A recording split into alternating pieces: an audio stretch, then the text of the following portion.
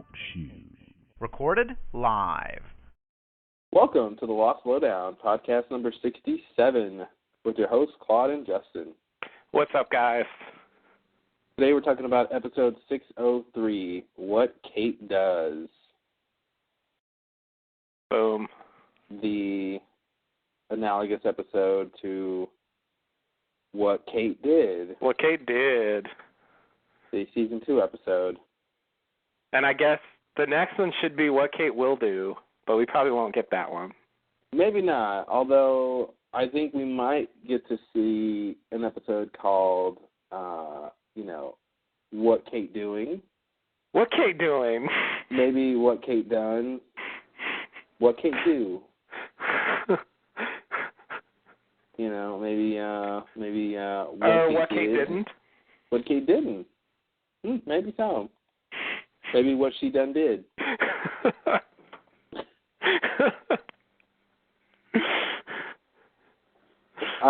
So this was, the first episode after the big 2-part premiere.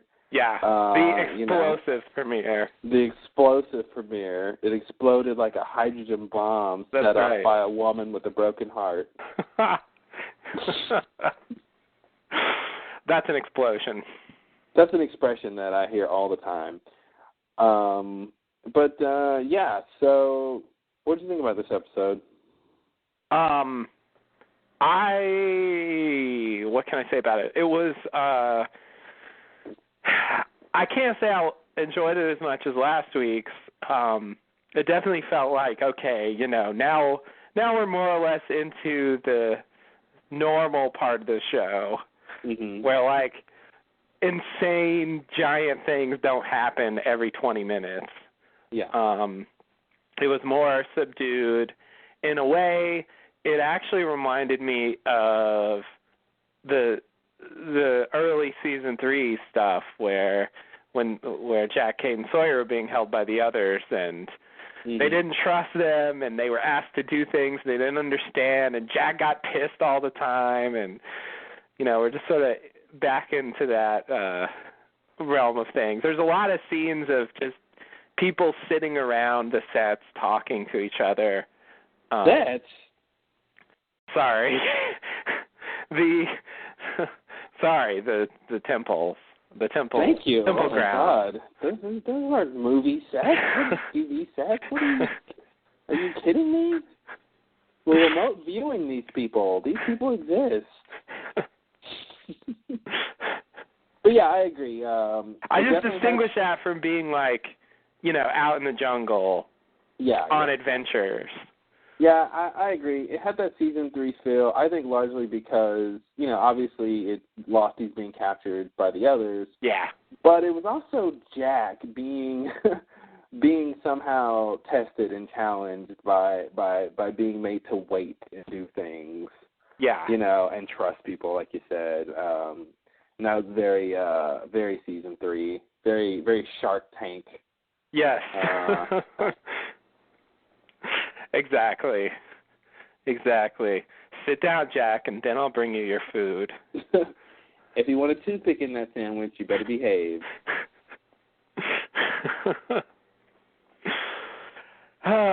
Yeah, what a time that was.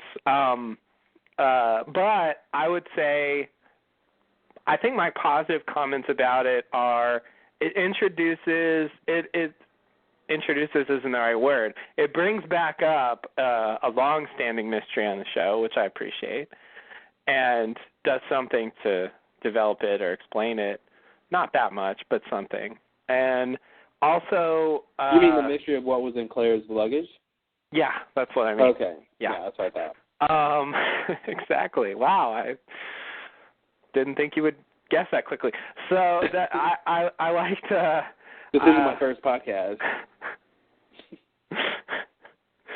I thought the drama at the temple actually played out pretty well. I found myself very engaged with that. And the Flash Sideways portion with Kate and Claire, I actually thought came off pretty well. I actually think what it reminded me of was the season 3 Kate episode where her and Cassidy meet each other, and hang out for a while, and somehow Girls I feel on like the Run. yeah, I feel like Kate episode, and she sort of helps her, and then Kate helps her in return, and it's similar in that way. And I feel like Kate episodes benefit in a way when the focus shifts off her a bit. So are you saying that Claire's baby in the alternate timeline is really Sawyer's baby? Yeah, that's exactly what I'm saying. Okay. So he was in Australia. God, you're really on the ball today. I thought, I did some ginseng this morning. I knew it was something. Yeah. Okay, ginseng, of course. A little different. No, so I pretty much have the same feelings about this episode. I thought the stuff on the island was fairly interesting. And the Kate stuff off island, I like Kate on the Run. I like that. She's always pretty good when she has to, do what she does, which is run or get caught. That endless cycle. Pretty much two modes, yeah. Yeah, exactly. If she's not running, it's because she's caught, Yeah, and she runs, and then when she gets caught, she gets sad, and then she escapes, and then she runs again. Yeah. Well, that's yeah, and I have to admit, I agree. Like, somehow that's appealing. I think one of the other things I've realized about these Flash Sideways parts is that specifically something they do in this episode, that we'll talk about, of course, they have a way of revisiting stuff from really early in the show, but in this kind of twisted way. Yeah. Like it plays around with what we know about the early part of the show, and I enjoy that. There's something weird about seeing this alternate timeline where there's some really significant similarities with what actually happened in season 1, and but then seeing it in the real world where like completely removed from the context, where now it's like not even, twisted isn't the right word. Like the island version was the twisted version. This is like the normal version. But it's I really like that aspect of the Flash Sideways story. It's like it's a way for them to address things, that they haven't talked about in a while, in a natural way, instead of just like somehow trying to work that into the story on the island, which is like way far removed from those things at this point. Yeah, totally.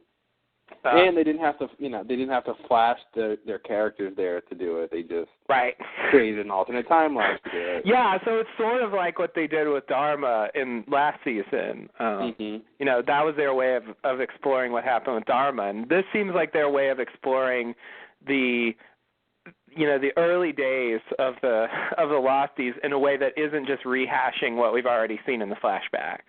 And I think it's really exploring the whatever elements of their destiny is involved in all this. Yeah. The repercussions of the bomb going off. Now we get to see what would have happened if the plane had landed, and how that informs our idea of what was supposed to happen, and apparently, there's some way that these two realities are connected. And I remember, I listened to the official Lost podcast with Carlton Damon, and is there a new one? Or did you listen to the one from? I listened to the previous one. I didn't hear the new one. I don't know if there is a new one. I haven't heard it. Yeah, they were saying that they don't want to call it an alternate reality. Right.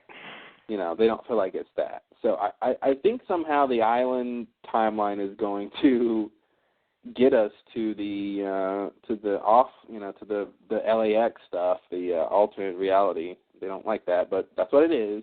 Yeah, I mean, whatever.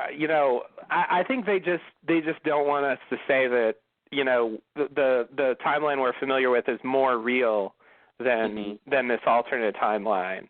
Yeah. You know, but by alternate, I just mean alternate from the one we've known from the beginning of the show. Yeah. It doesn't mean it's somehow inferior or something. But it is. I mean, it is, and yet, you know, that's not what I mean. Yeah. When I say alternate.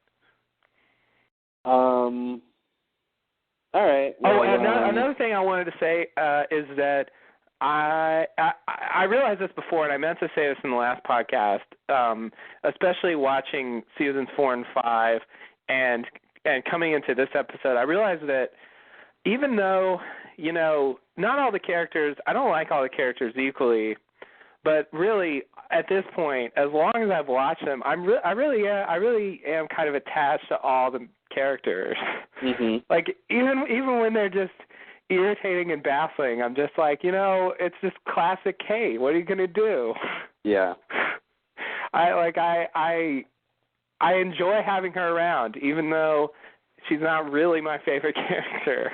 Yeah. I just can't quite I can't imagine the show without her doing her thing. Yeah, I've grown to like Kate a lot more, I think.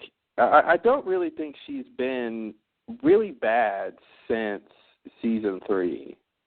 Like really obnoxious or really irritating. Yeah. I really enjoy season 4 Kate. The sad, lonely, depressed Kate, you know. Oh, yeah. Thanks Jack. Thanks Sawyer, you know. No problem. Thanks for sending Kate to the dark place, because she was really interesting, you know. Mm-hmm. So I thought season 4 stuff was good. Her season, you know, she didn't do a whole bunch in season 5. You know, it was mostly, you know, all that, you know, so much of the drama was them getting back to the 70s, and then once they got there, it was them leaving. Right. But yeah, I don't think she's really been irritating for a long time. So yeah, I've definitely, you know, Kate's great, and the show, she fulfills a particular niche in the show, you know, and I think it's been really interesting how they just haven't just. I mean, they did, you know, have Jack and Kate end up together, but it was off island and it didn't work. Yeah. You know, and I think it's been interesting how long they've played the, you know, is it going to be Jack or is it going to be Sawyer? Mm-hmm. You know, in this episode, we find out it'll be neither. You know? Yeah. And even, you know, even considering Juliet's role and all that, you know, is it going to be Jack and Juliet or, you know, then Sawyer and Kate or reversed? And it's like all 4 of you guys just need to get together, right? And just figure it out between you. Yeah. I mean, I thought that whole thing was part of why I was irritated with Kate. But at this point, I've just accepted it's part of the show, and yeah, I'm okay with it. But I mean, even other characters like Hurley or Sun and Jin, you know, Miles, even like Charlie and, you know, Boone and some of the early people. You know, there's I sort of appreciate them more than I used to. Mm-hmm. Now that your favorite show is about to go off the air? Yeah, something like that. No, yeah, I guess so. Knowing that they're going to be gone, it's like, you know, I really don't give you enough credit. Mm-hmm.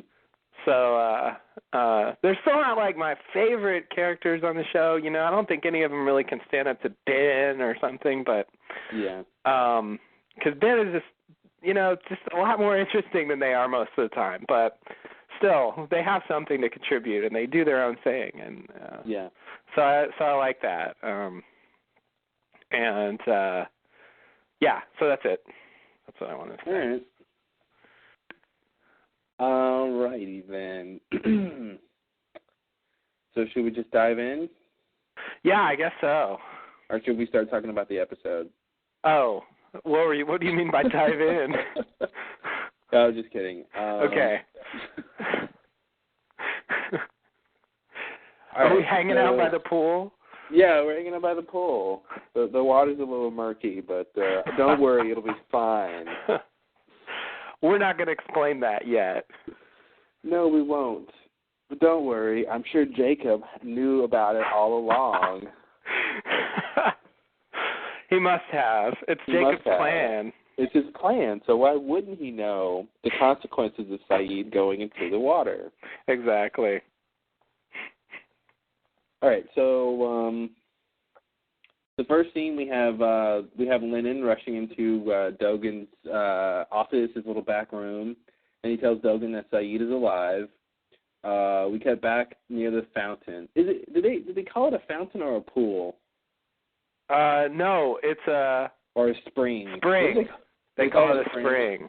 Yeah. All right, well, if I call it anything else, you know I mean the spring. Okay. We'll it might be fountain or pool. Collect all synonyms now. So back near the spring, Jack, Hurley, and Miles react to Sayid's resurrection. Jack asks Sayid how he feels, and Sayid responds, a little lightheaded. Sayid asks Jack what happened to him, and Jack tells Sayid that he died. On the other side of the fountain, Kate questions how it's possible that Sayid is now alive.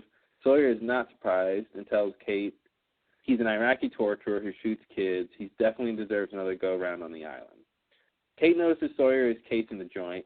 He tells her he was blindfolded when he came in and asks her how many guards are outside. Kate asks why he wants to know. Sawyer tells her he's thinking about running. End scene. All right. So it's like I'm thinking about running, Kate. You know anyone who likes to run? Anyone who likes to do a little running?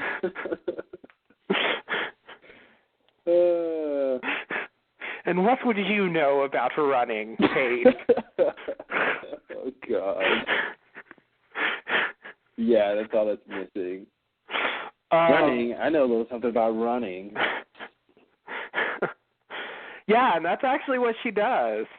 Mm-hmm. That's the thing I missed about the plot the first time. The first time you watched it? That she says, oh, I'm going to go get Sawyer, but she's really running away. Of course she is, yeah. I actually think that, that was a pretty cool, it's a pretty cool thing you realize is that was her plan all along, was not to go get him and come back, but just an excuse to leave. Right. And I see that they're setting that up here. She's thinking, I also want to get out of here. Mm-hmm. It's weird because I thought that because they had Hurley say, I think twice now, the others captured us again, but this time they're protecting us.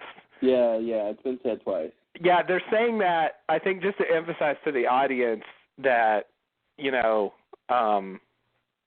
that we should not think about the others like we used to.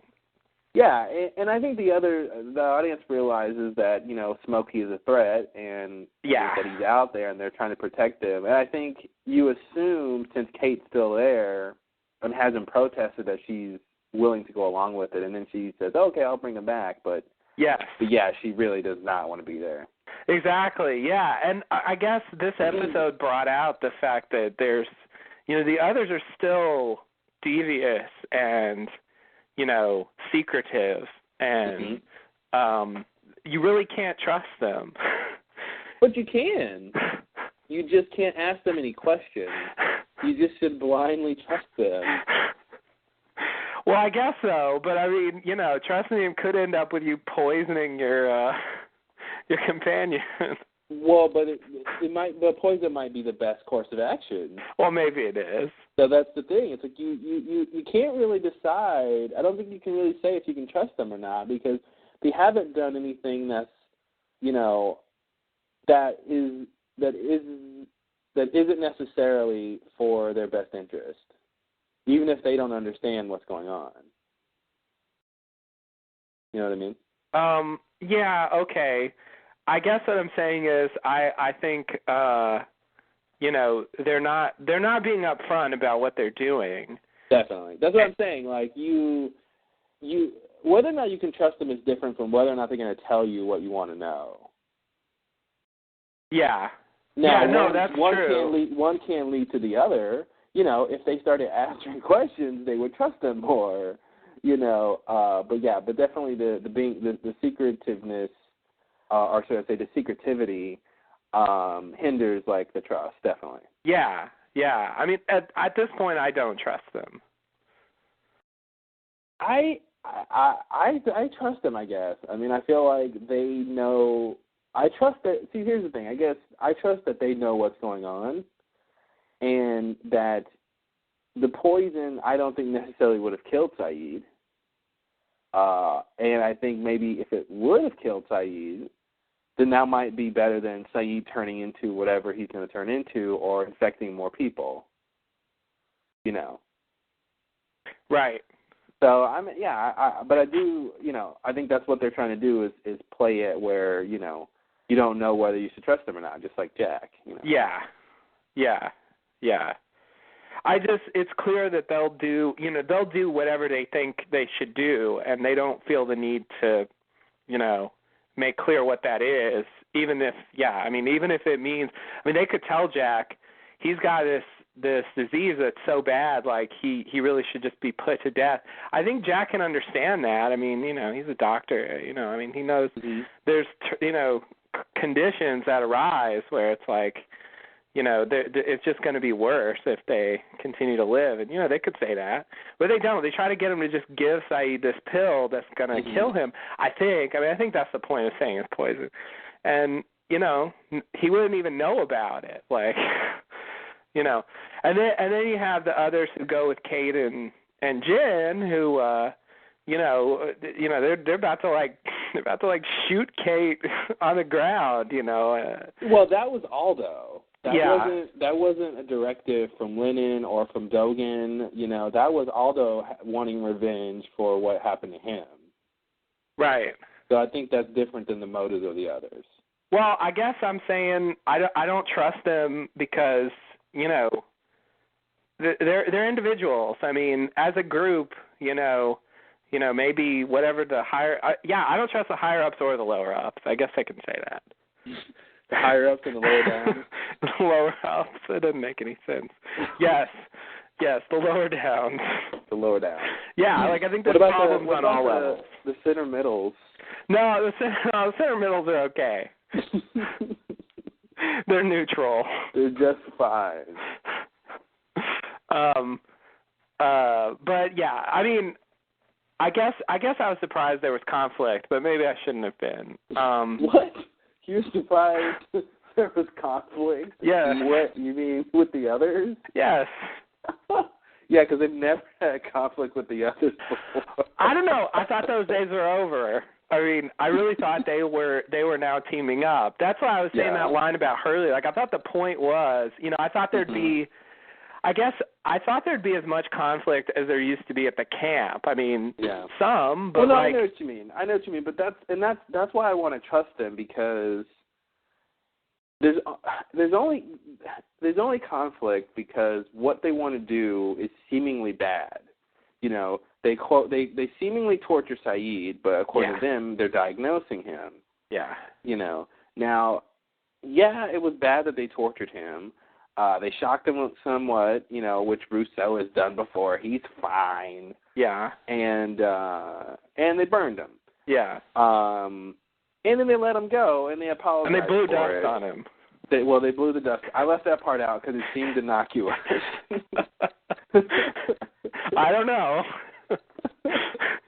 Now, maybe that's some sort of, chemical that's going to eat through his skin later or something. Yeah.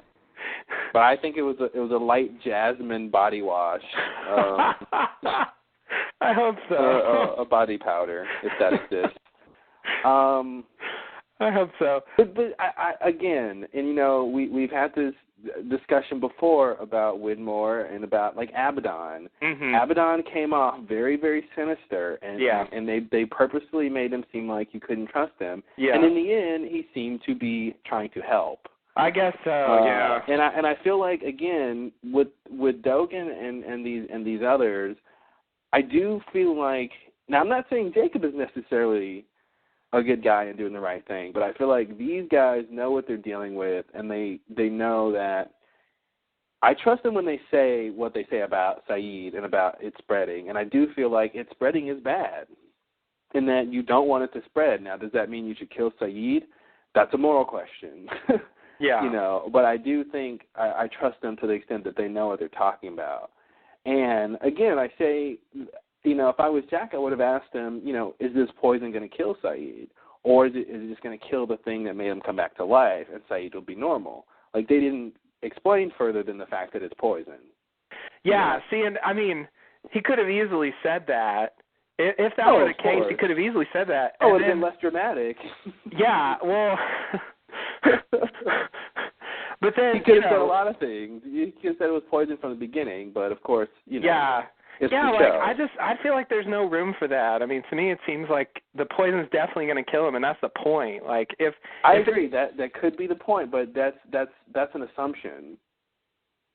You know, it is. This is someone who just came back to life. Who knows what's going to kill him? You know, and I thought the tests were kind of trying to see what his limits were. You know, you know, they didn't really show his burn after he got burned, but I'm wondering if like that's healing or not really fast or something, or it, you know, I guess we can talk about that stuff later, but okay, we'll just start. Yeah, see, he shouldn't have said if he meant, you know, if it's not going to kill him, he should say look, it's medicine and it will get rid of the infection. He did say that, and he will live. He did say it was medicine, which implies it's going to help, and then later he admits that what is in the pill is poison. That doesn't mean that it's not medicine. Well, you know, I mean, if something killing you counts as medicine, then okay. But I think it's incoherent if actually the medicine's going to help. Like, there's no problem. There could be a situation where poison, like something that is classified as a poison, can somehow help you in the end. You know, I mean, I'm sure doctors use things all the time in controlled ways that you know, it seems like in any other circumstance it would be bad, you know, but this way it's in a controlled way and it's going to end up making them better.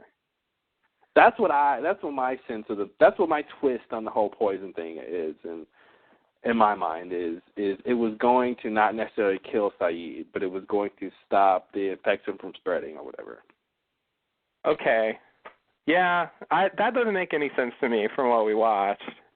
I can't even imagine that being the plot, because it's like they really are just trying to help him, and it's like, just shut up, Jack, and give him the pill. Like, what's the big deal?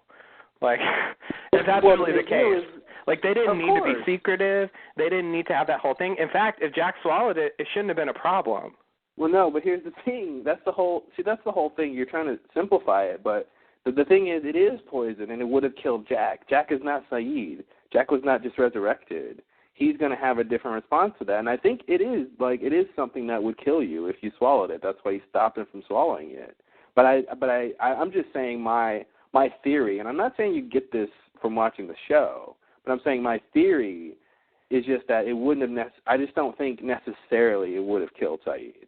You know, or and even if it would have, maybe, you know, that's still not saying that wasn't the best course of action, because, you know, they could all turn into whatever he's going to turn into. Yes. I mean, to me, it seems like the point is, you know, do we just need to kill Saeed because it's going to be worse if we don't?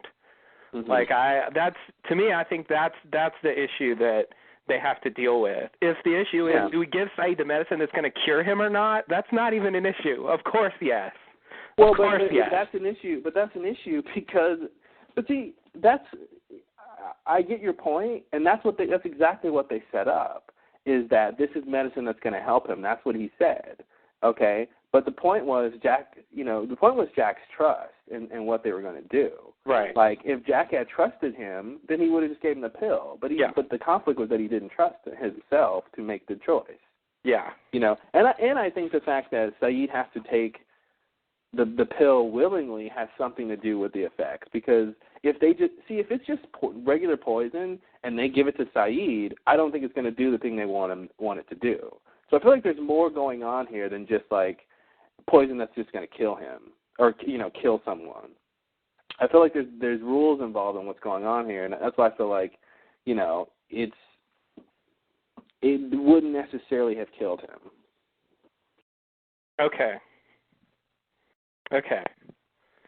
So Jack's just freaking out for no reason. He really should have just given him the pill. Well, no, he's got plenty of reasons to freak out. I mean, he just, people just died.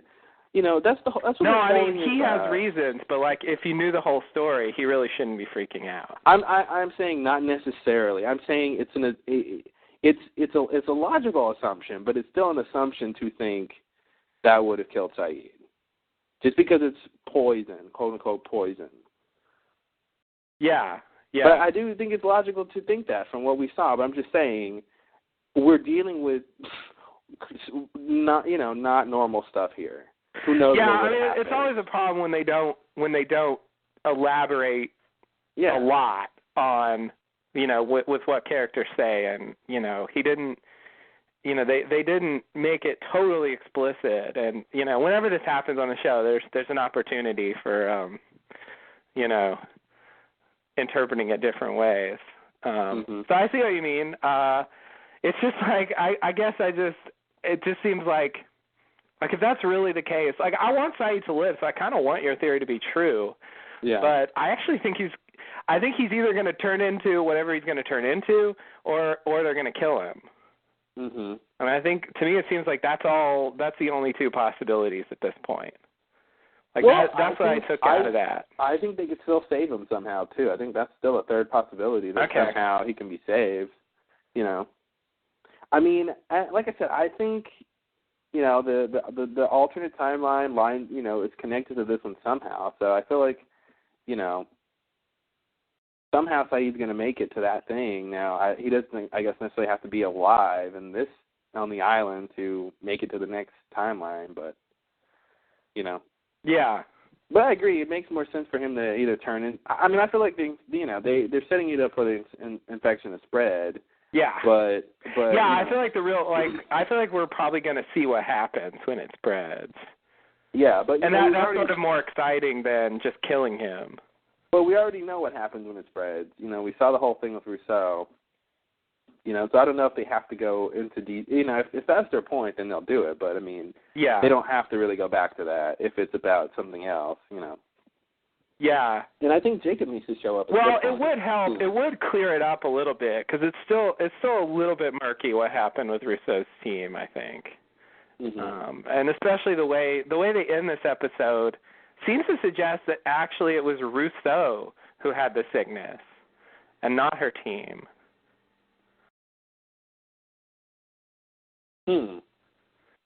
And like that doesn't really make sense to me. And also Smokey was involved, and it's not clear. I didn't get the sense that they were saying Rousseau had the sickness,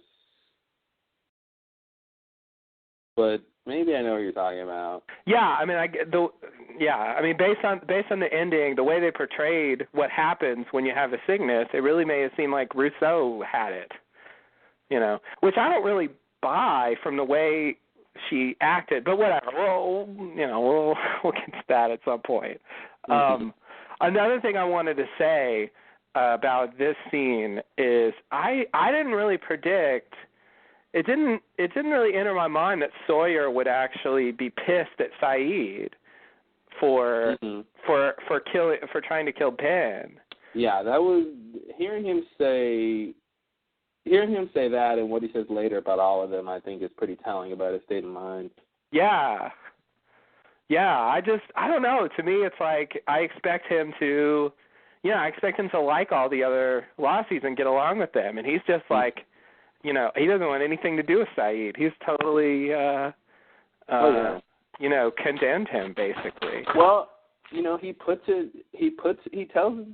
frames Saeed in a very specific way, and when you frame him as a torturer and a murderer and someone who shot a kid, he doesn't seem like a very nice guy.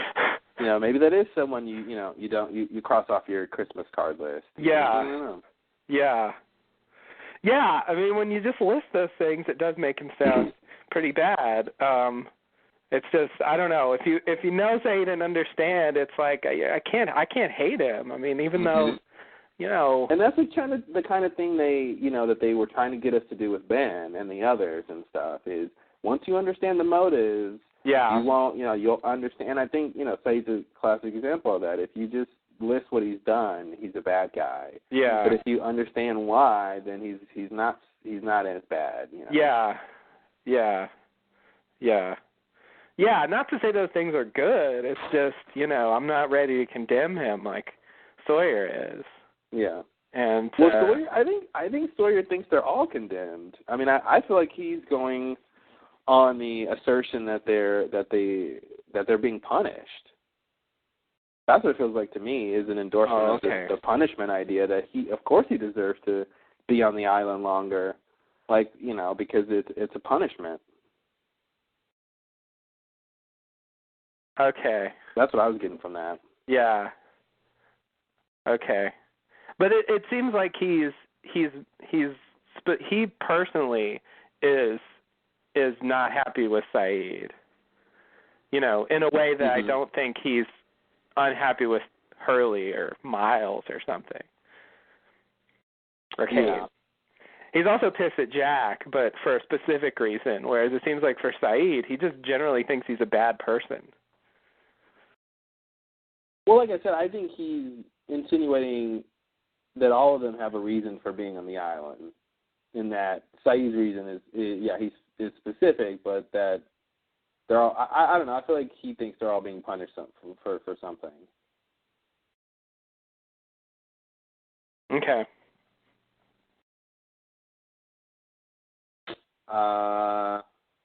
Next scene? Yes. All right, scene 2. We flash sideways to LAX, where Mars sees Cade and she hijacks the cab that just so happens to have Claire inside. The cab driver screeches to a halt when he sees Arntz has just dropped his baggage all over the lane. Kate sees Jack standing outside talking on his cell phone. They share a knowing look that lasts a lifetime. Wow. Was that in the episode?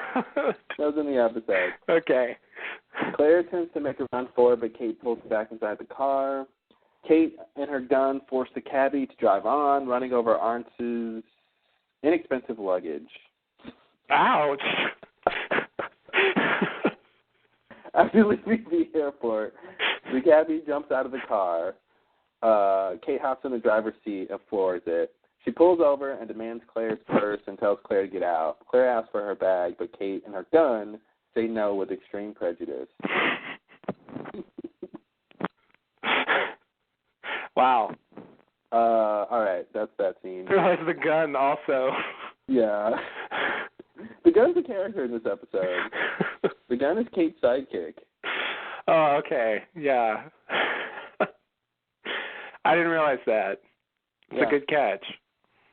They had a very intensive casting call for that casting session for that gun, I'm telling you. Have you played a gun before? Well, I am a gun. If that counts.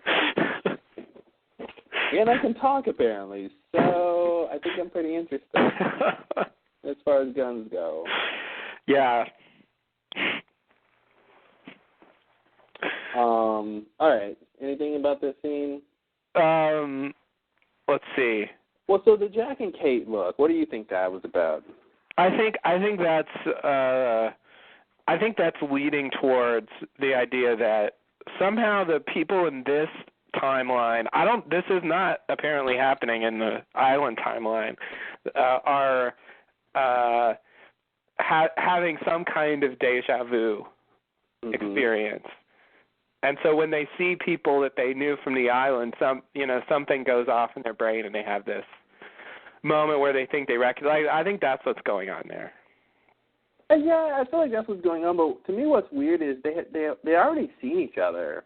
Yeah. And it's like, you again. But this time it's different. Like, and I also thought maybe, Jack did, kind of remember that he lost his pen when he was looking for one. Mm-hmm. Well, that reminds me. Yeah, I didn't catch that.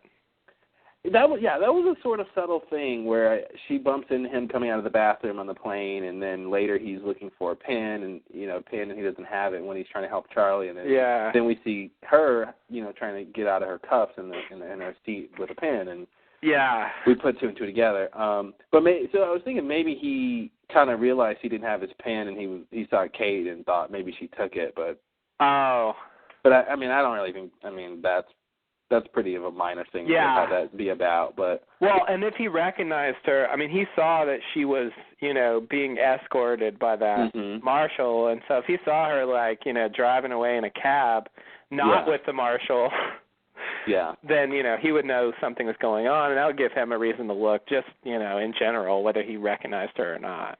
Yeah.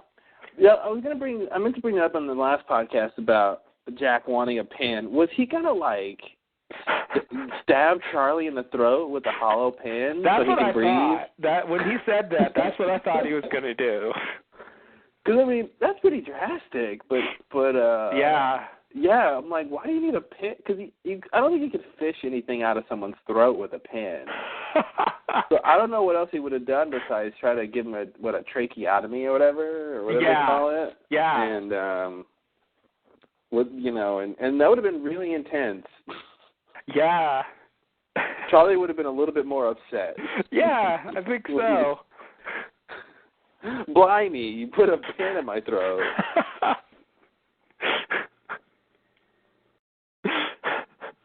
I was supposed to die, and I was not supposed to have a neck hole.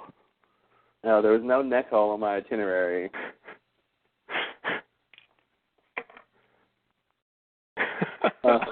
Well, I don't know. It says here.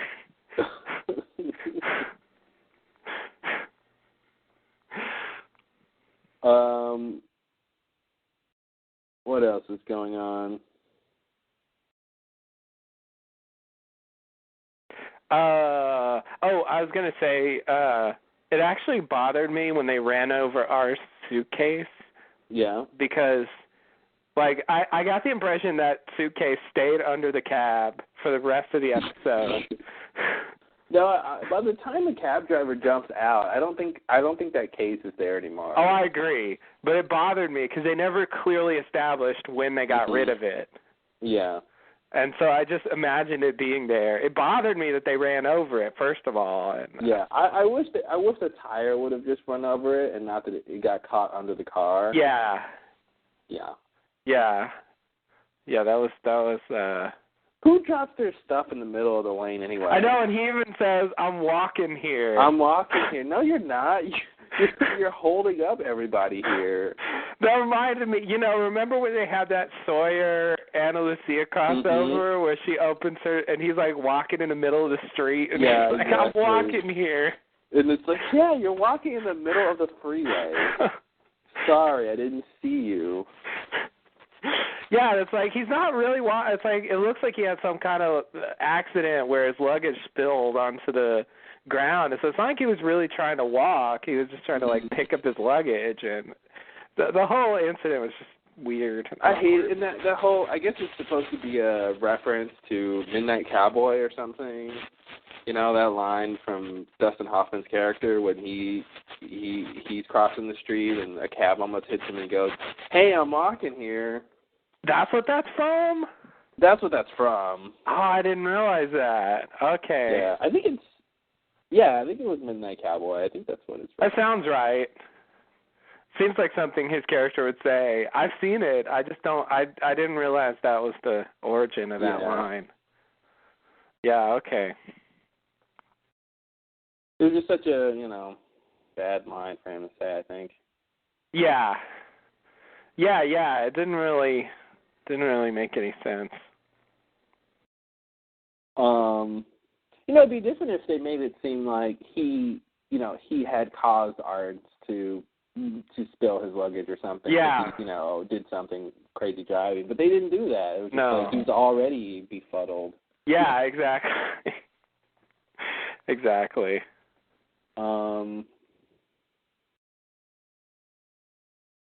What else?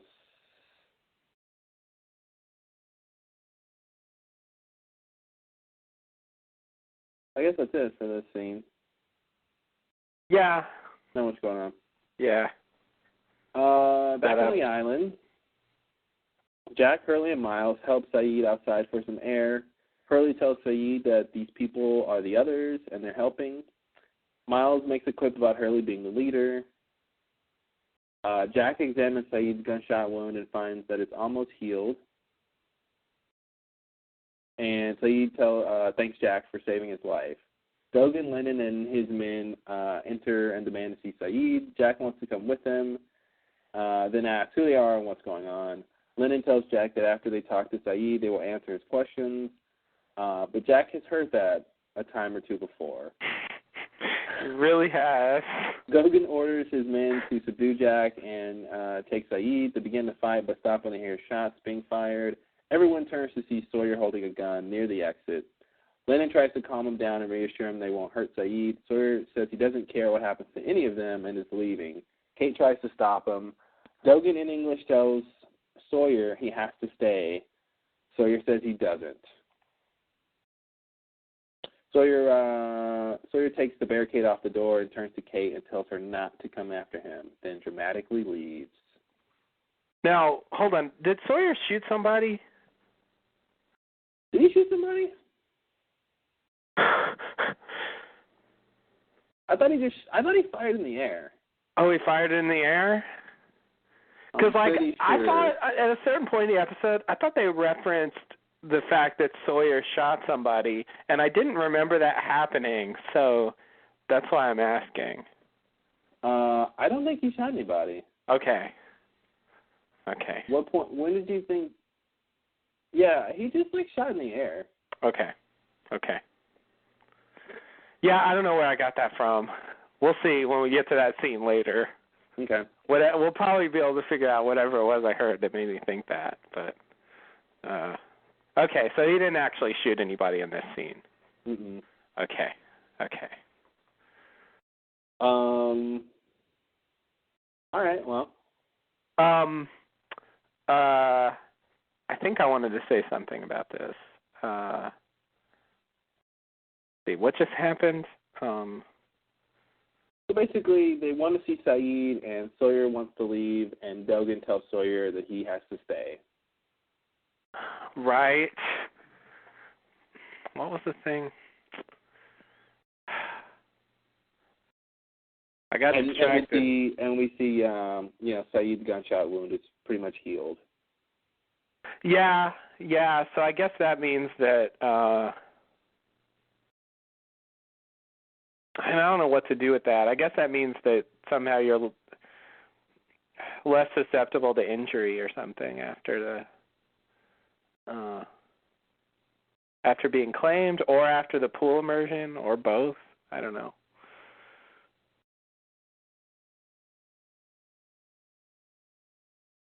Yeah. It sort of reminds me of what they did with Locke. Now I remember what I was going to say. What they did with Locke when Ben shot him, and then they showed the wounds later, and it was healing quickly, and Mm-hmm. I at the time I just attributed that the island just has healing properties on its own, but I guess Sayid has some kind of supercharged version of that. Yeah, I mean, I think what's going on is the whatever they did in the water sort of healed him, I would guess. It's kind of hard to know what happens when, but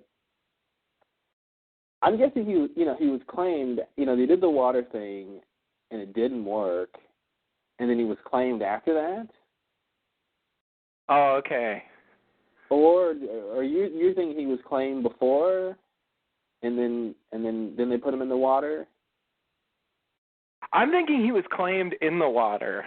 In the water. Okay. Yeah. But, I mean, there's really no way to tell. I mean, I don't really have any specific reason for thinking that. That is what I think, though. What I was going to say was, that talk where they sit down and answer every question you have, that never happens. No, it does happen. It happens in this episode. After all the drama. It happens? Dogen and Jack talk at the end of the episode, and he basically tells Jack everything he wants to know, at least at that moment. Oh, yeah, that's not what I mean. I mean, like, where they just sit down and they ask every question they could think of. Oh, yeah. Oh, that never happens, no. You know, that's like, that's sort of, like, it reminds me of at the end of season 4 when Ben tells Locke, you know, go out there and meet the others, and they'll answer every question you have, and then they'll follow every word you say. And he goes out there and, like, you know, a minute and a half later, they disappear, and that conversation never happens. Never happens. You know, there's been various times where they said, you know, we'll answer your questions later, and it just never, I mean, some questions get answered, but, like, there's never a time where they just sit down and just have a long conversation where they explain everything they know. Yeah, that'd be boring. It would be really boring. Riveting in terms of finding out info, but so boring. Yeah, they don't reveal stuff like that. Actually, they do. One time, and that was Miss Hawking giving her lecture on the lamppost. And that's what it would be like. I guess so, yeah. Who has a question for me? Yeah, you're right. That is what it would be like. But they do generally avoid it. And even there, when they did it, it came off lame. Yeah, exactly. That's why they shouldn't do it.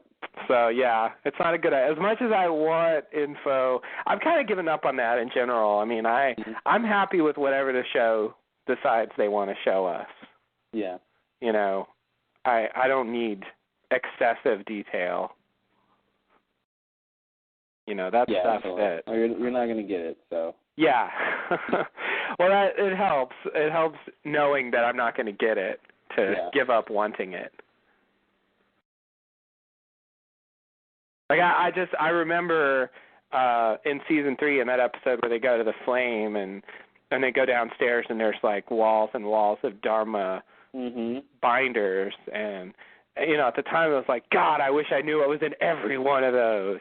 Yeah. But now it's like, it would have been nothing but like kitchen inventory, you know, 5-pound bag of waffle mix, 5-pound bag of waffle mix, you know, 2 gallons of syrup, quote, in parentheses, to bring out the ham. Right. I'm glad they put that in the inventory. Yeah, you have to. Just in case you're wondering why the syrup. Why all the syrup? Why? Yeah, I believe it says right there on the inventory. Brings out the ham. So I know. I remember that episode and wanting to be like, oh man, if someone would just go down there and read that stuff, they find out so much. But then, you know, we actually get to experience Dharma, and you see how little they knew about what was going on. Yeah, and it would just, from what we've seen of Dharma, I can't imagine the mind-blowing tedium that reading all of those would have been. Yeah, exactly. Like you know, someone finally gets the chance. You know, it'd be like a Twilight Zone episode. You know, time enough at last. Yes.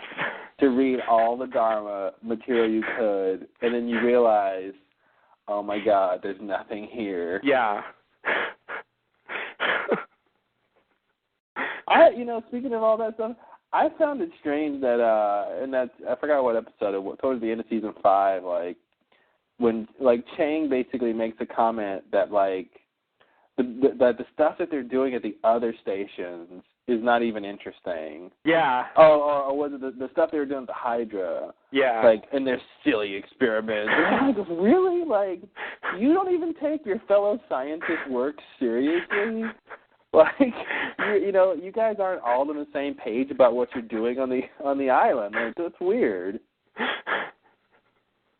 Yeah. Like, somehow what they're doing just isn't as interesting or good or. Yeah. Like, wow, I think that actually seems sort of realistic to me. My sense is that there's quite a bit of rivalry between fields, and if someone's in one, they generally sort of look down upon people in others. Yeah. And think they're really wasting their time. Their subject isn't very interesting, and they don't really produce anything of any value. I totally buy that, and I agree with that idea. But do you think that, like, if the people at the Hydra, the scientists at the Hydra would say, "Oh, what Chang is doing isn't that interesting. Tapping in the large pockets of electromagnetism, and like, oh, he's you know what I mean? Like, he's wasting his time. Like, there's an objective, interesting quality about that, Yeah. But I know what you mean, and I think that's what they were trying to get at. But it was just strange to me to hear him be like, to sort of, devalidate what they were doing. Yeah, and it reorients. I always thought of the Dharma projects as being on an equal footing. Yeah, exactly. And it really makes it clear that, this one that was related to the time traveling and the incident was like definitely the most interesting one. Yeah. And the rest of the stuff was so on the fringes that we never even saw it. Yeah. It was, it wasn't even worth showing us. Yeah, I guess that's what they want. What else in this scene? Let's see. Oh,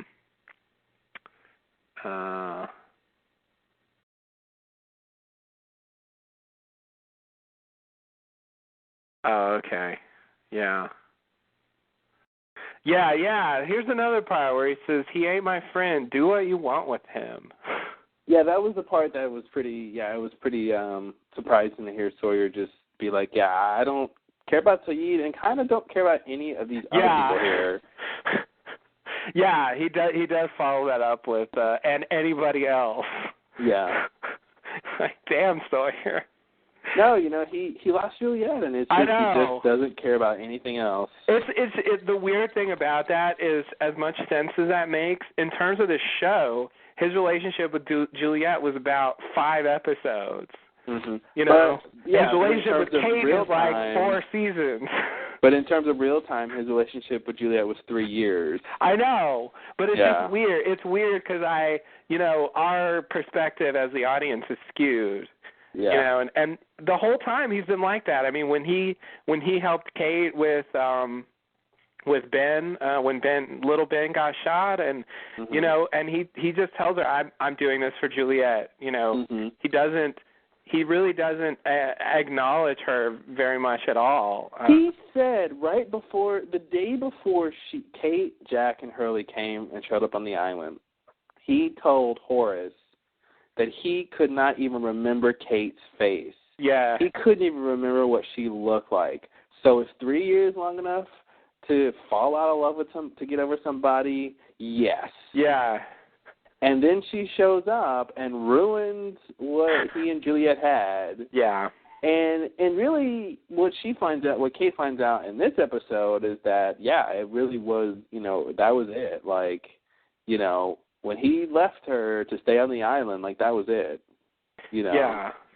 And they did make it seem like, he still had a thing for Kate. That whole time they were flashing and trying to that was after the flashes, but trying to what were they trying to do? Oh, yeah, the whole season 5 stuff, Mhm. Yeah. And Sawyer only helped Jack because of Juliet, because Juliet changed her mind and said, "Okay, now I want you to help Jack." So. Right. Yeah. Yeah, and he's I mean, this is a big, like, he's not getting over this really quickly. No. He's not just going to be, upset for 30 seconds and then move on. No, this is a character-defining moment. Yeah. As they say. Yeah. Yeah, but this really surprised me. Like, I just didn't, I guess I didn't really realize how much what happened with Sawyer in the Dharma time, affected him. Mhm. I still kind of think of him as old Sawyer, and he just really isn't that person anymore. No. And it's weird. He's the floor.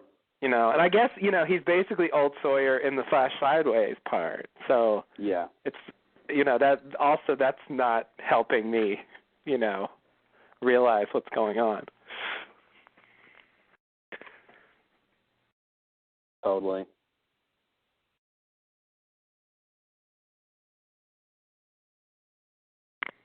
Next scene?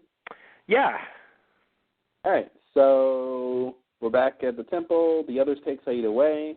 Lemon asks Jack where Sawyer went, but Jack doesn't know. Kate steps in and says she can track Sawyer and bring him back. Jack is worried about Kate going alone with the others, and Jim volunteers to tag along. Lennon tells... Huh? Oh, I'm sorry. I apologize. Go ahead. Lennon tells Kate... Oh, sorry. Drop something. Lennon tells Kate... it's very important Sawyer comes back safely. And she says she can be very convincing when she wants to be, which may or may not be right now. She'll leave that for you to decide. So that's that scene. Mm-hmm. Anything? There's not much here. They do the thing where the others call them by their last names again. Mm-hmm. I thought that was weird to bring that up. I sort of thought those days were over about the files and we know everything about you, and I don't know. Yeah. I mean, I guess it's, whatever. They're going to call him something, and they don't really know him, so they don't call him Sawyer, but... Well, yeah, they would either... I mean, Kate's even... there's been that whole thing where, Kate calls him James. Yeah. That whole thing, and... But yeah, I think they're just using his real name. They're not going to call him by his alias. Right. Right. Yeah. But also not James. It's the way the others used to refer to them. Mm-hmm. When they wanted to suggest that they knew everything about them. Yeah. Well, because they read their file. Yeah, exactly. Everything about a person can be summed up in one file. One file, that's it. That's all you need. All it takes. That's one thing I learned from Lost. Scientific fact. I'm going to take that away when this show's over. I'll keep a list. Take away. Keep a list. Check it twice. Okay. Yeah, that's it. So we flash sideways. Kate pulls up to an auto shop. She and her gun ask the mechanic where the tire hammer is. He's a special guest star. He is. He tells her she needs a punch press instead, but can't use it and hold her gun. He says they got off on the wrong foot and offers to start over. Kate offers him $200. The mechanic punch presses her cuffs off and asks why she had them on. Kate tells him she's wanted for murder and kindly asks where she can go change. In the back room, Kate opens Claire's bag and finds a picture of Prager's Claire and a bunch of sentimental baby stuff. I know how much you love that. That's why I said it. All right, thanks. Kate feels bad about her choices. That's the end of that scene. Yeah. I guess, what does she feel bad about? Taking the bags or the whole thing? I think she feels bad about the whole thing. I think she feels bad that she left this pregnant out-of-towner helpless on the street. Oh, okay. That little thing. Okay. Yeah.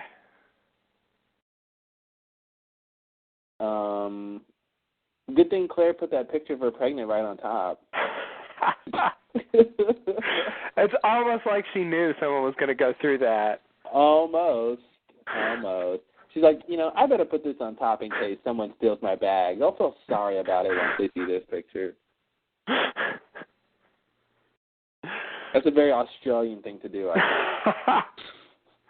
think. Right. Yeah, no. Only the Aussies would do that. Mm-hmm. Yeah. Harry's like, that's not true. Oh, we know it's not. Next scene? Let's see. Yeah, I guess so. The next scene, we're back at the temple.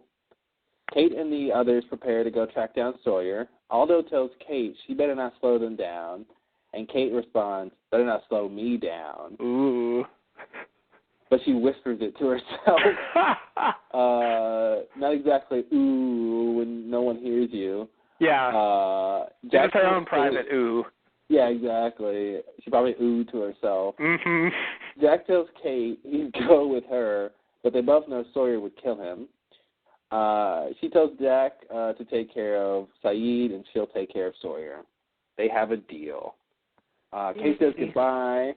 Jack leans in close and tells her to be careful. Kate leaves. All Jack right. looks weird. What? I said, and Jack looks weird. Oh. Jack reacts to her leaving.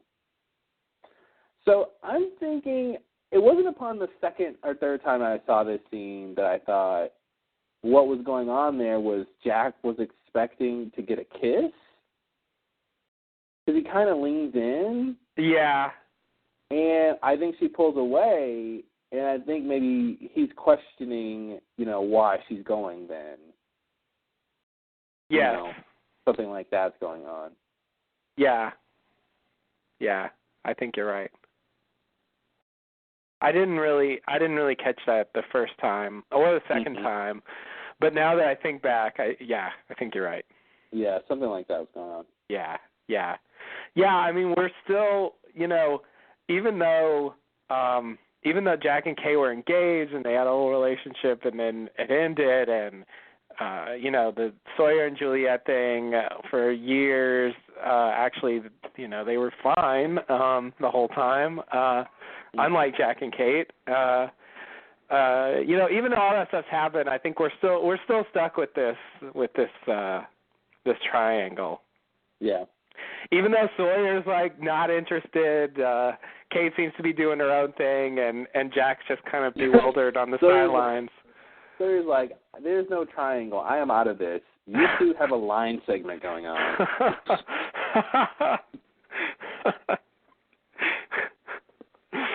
Yeah, it's a degenerate triangle.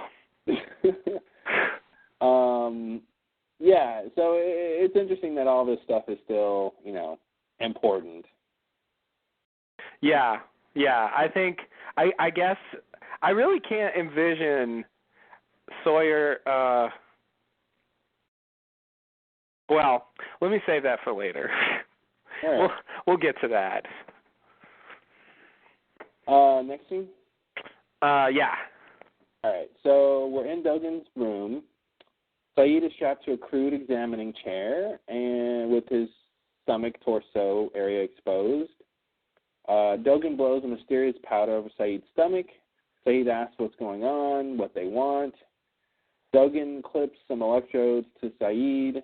He then turns the crank on a machine and suspensefully places his hand on a curious knob. He turns the knob, shocking Saeed with an apparently painful result. Dogen observes Saeed's response. He detaches the wires as Saeed pleads to know why Dogen is doing this. Dogen grabs a red-hot poker from the otherwise romantic fireplace and walks towards Saeed. He places the poker on Saeed's stomach as Saeed screams in pain. Dogen tells Lennon something. Lennon apologizes to Saeed about what happened as his men take Saeed off the table. Saeed asks why and why they did this, and Lennon tells him it was a test, but not to worry because he passed. The guards take Saeed away. Lennon asks Dogen if he just lied to Saeed, and Dogen says yes. Ouch. Ouch indeed. Cue the ominous music. Yeah. That reminded me in the was it that scene? Oh, there was one end of a scene where they did that, like, I guess it's violins that make that sound, but that orchestral build-up sound, like the and it just just that building tension. Yeah. They did one in this episode that was insane. It was so interesting. It was so intense. It was crazy. I forgot which part it was on. It was after they said, I forgot which, it was one of the early scenes. Forgot now. Maybe it was this scene. I don't remember. It was at the end of some big reveal, and it was like, then they did it, and it was like, wow, you guys are crazy. That sound is insane. Yeah. All right, what's going on in this scene? So this is the big test scene. Yeah, this is a test. This is definitely worth saying something about. So I guess you said you think what's going on. I really had no idea. Let me see. Let me try to break this down. I don't know. First of all, I don't know what they're. What am I trying to say? I don't know what they're doing. I don't know. I don't know why. You don't know what they're trying to find out. Yeah.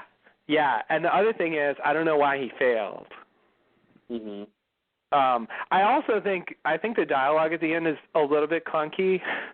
I just lied to him, didn't I? Like it just, I don't know. It seems a little bit.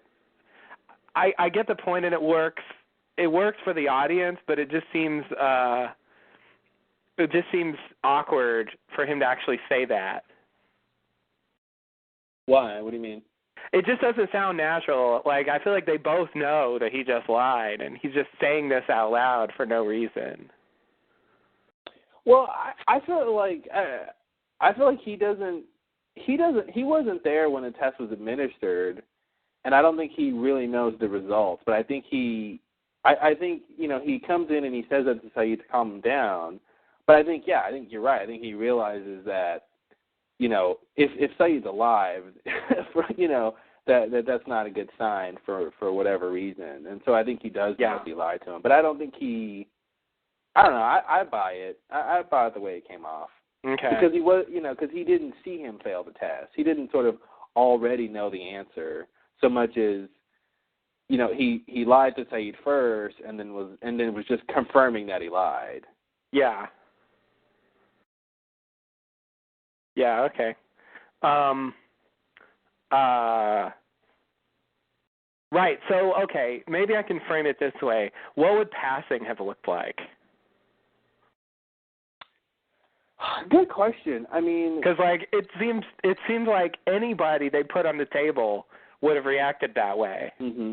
That's why I was curious about the poker in particular. Like if it had anything to do with the last two tests seem to be about pain. Yeah. And to see how he reacts to pain, and I'm thinking maybe an ordinary person would have passed out. I mean, you can't really say that because people have different thresholds for pain, so I don't really think that's the answer. But I feel like maybe that's one thing I would think that it would have, because maybe when he shocked him, like that would have been enough to make someone pass out or something. Okay. Or maybe I don't know. Yeah, okay. I agree. I don't really know what passing would look like. I mean, the first test, the smoke, the dust or whatever, the powder. I don't know what that was supposed to do. I sort of thought that had something to do with the ash that Smokey can't get through. Mm-hmm. That was related to that somehow, but it didn't seem to do anything. So, I don't know what to make of that.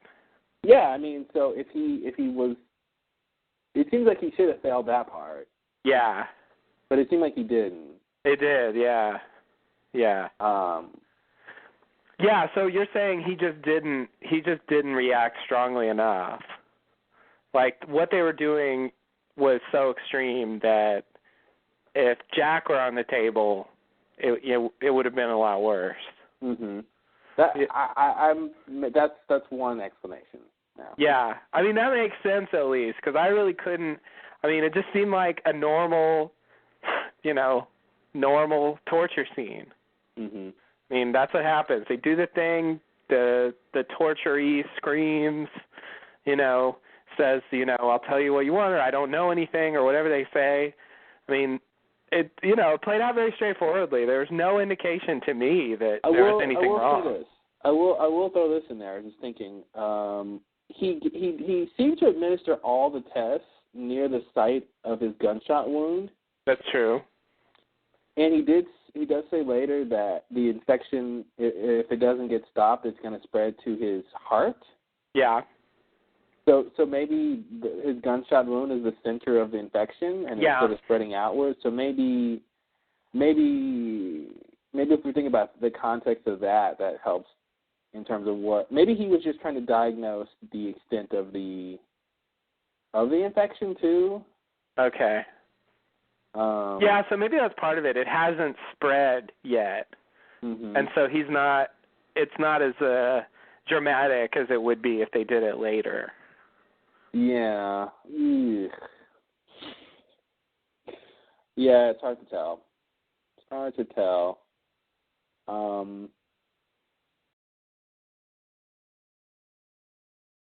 Yeah, I don't know what. Yeah, I'm curious if the test if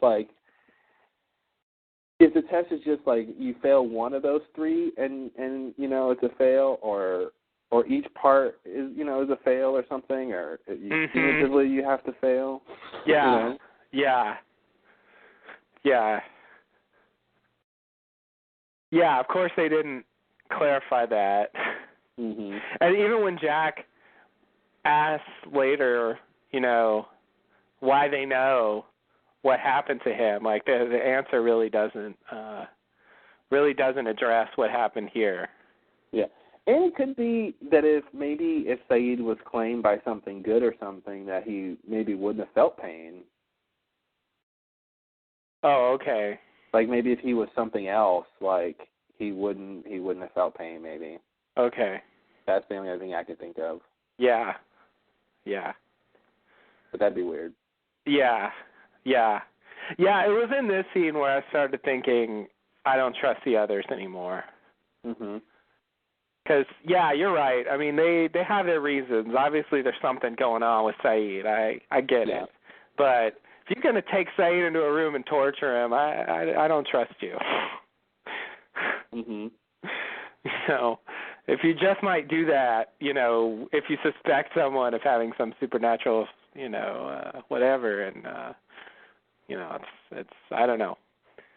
Well, I mean, yeah, it's one of those gray areas of if they're being cautious and proactive for everyone's benefit, then it's a good thing. Yeah. Because he could turn into something that could kill them all or something, or infect them all, or I don't know what. Yeah, I guess I felt like I was in Saeed's shoes because I had no idea what they were doing.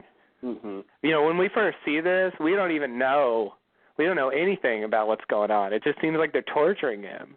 Mm-hmm. Which, of course, I think they partially do because, Saeed was a torturer.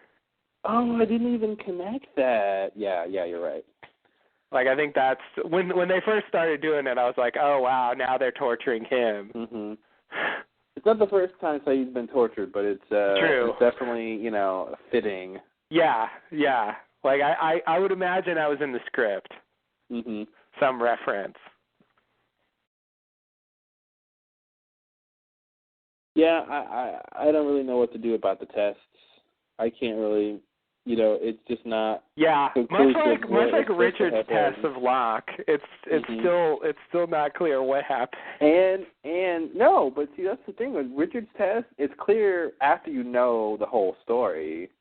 Like if you watch that scene again, knowing what happened, you understand, what he's expecting Locke to do. Oh, sorry, what was it? Well, he's expecting Locke to pick out, stuff that he eventually would have. Right, but he does. Okay, but what was it? I mean, besides the compass, what did he want him to take? I don't know what the other stuff was.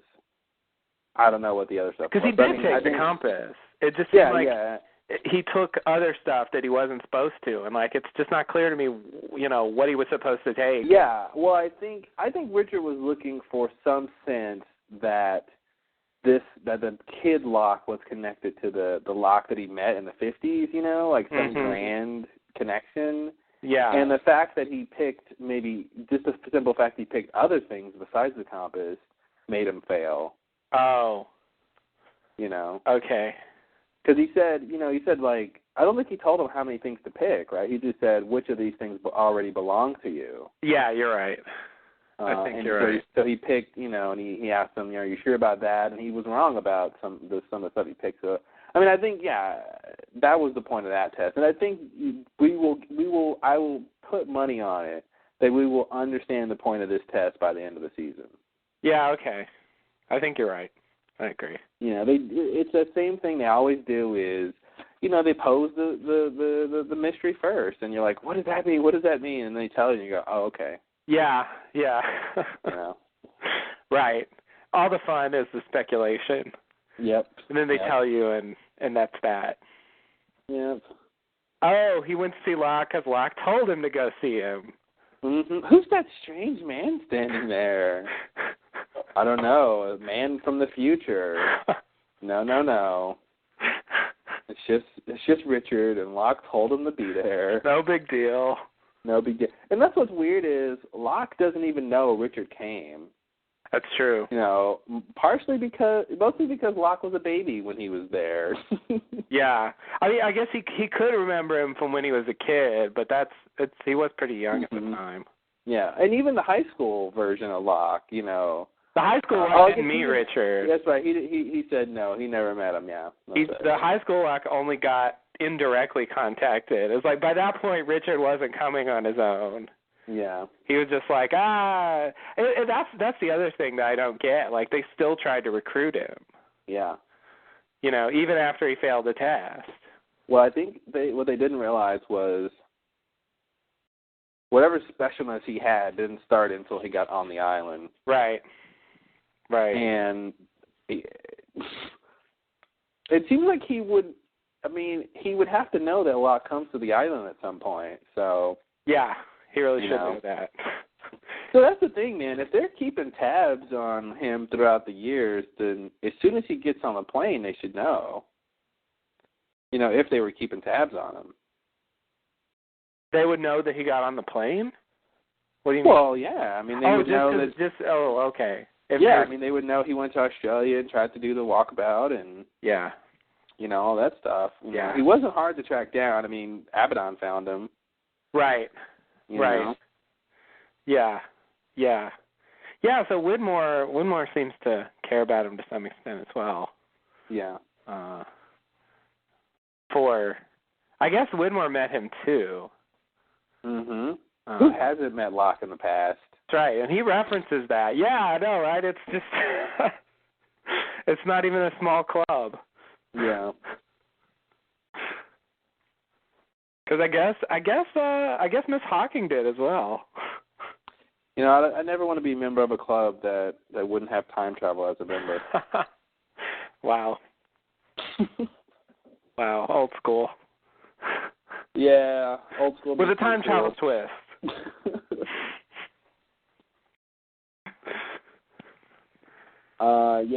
So these tests, I don't know. I really can't. I can't speculate much more than that. It's just not clear what passing would have been, especially since you could from what the results were that we saw, passing looks like failing. Right. Right. So there's something. I mean, it makes it seem like there's something really subtle going on that like we can't even tell the difference as the audience, but they see it. Or Dogen sees it. Yeah, the best I can do is say he wasn't supposed to be in pain if he was good or something. I think either that or he should have been in more pain are the most plausible. His current level of pain, as demonstrated, was not sufficient. Yeah. Yeah. And maybe either one would have been okay if he had less or more, but he had the amount that was the wrong amount. That's what's clear is he had the amount that was the wrong amount. Case closed. Mystery solved. All right, good. Glad we can solve something. Hey guys, who's the ghost of the theme park? Some old teacher from our school in a white mask and robe. That's how you solve a Scooby-Doo mystery. Oh, okay. Yeah, you're right. It's not really. After all that time, they really should start thinking this is probably somebody in a mask. Yep. But they never do. Wait a minute. Someone's probably using wires to move that trash can. The last, 500 mysteries, there was no ghost. There was no supernatural things at all. But this time it's real. This time it's real, guys. Every time. Mm-hmm. God. That Wow. painting has eyes that move back and forth watching us. I know. They had that trick done to them so many times. You know what? I think Scooby-Doo proves that kids just never learn. Yeah, it's true. That's the main idea behind that show. Kids are stupid. Yeah. I'll put myself in there, because when I was watching it, I never, even though in some way I knew that the ending was always going to be, it's whatever, the principal or the gardener or something. At the time, I still treated those ghost scenes like they were real. Mhm. You know, I guess I just bought into the way the characters were reacting to them. Yeah. Over and over again. And it didn't bother me until now, 20 years later. And it turns out that Scrappy Doo did it. Oh, God. Spoiler alert. Wow. Oh, man, I can't believe it. Wow. Yeah. Yeah, that was, oh, God. Yeah. Wow. What are you going to do? What are you going to do? Yeah. Go to the next scene, I guess? Sure, why not? All right. So we flash sideways. Whoosh. Yeah. Kate pulls up to Claire at a bus stop. Not that Claire has any money, but maybe she could get the pregnancy discount. There you go. She asks Claire where she was going and gives her bag and purse back. Claire reluctantly tells Kate she was going to Brentwood, and Kate offers to give her a ride. Claire reluctantly accepts. Oh. So, yeah. I think this will be the beginning of a life-changing friendship. You know, this is the beginning of something. We were destined to be together, clearly. Destined. Too bad you're a weird claimed zombie demon thing on the island. We'll get into that. All right, so next thing? Yeah. Okay.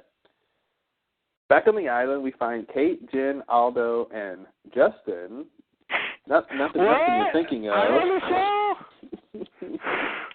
You're on the island. Watch out for booby traps. Oh shit. Yeah. I hope you didn't go through went through the barrier on the right course, because otherwise there's a problem. Uh-oh. I just might get the sickness, but that's not the sickness.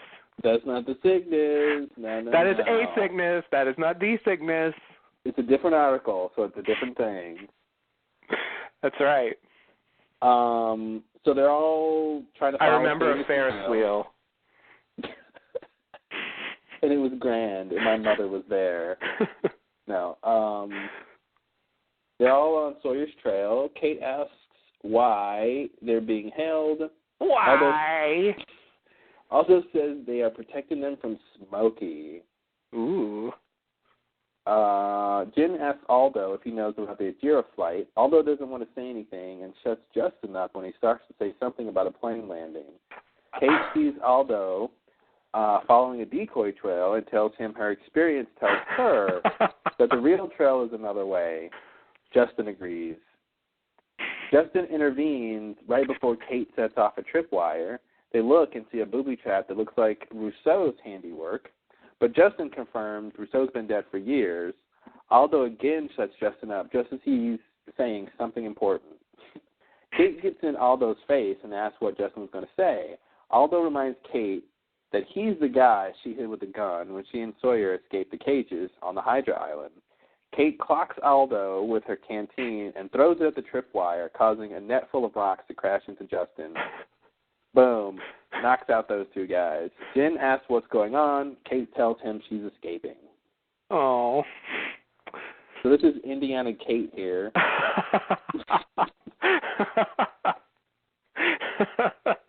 I loved her. So I gotta say, I like that. This whole time I knew that we had seen Aldo before, and I believe he was the one outside of that room where where what's his name got brainwashed. He was the guy Carl. that was reading Brief History of Time. Yeah, exactly. So I knew we had seen him before, and I also forget he's the actor from It's Always Sunny in Philadelphia. It's Always Sunny in that goddamn city. I wish a cloud would come through once or twice. It never will. It never will. But yeah, so I knew he was someone back on the show, and then they said this whole thing, and it was weird to me though that the very precise moment when he's building up this story about you hit me and escaped, and I'm pissed off about it. When they would cut to the flashback of it is when she hits him in the face. Yeah. And every time I watch this scene, I've seen it 3 times, it always throws me off because I expect him to cut back to it. Mm-hmm. Because you expect to see her hitting him in the face, which she does do, but it's not the flashback. And it just always throws me off. Yeah, it's like, boom, yeah, just like that. Oh, wait, you just hit me. Yeah, exactly. But what's cool about it is, you see her, as soon as he starts talking about this, and I think maybe she already recognized him, but I like the fact that she starts to set up this plan as soon as he starts talking. Mm-hmm. You see her take out her canteen to start drinking, which is really her biding her time, and she's like, okay, what am I going to do when this guy, says what he's going to say? So I liked how it worked itself out, but it's just always weird to see because I'm like, oh, they're going to cut back to the flashback. Oh, they did. Oh, but they didn't. Because, it's her hitting him with something in the face in the jungle, which is what this scene is, Right. Right. Yeah. Yeah, I actually recognized him because in the time between that episode, which was not in Portland, and now, I actually watched a lot of It's Always Sunny in Philadelphia. So when I saw him, I was like, oh, shit, that's him. And I'm like, I guess that means that's Aldo. And I couldn't believe they brought Aldo back.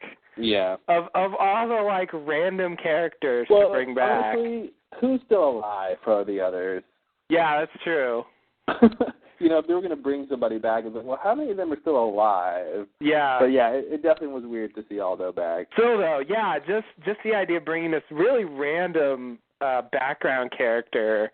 The other thing I really like that he confronts her about it. I love the idea of, in stories like this, adventure stories, there's always a lot of situations where they have to hit or subdue or whatever some thugs that are in their way, and usually it's just like you just rush past it. There's no real sense that that's a person that has to deal with that, getting hit in the face with a gun or whatever. And I just love 3 seasons later, he comes back and he's like, yeah, I'm the guy you hit in the face, years ago. And right now. That's just, and right now, and again, yeah, and she does it again. And yeah. But it's still, I really like the background thug, coming back and, standing up for himself. There's just something really cool about that. I think that is an example of the fact that we're in the last season, and I think the fact that he immediately tells her they're protecting them from Smokey, not that we didn't already know that, but I feel like that's the kind of exchange any other season we would not have gotten. You're right. Why are you holding us for your own safety? Why are you protecting us from what? You don't want to know. Exactly. Yeah. Yeah, I mean that's even last season when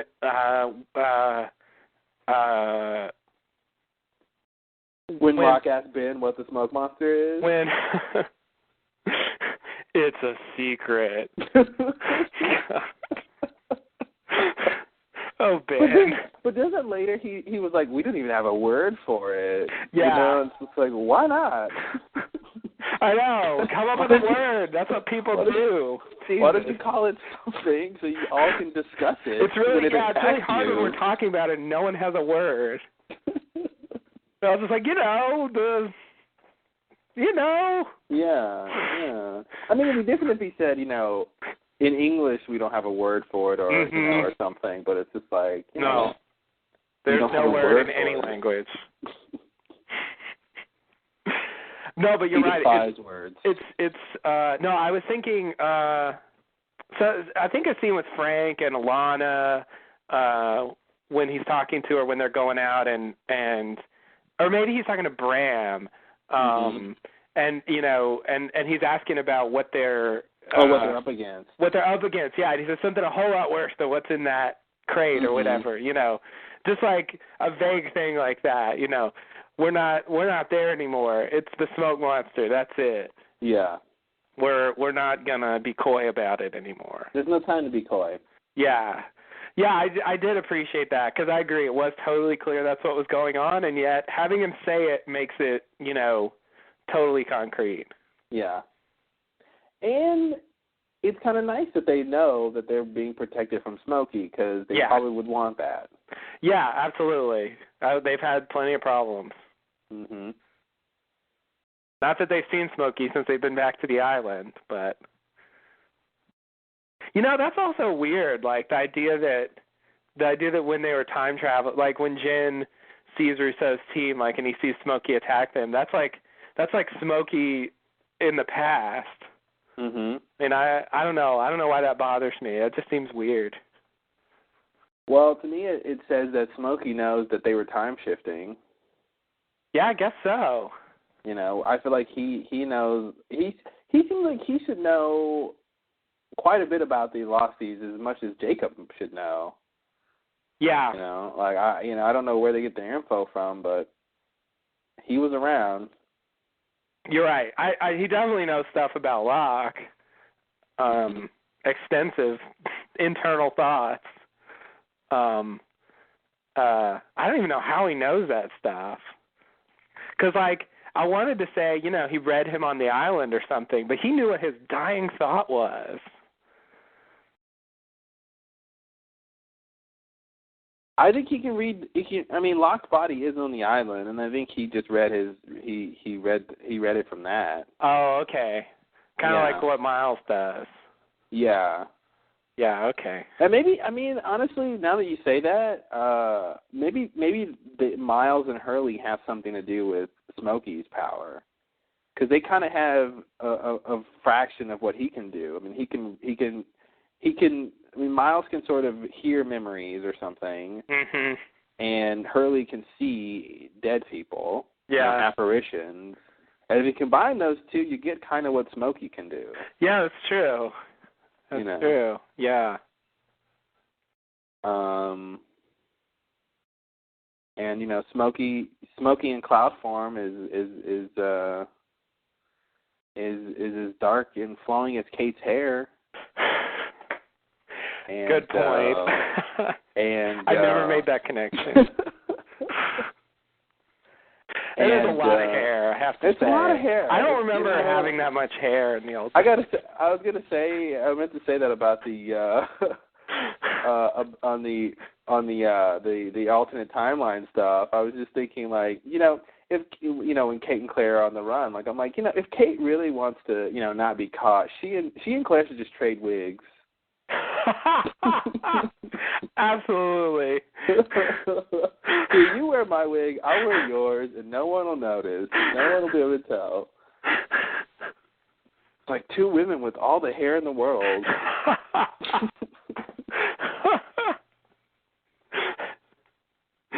Wow. It's kind of like strangers on a train, but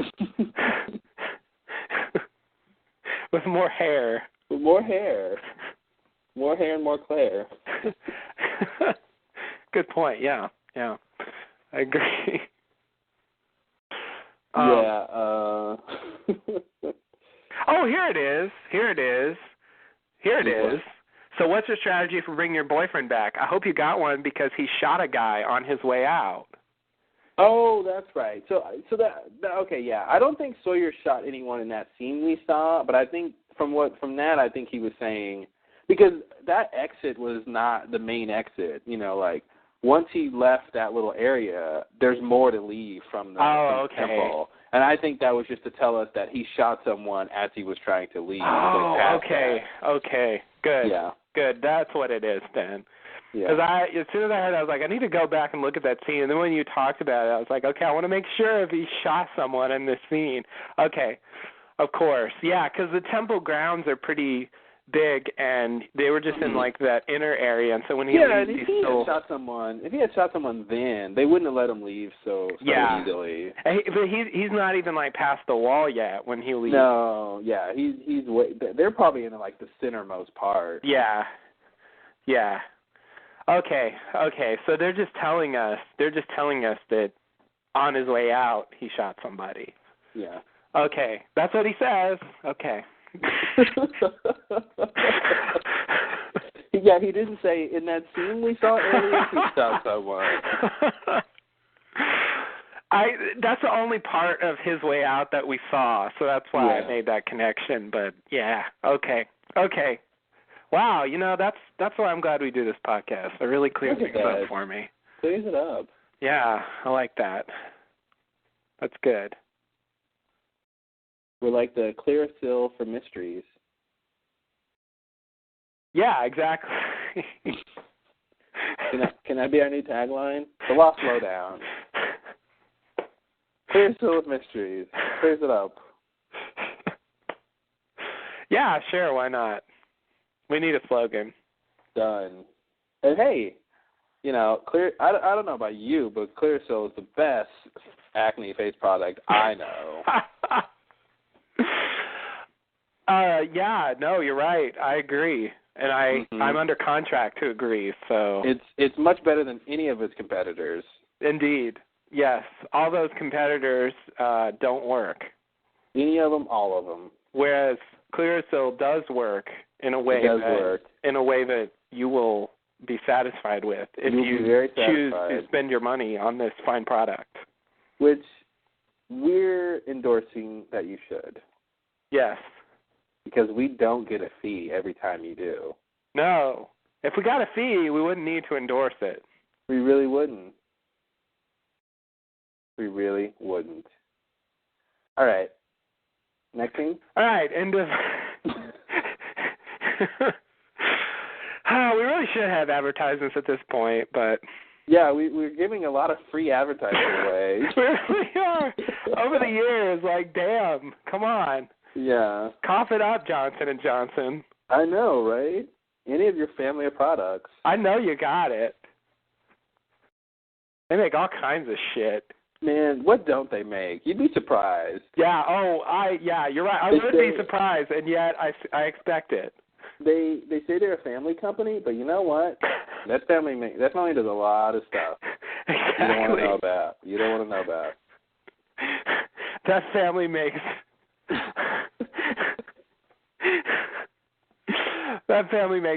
buckets of petroleum jelly.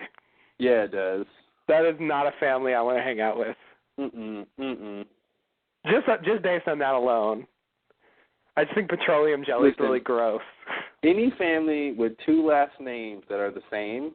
Yeah. I don't know. Yeah, that's not a good sign. Hey, all I'm saying is you should ask questions. Yeah, too many sons of John. Too many. One too many.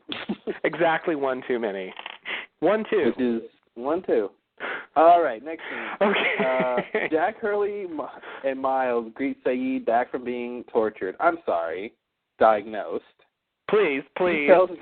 He tells them that they didn't ask him any questions. Jack walks up to the guard and demands they step aside. They comply. Jack enters Dogan's room to find Lennon and Dogan have been waiting. They tell Jack that Sayid is sick and that there's not a literal translation for the illness, only that Sayid is, quote, infected. Dogan finishes preparing a pill and tells Jack he must give it to Sayid. It will only work if Sayid takes it willingly, and he will only take it from Jack. Lennon tells Jack they weren't, in fact, torturing Sayid, but in fact diagnosing him. Jack says he won't give anything to Sayid unless he knows what's in it. Dogan, in English, asks Jack how Sayid got shot. Jack says it's his fault. Dogan asks if there were others that died helping Jack, and Jack says yes. Dogan says giving Sayid the pill is Jack's chance to redeem himself. Dogan says the pill is medicine, and if Sayid does not get it, the infection will spread, much like an infection. Well, that makes sense then. Doesn't it? They picked a wise metaphor. Yeah. Yeah, that's this makes it's a little weird. I mean, I guess he's selling it to Jack, so I sort of get it. But you know, if he gave Sayid this pill and it killed Sayid, that I don't know if that would feel like redemption to Jack.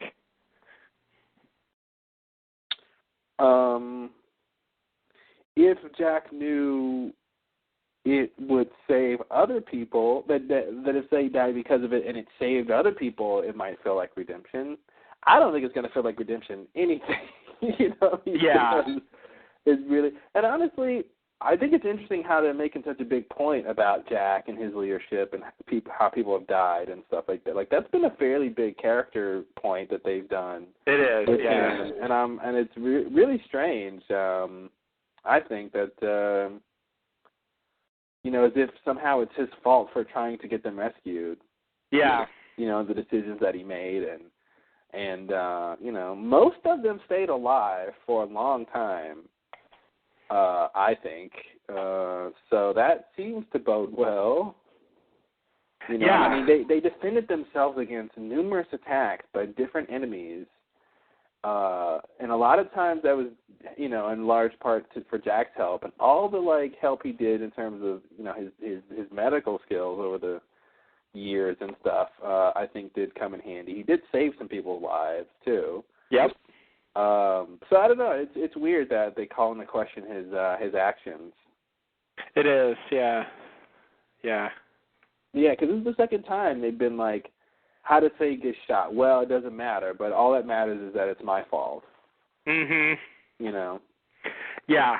Yeah, they definitely want to dig into that and make clear. But, like, it's one of those things, like, they're kind of oversimplifying. Yeah, he was helping Jack, but, like, really the reason he got shot is because he shot Ben.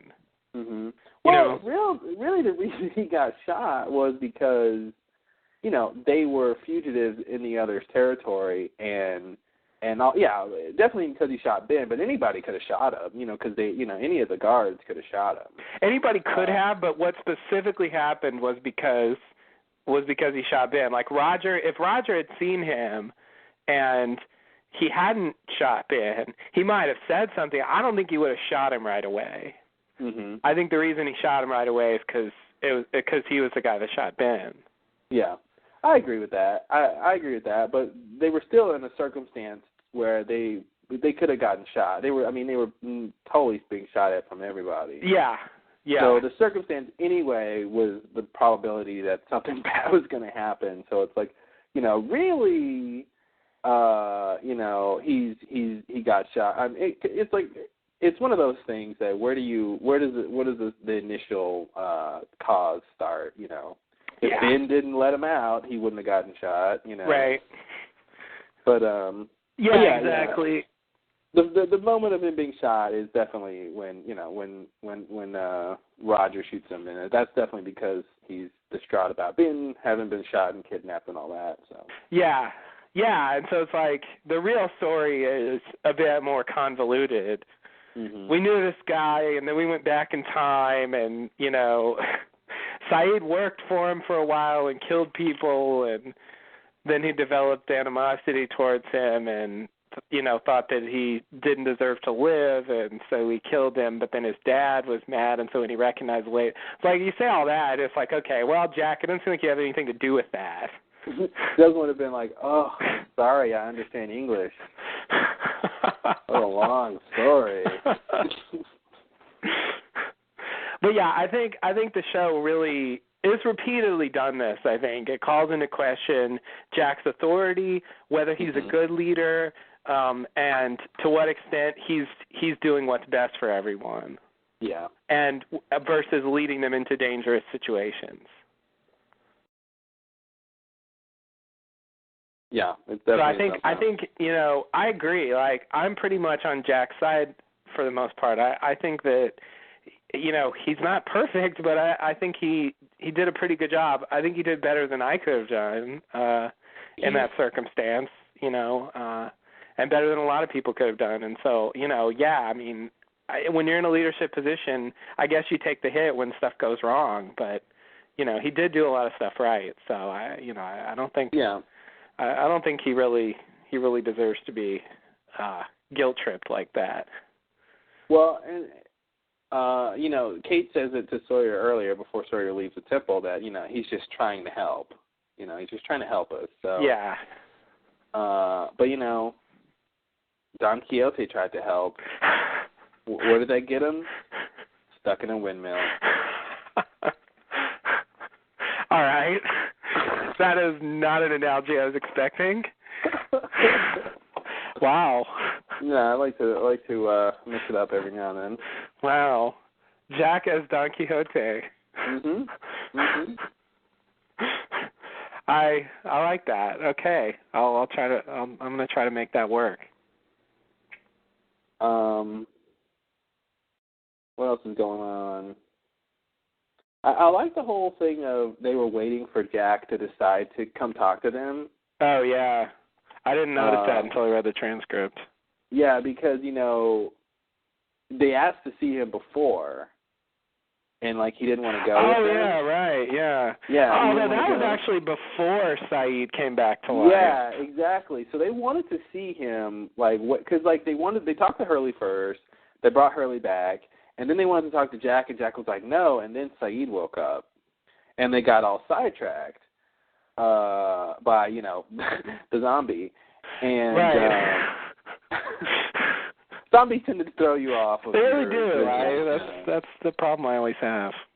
And so, but I like the fact that they were waiting for him, because it's so season 3. It's so trying to know what someone's habits are, or what you should expect of them or something, and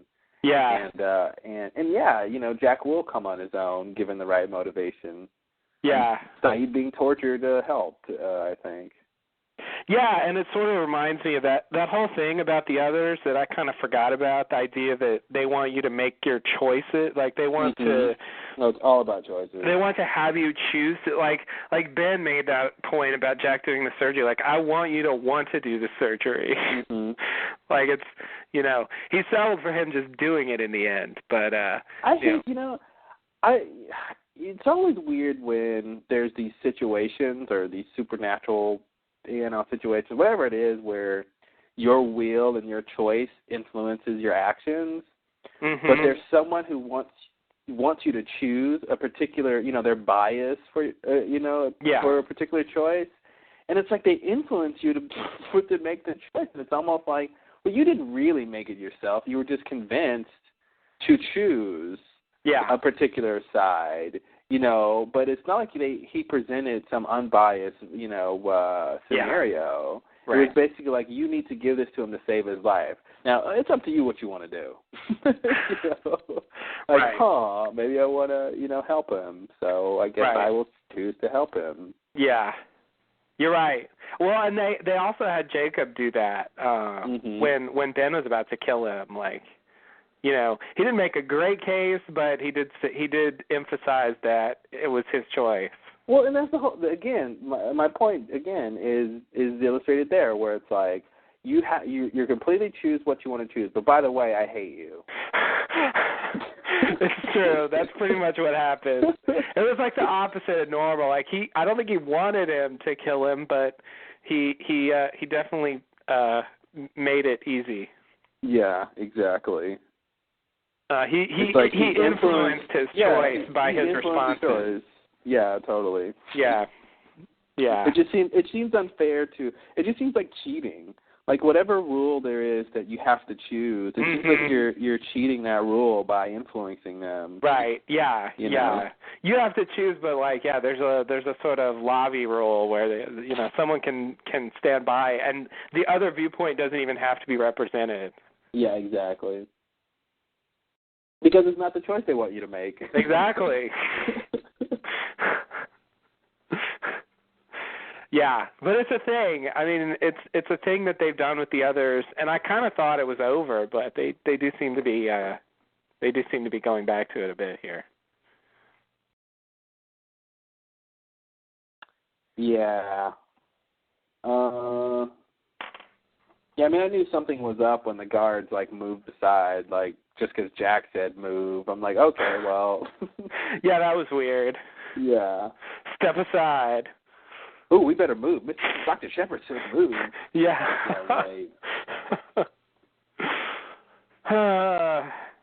Yeah. Yeah, I guess Jack trapped in a circumstance where he doesn't understand. I mean, there's just, season 3 was the only time that really happened. Mhm. Well, really, from the beginning, he's been trapped in a circumstance he doesn't understand. Well, but, okay. But yeah. If you want to look at it that way. It's true. I think Jack's always been confused about. But there's something about Dogen in his office.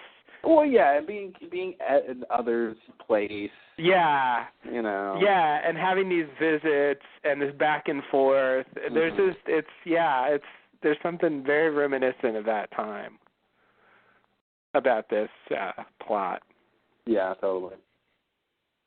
Which is weird. I wouldn't expect them to do this at this stage. But anyway, they're getting to a point, of course. So we go back to the pool, and Sayid tells Miles that he only remembers being shot, and reassures Hurley that he's not a zombie. Then Jack enters and asks to be alone with Sayid. Jack tells Sayid that the others said he was being diagnosed. Sayid says he clearly didn't pass their test. Jack shows Sayid the pill and tells Sayid that the others want him to take it. He says that the others fixed Sayid, not him. And Sayid tells Jack he only cares about who he trusts, and he will take the pill if Jack wants him to. Jack ponders this conundrum. And he sort of closes his hand over the pill, mm-hmm. which I took to mean I'm not gonna make you take it. I took it to mean I'm gonna hand it to you. Wow. Like, I didn't, they left off on this scene, and I forgot. The first time I watched it, I didn't, you don't know what Jack does until later when Dogen asks him. But I didn't really catch from this scene what Jack was going to do. I figured he was just thinking more. Okay, yeah, I guess I took the sort of covering it up again as like, I'm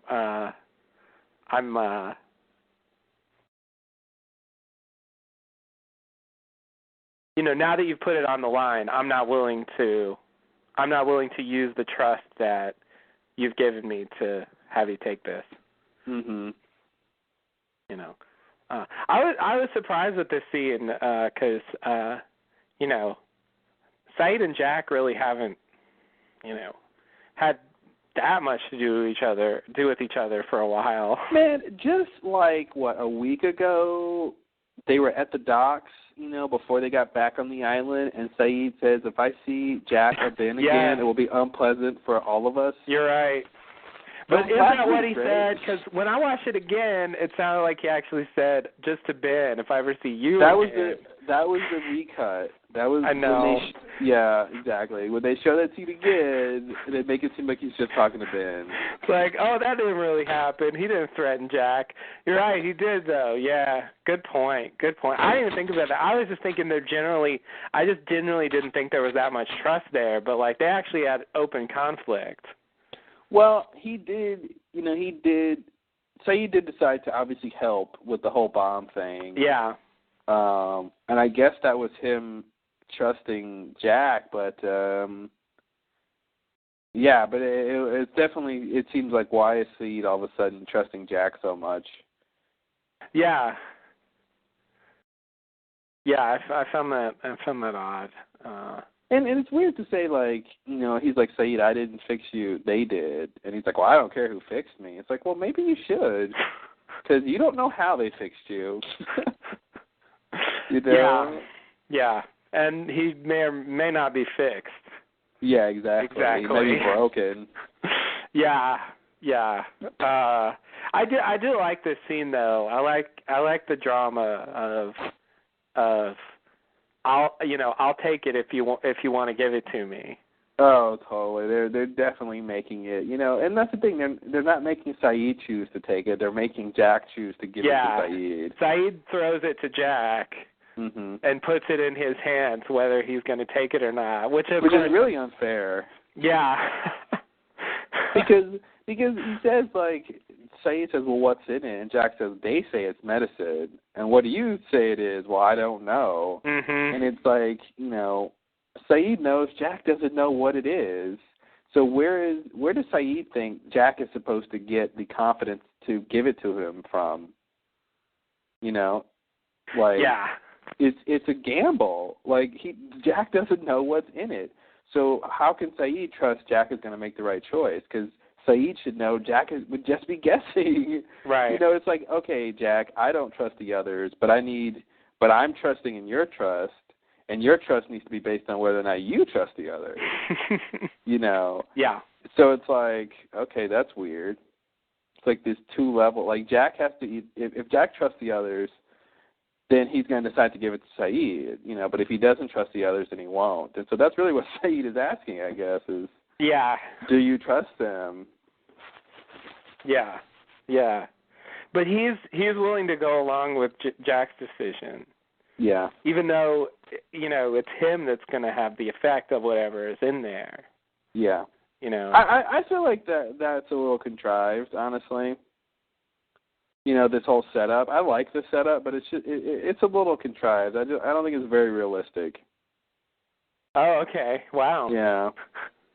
See, I really like this, whereas I just lied to him, didn't I? It sounded contrived to me. I just think the whole, I mean, you know what they're setting up with the whole, how many people have died under you, this is your redemption. And then so you know when he goes to Saeed has to put it back on Jack. Yeah. You know, because it's not like they can set it up where Jack has to decide to give it Saeed, and Saeed goes, fuck you, Jack, I'll decide to take this or not. You know, so I feel like it's just contrived in the sense that, you know, you can see them setting up this conflict. Yeah. And I like I said, I think it's a little unrealistic and very unfair for it to be Jack's choice. At this point, when, like, Saeed has just been brought back from the dead, so anything that Jack, you know, could imagine or think in terms of medicine or in terms of whatever is going through his head is, you know, the situation is so different from anything he's ever been in. You know, because as a man of science, he has just seen the impossible. Yeah. You know, so it you know. Yeah. There's a lot going on.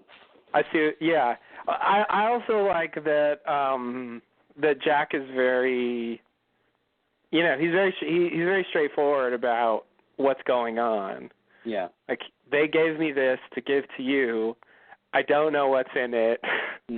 Yeah, I like that he basically everything that happened in the previous scene he tells Saeed, like, it was a test. You know, they weren't torturing you. They claimed there was a test. Saeed, and I like that Saeed knows he didn't pass. Yeah, of course. Yeah, that's sort of a I guess I like this scene. I mean, partly I feel like I really think Saeed's gonna die at some point soon. And so I guess I don't know. I just sort of. You know, I'm trying to sort of savor whatever we get of Saeed. That, you know, even if Saeed, even if something changes, even if he, you know, gets fully claimed or whatever. I mean, he'll be different. You know.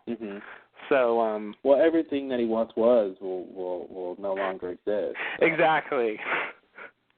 Exactly. And so I'm trying to. I like this scene, and I like Saeed in these scenes. I'm just saying, like in terms of what's going on, it felt. Yeah, I mean, I guess I agree that it is contrived, and yet it doesn't bother me in the way that other line does. Mm-hmm. I mean, they're obviously setting up something, but somehow this works to me. All right. Next scene? Let me make sure.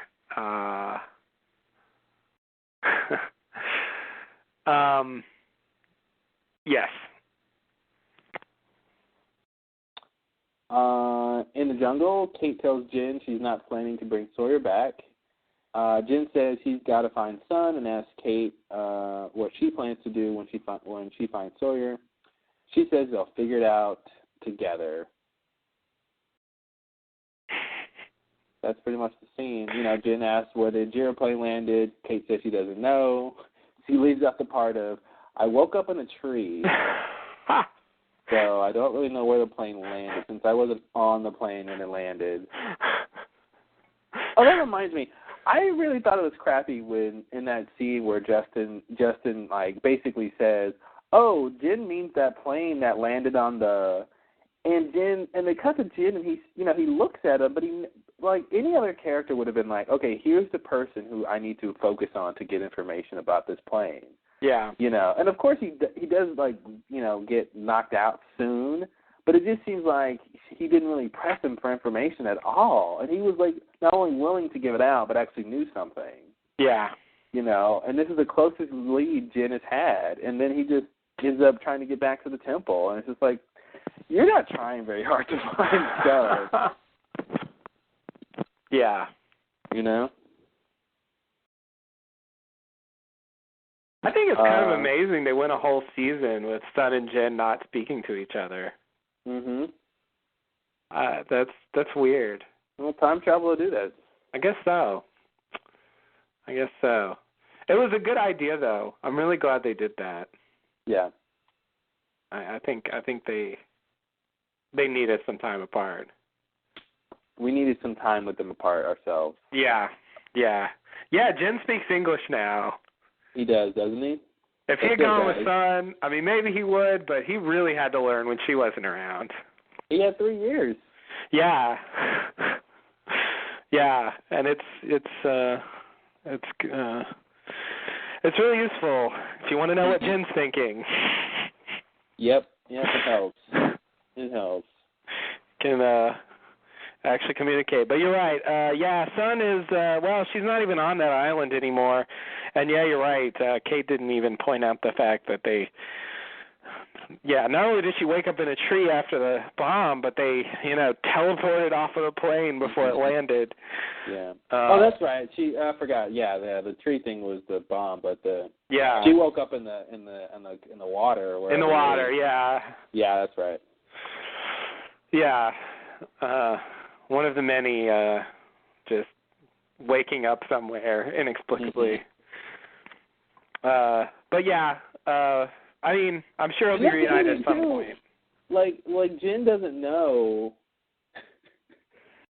Like, I'm thinking Jen should be thinking that the plane landed in the 70s.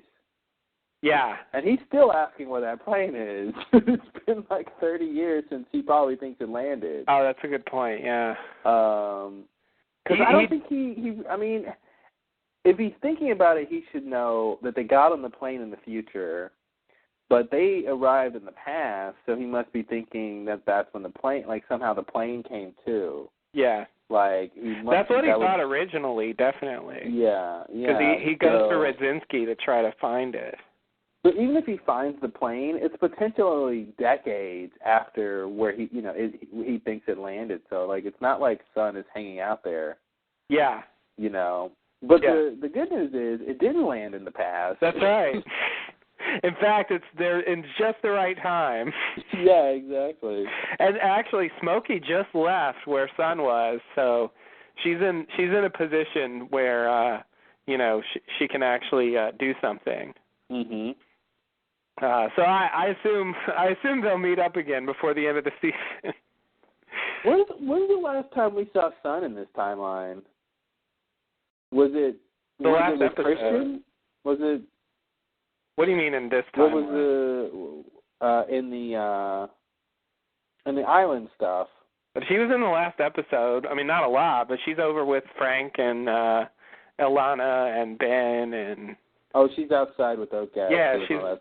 we saw her in the last okay, episode. yeah. She doesn't really have a lot to do because she's just kind of in the background of what's going on over there. But I wonder what journey that she has ahead of her. Like now that Jin and those guys are back. It's a good point. For the right timeline, like what does she have left to do? Yeah, they made it seem like they were going to do something to help get them back. To bring them back, yeah. Doesn't seem like that happened. No. Yeah. Which reminds me, someone on the forum was making the argument that Christian was Smokey. Yeah. Like everything we've seen in the cabin was Smokey, actually. Mhm. Like including the first time Locke sees him in there. They're like basically that Smokey was trapped. It doesn't even make sense. That Smokey was trapped in there. Well, I'll say this. I think you can. I feel like it can go either way. Honestly, I feel like who's who and who's taking over what and what body was in the cabin when is so confusing that you could. I think you can make a case. I think you can make that case. And honestly, I think there's a lot of sense to be made that Christian is Smokey. You know, because he's the one. Christian is the one who tells Locke how to get off the island. You know. Yeah. And so I think that bodes well for Christian being Smokey. Christian and Christian is the one who tells Vincent to go wake up Jack, and I think I think that is supposed to make us think that all other things Vincent was doing over the years, like bringing Charlie to drugs. Yeah. I think that was Christian telling Vincent to do that stuff. Christian could be Christian could be Jacob, or Christian could be Smokey. I think there's evidence for all three. Right. Yeah. Or I think associated with either one of those. Yeah, I think Jacob being locked in the cabin and having the Ash there to protect himself from Smokey makes sense. I think Smokey being locked in the cabin and the Ash there to keep him there makes sense. Well, the reason why that doesn't make sense to me is we saw Smokey many times. Oh, you're right. Okay, that's right. We did see Smokey, throughout the ages. Yeah. But nevertheless, that doesn't mean that someone can't be in the cabin and Smokey as a smoke monster can't be around. But I would say that's very, very unlikely. Yeah, I can't see that. But on the other hand, I agree. Well, I actually was thinking that Christian was Smokey. I'm just not ready to buy that everything in the cabin was Smokey, or that like everybody we see like that is Smokey. Like I don't think that's true. I don't think everyone we see like that is Smokey, and I feel like whatever war is supposed to be coming or battle, I feel like it has a lot to do with the dead on the island and who they're claimed by. Okay. Yeah. Yeah. When Christian shows up to Locke, when he's in that cave and he's about to turn the wheel, and Locke brings up that Richard said he had to die, he says that's why they call it a sacrifice. Mm-hmm. He doesn't say, like when he tells that to Widmore's like, I don't know why Richard said that. Yeah. He doesn't say, no, you don't have to die or something. Like if he's if he's on Jacob's side, like I don't know why he would react like that. Unless Jacob wanted him to die too, which is weird. Well, here's the thing. I mean, Richard only said that because Smokey told him that. That's true. So I think it's a weird, you can't really follow that logic too far because it's circular. Well, but, I'm saying Christian. Like if Christian is not Smokey, I think his reaction there is, I don't understand it. Yeah. Whereas if he is Smokey, okay, he's just saying, yes, you will have to die, and it's a sacrifice that the island is demanding. Yeah. Yeah, I agree. I mean, I think sometimes he seems like he's he's Smokey. Yeah. Yeah. But on the other hand, as I said, at other times he doesn't. This is my sequence of events my general sequence of events I think happened that basically, how does it go? Oh, something like Jacob lived at the statue. At some point, Smokey became the man Smokey became increasingly threatening, and Jacob had to, then Jacob moved to the cabin, and put the ash around and stayed there to protect himself. Mhm.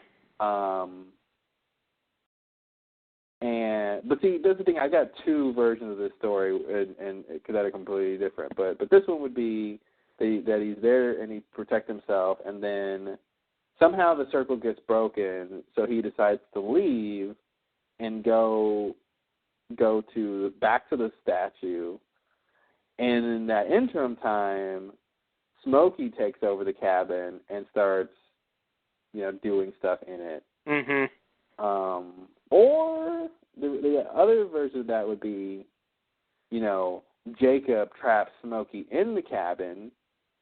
Jacob never lived in the cabin himself, which is, obviously contradicts the whole Alana and Bram going to find him at the cabin thing. Right. So I feel like he had to have been there at some point. Yeah.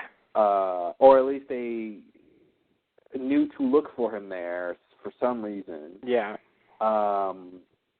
But they made it seem like he never lived. I don't know. They made it seem like he always lived at the foot because Richard went straight to the foot statue, and he's like, "This is where he lives." So part of me thinks, Richard and Richard lied to the others about where Jacob lived. Like they all thought he lived in that cabin. The people who were in the know thought he lived at the cabin, but he just never really did. Yeah. But then basically that Smokey was the one who was trapped in the cabin. Maybe he could, obviously the smoke monster could go out and do stuff, but as an entity or something, he was trapped in the cabin. And, when Ben goes to talk to Jacob with Locke that first time, it's really Smokey in there, and he's telling Locke to help him get free.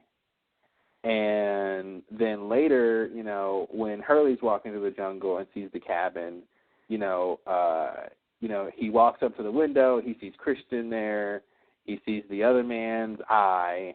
Maybe that man is Smokey hanging out with Christian. And then, when that scares Hurley, he runs away and he trips. And I want to attribute the break in the ash to that, to when he trips, like he somehow knocks the ash out of place. Mhm. And then the cabin can move or something, and then Smokey is somehow set free.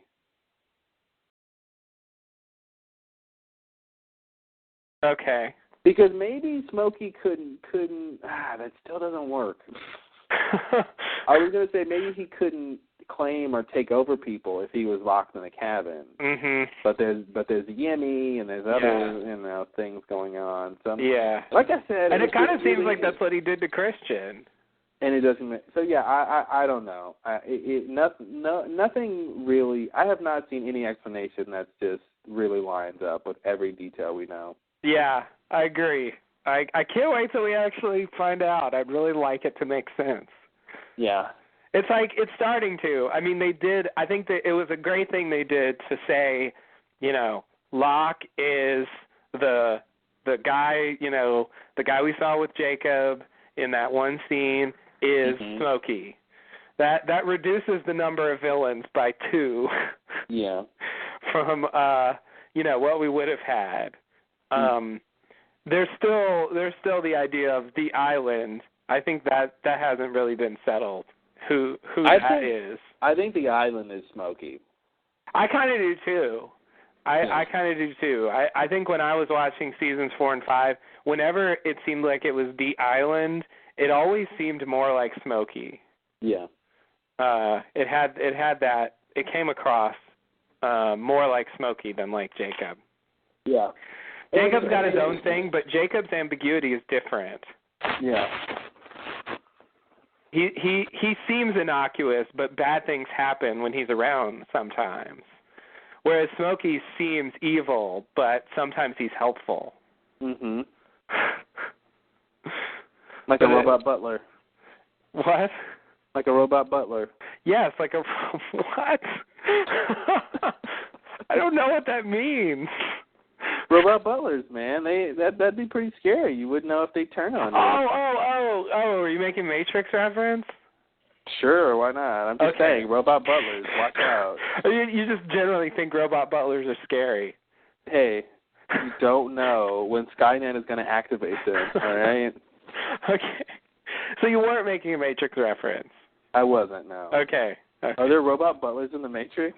Well, in the Animatrix thing, the one about the history, the thing that started them like putting the robots to death or whatever was one of the like housekeeper robots like kills the family.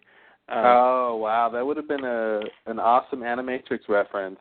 Yeah, that's what I thought you were doing. Even I'm not that obscure, all right? Oh, okay. Not usually. I guess I searched my brain for Robot Butler, and that's the only thing I could come up with. What about Robot Butler the musical? You never saw that? No, I don't think that exists. All right, well. I mean, I guess you don't trust that it exists, huh? What if I were to give you a pill and is this another Matrix reference? Oh God. Oh man, you can't get away from it. The Matrix is everywhere. It really is. Wow. Oh wait, again another Matrix reference. Ah! You can't get around it. The Matrix is everywhere. Oh no. Deja vu, a glitch in the system. They changed something. Oh God, wow. I love that movie. Oh. Lost is the Matrix. Lost is the Matrix. Who knew? We did. That's right. No one can ever possibly explain to you what the Matrix is. Well, let me explain real quick. Morpheus, you just said no one can tell you what it is, and then you proceed to tell him what it is. Classic Morpheus. Classic Morpheus. He was a philosopher, martial artist. Like Plato. Much like Plato. Yeah.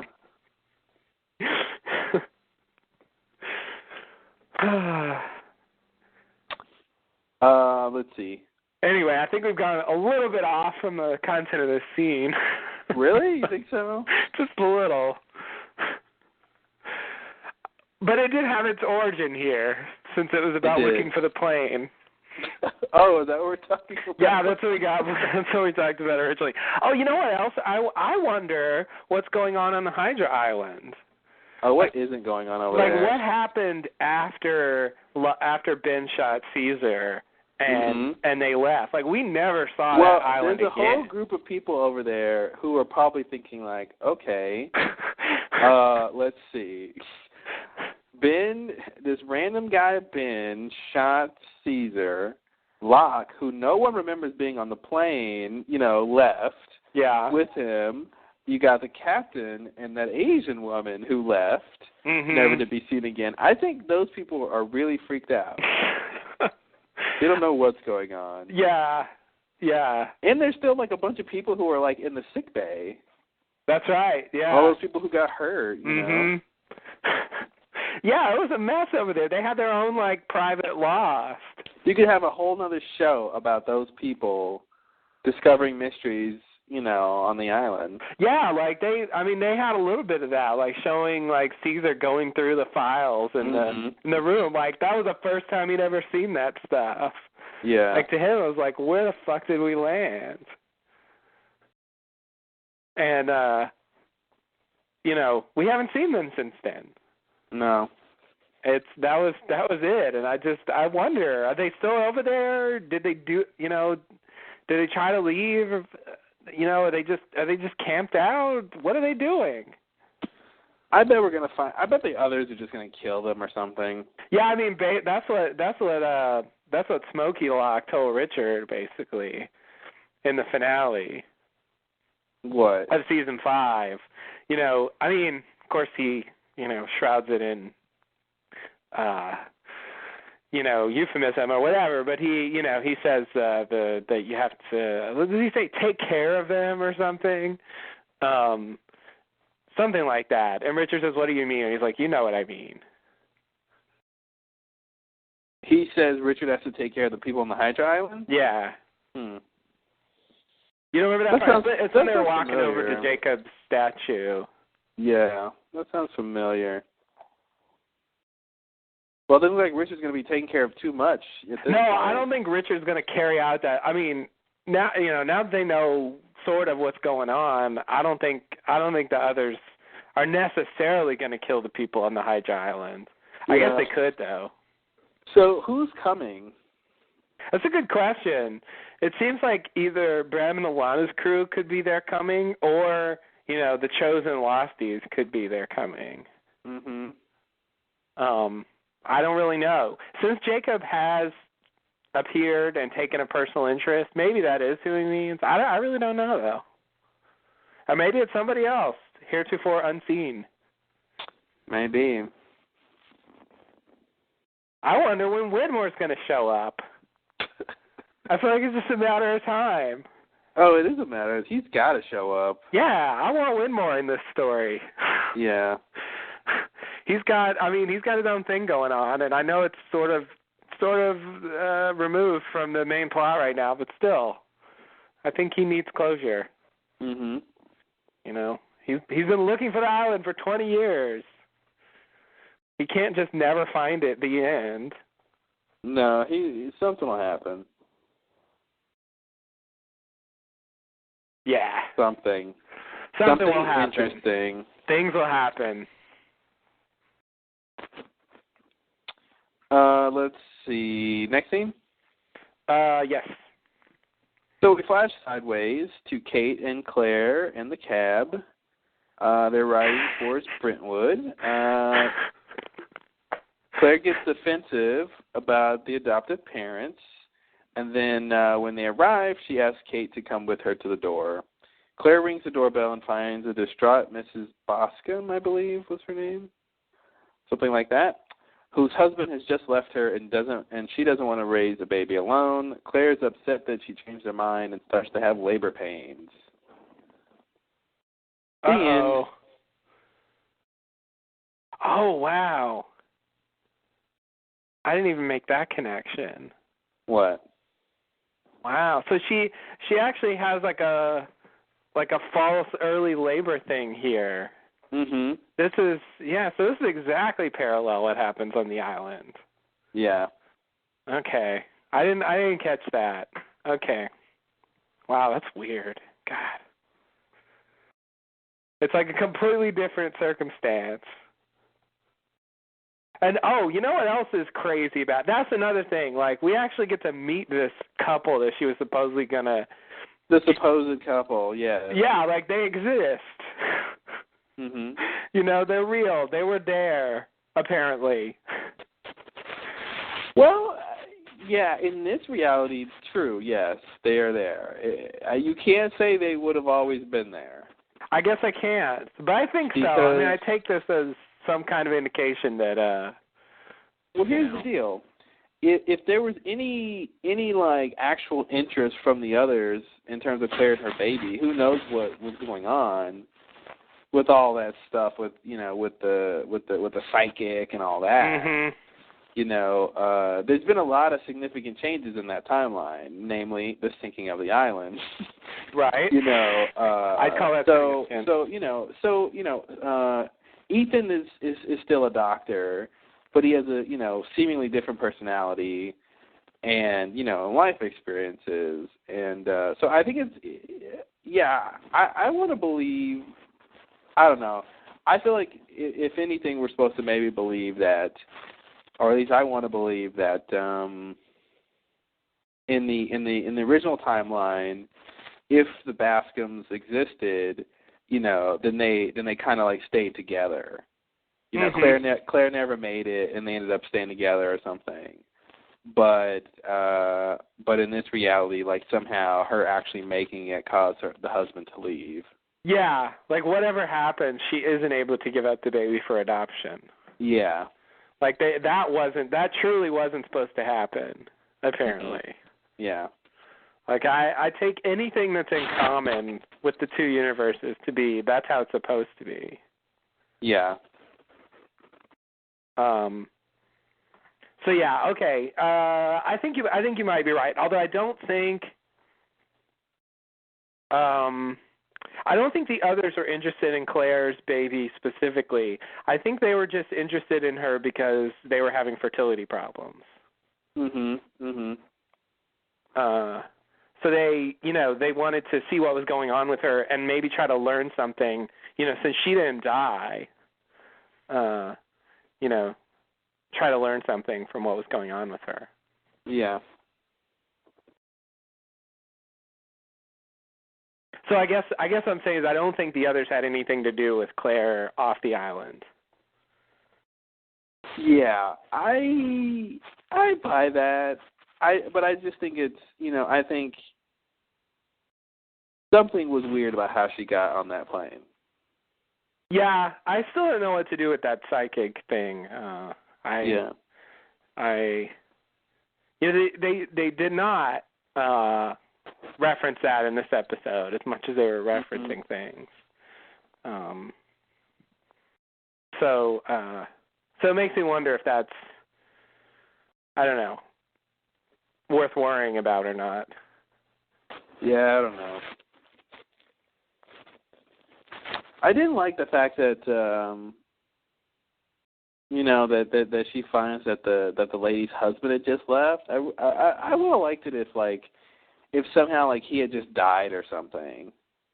I think it would have made it a little bit stronger, like her distraught state and the fact that she doesn't want to raise this baby alone and stuff. It's like he left you, okay, but did he just leave? She was crying like he had just left or something, and it's there's bigger issues here, lady. I just thought that part was a little whatever. For that to be the reason. Yeah. Yeah. Yeah, I think it would have been more mysterious if he had died. Then we could have been speculating. Oh, did he get hit by a car or something? By a bus, maybe? Oh, I see. There would seem more like fate intervening. Yeah. And less like some random coincidence. Yeah. Yeah, okay. I see what you mean.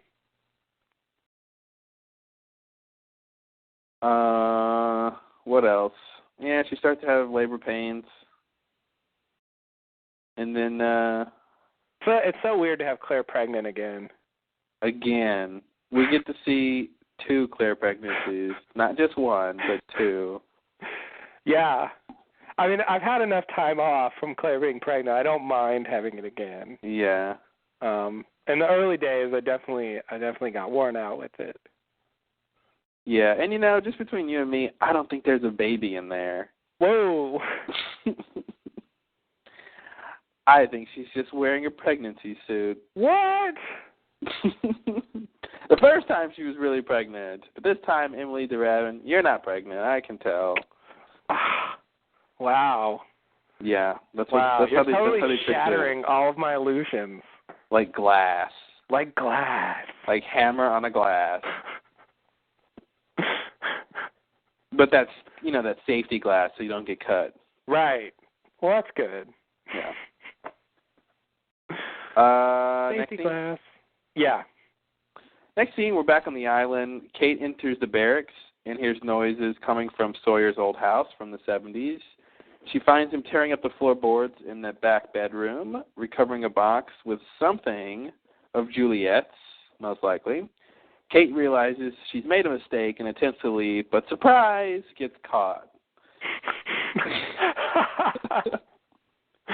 Kate tells Sawyer she was worried about him. That's why she followed him, and he leaves without saying a word. Oh, Sawyer. Yeah, Sawyer's all upset now. it comes across like he's acting for her, but he really isn't. Yeah. Like when she's standing in that doorway, like watching him, it's like it's almost like she's not even there. Like she's watching a scene or something. Much like the scene where he watched her help Claire give birth when they were time flashing. Yeah. Yes. Yeah, it's weird. He really didn't think anyone followed him. You know, he really thought he was alone, and he really, you know, showed his emotions as if he was alone. You know. Yeah. Yeah, maybe that was the thing. And I guess I expected her to say something, and I was surprised she didn't, and then was just going to walk away. Yeah. Well, she realized she made a mistake. Yeah. Oops, he really did love her. Wow, I guess it takes more than a day to get over someone you've loved for 3 years. Okay. Too soon, Sawyer? You still have dirt on your hands from when you buried Juliet. Is it too soon? Yeah. I guess that's a bit of a rush. Mm-hmm. The first place you went was where you lived with the woman you were going to propose to. Like, is it too soon to hook up? Really? Is it? I don't know the rules about these things. I'm Kate. I don't know if you know this about me, but I've been on the run for many years, and I never really picked up on what the rules are for things like this. Yeah, I'm not really sure. Is there a book or something that has these listed? Maybe I could learn. Is it like when you drop food on the floor, like the 5-second rule? 5-second rule, yeah. Well, we know that the 3-year rule works. 3 years is certainly enough time. Yeah. But at what point, what's the least amount of time? We still haven't figured that out. Mm-hmm.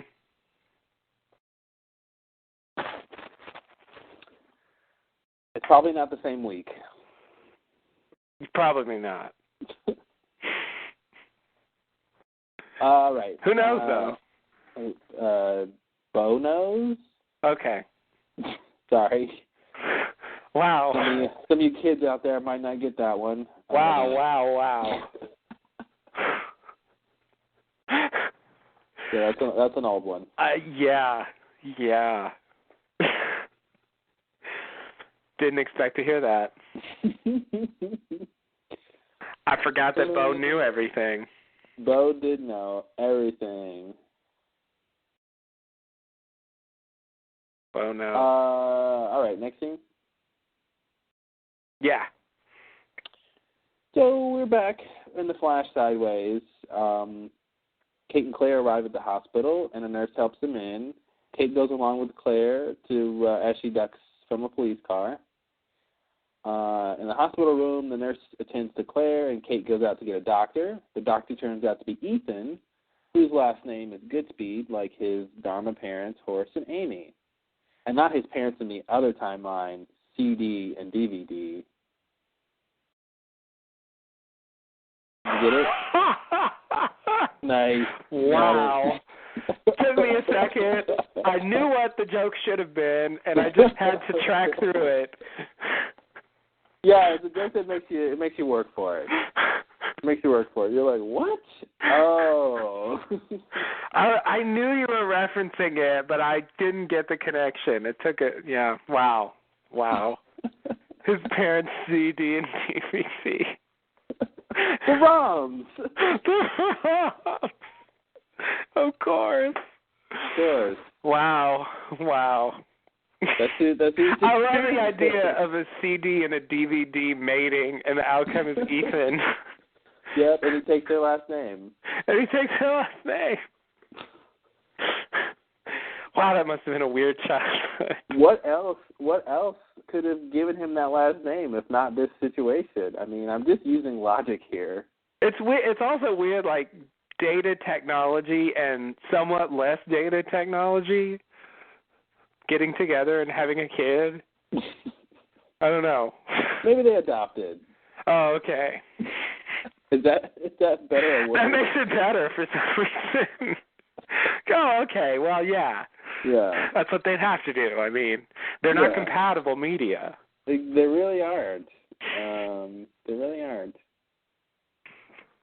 But it's the differences that keep them together, really. Yeah, I mean, all that really matters in the end is that they're happy. Listen, as long as they both spin synchronicity, that's not a word. All right, so Ethan tells Claire her labor is early, but she can have the baby tonight if she wants. She's worried it's too soon. Wow! Sorry. Yeah, that was what went through Claire's head. She's worried it's too soon, and he tells her he can stop the labor with some drugs. She decides to wait, but gets alarmed when the fetal heart monitor flatlines. She screams out to know if her baby Aaron is okay, which he is, and Kate reacts to hearing the name of the baby that in another timeline she steals. But not because she wants a baby. Oh, no. But because... she wants a Sawyer. Another reason. She wants a Sawyer. He filled a hole in her heart. Mm-hmm. With a baby finger. I think it's a baby-shaped hole. Oh, yeah. How else did you fill the hole? He's a baby. It's a baby-shaped hole. There's a baby-shaped hole in my heart, but it's for Sawyer. Sawyer left a baby-shaped hole.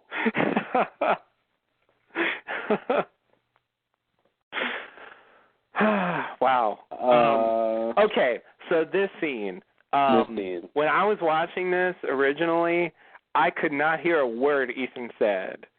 Really? As soon as he walked in the room, was your volume up? Yes, believe it or not, the volume was up. My hearing was working fine, but I was just transfixed by seeing Ethan in this circumstance and the idea of Ethan as the unofficial doctor for Claire's baby. Yeah. Like that's somehow fated to happen. And I was just thinking about how weird it is all these years later to see like a skewed version of what originally happened. And so he's just talking. I'm not listening. I'm just thinking about how weird this is. Yeah. See, but here's my problem with this alternate timeline is I'm still not ready to say, you know, this is what would have happened because it's obviously influenced by their island adventures. You know, I think things are different than what would have sort of really, really, really happened if the plane never landed. Well, see, I mean, the island's underwater. You know, so like that didn't. I mean, in the original timeline, the island was not underwater. Yeah, exactly. You know, and Ethan was there when the plane crashed, not in L.A. Yeah, exactly. So he wouldn't have been there to be her doctor in the original time. Yeah, but it's like all the changes that happened conspired to make the same things happen. Mm-hmm. Like, that's weird. Yeah.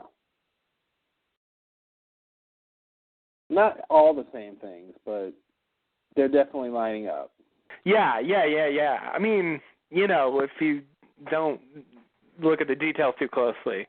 Mm-hmm. If you discount the differences, all the same things. Exactly.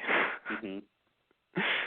Exactly. Yeah, so I couldn't, and of course what he's saying is just it's a very straightforward doctor scene. I mean, there's nothing.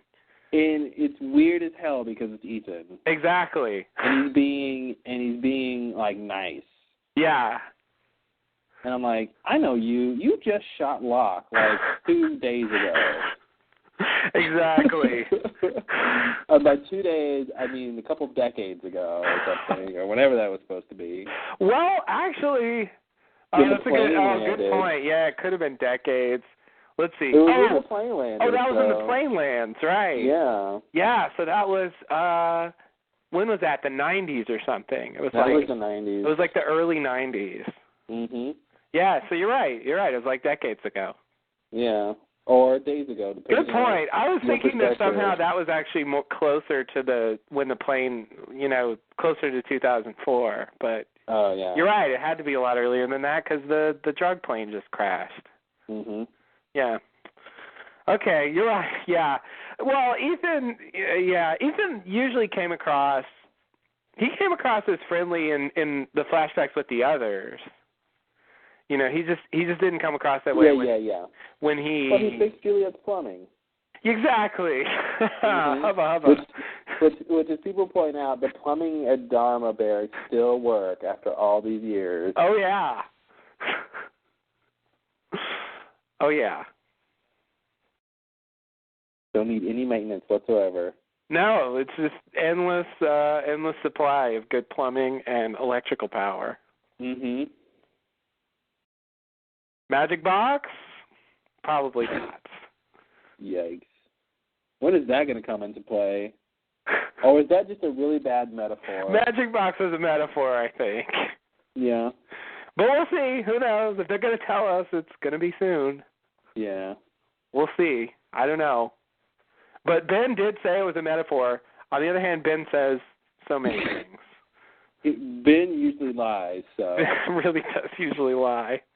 It took me way too long to give up believing what Ben says. Because you always want, because it's like you want anything he's saying to be true, because at least you're getting an answer to something. Exactly. But it's like, no, that's not true. Exactly. I know he's lied all those times before, but this time, I really think he's being honest.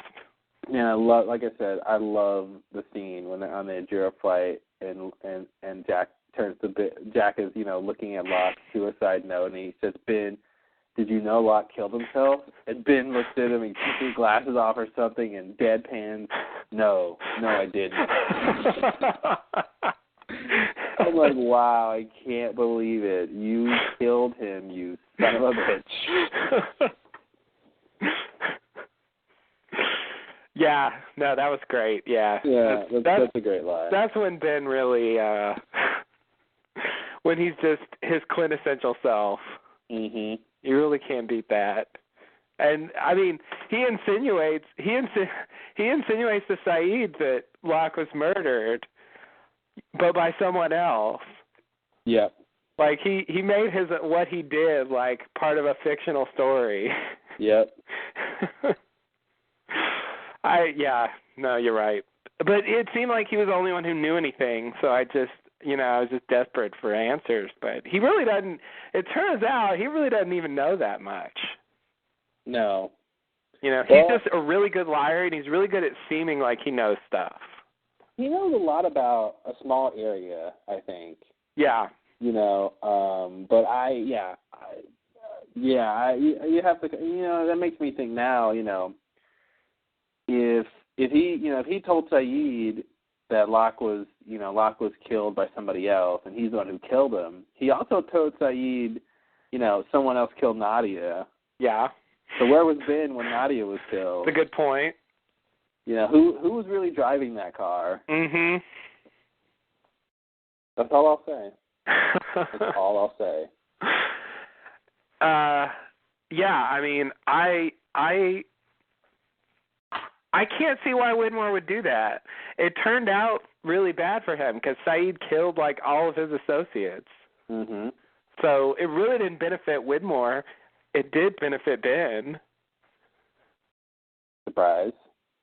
It makes sense for Ben to want to do it. Saeed wouldn't have done that stuff for him if he hadn't killed Nadia. Mhm. I mean, no way. Hey, he was just trying to protect his friends who stayed on the island. I mean, trying to protect his friends who left the island. I mean, trying to protect his friends who... Wait a minute, what am I trying to protect?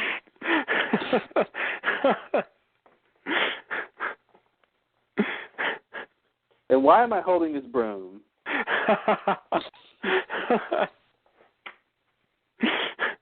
My German broom. My German broom. Blumenfaust.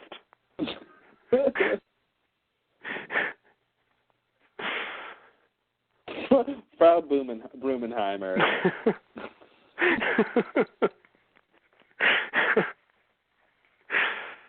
Oh, God. Yeah.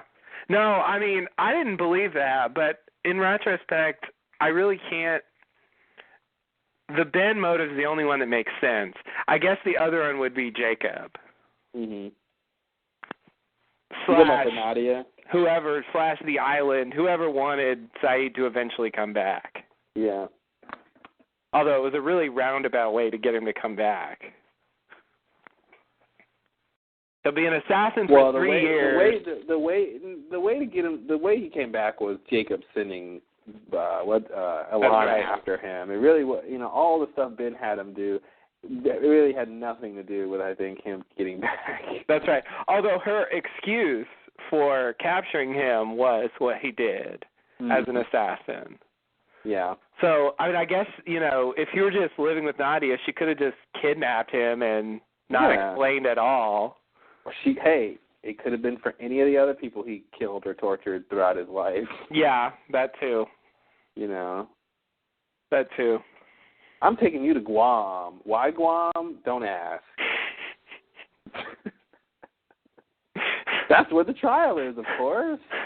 Guam. Trial capital of the Pacific. Have your trial here today. It's kind of like Las Vegas with marriages. Exactly. Everyone just goes there for a trial. Yes. What happened here gets on trial here. I don't know.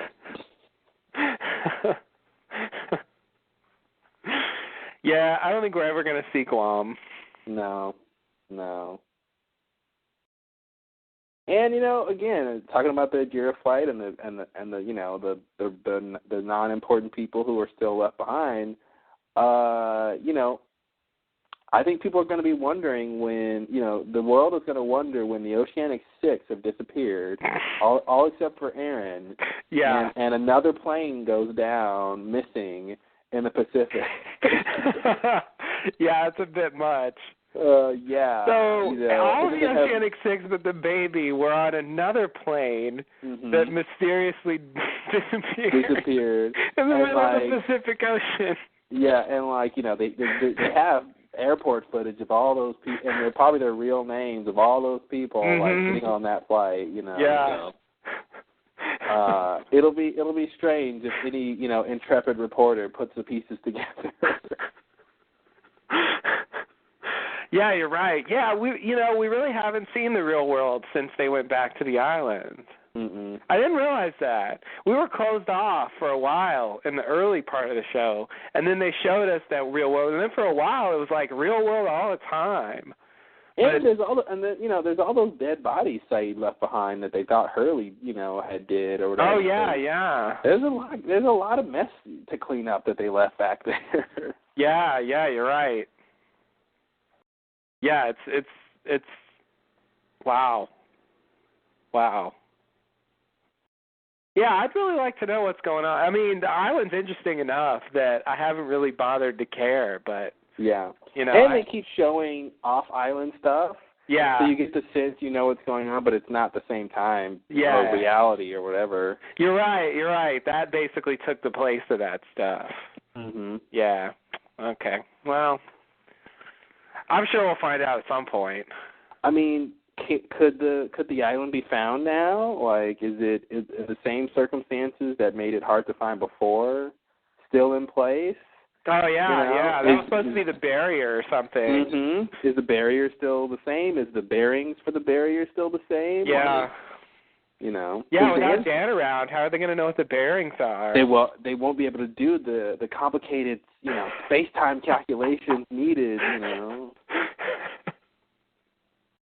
Calculate exactly. bearings. I can't do it. I'm too busy crying, and I don't know why. But Daniel, don't you understand? This island can give you back your memory. Well, gee, that sounds swell. I'll do it. Only because my mother says I have to. But that's only because she's going to kill me later back in the past.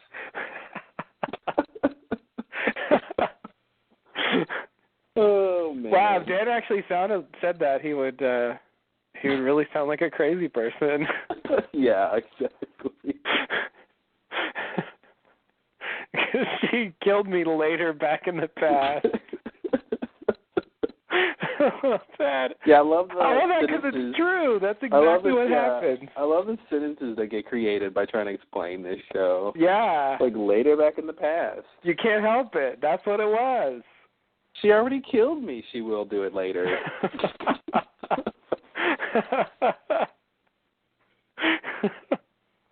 Like, wait a minute. She killed me already, but not yet. But also yet. Mhm. Oh, I love time travel. It's so confusing. It really is. Yeah. Yeah, I can't believe how much of it they did. So much. Some might say too much. Some might say. Not me, though. Not me. But I would. I can't get enough. Can you get enough of the next scene? I don't know. We'll see. What is it? All right. I don't know yet. Let me see.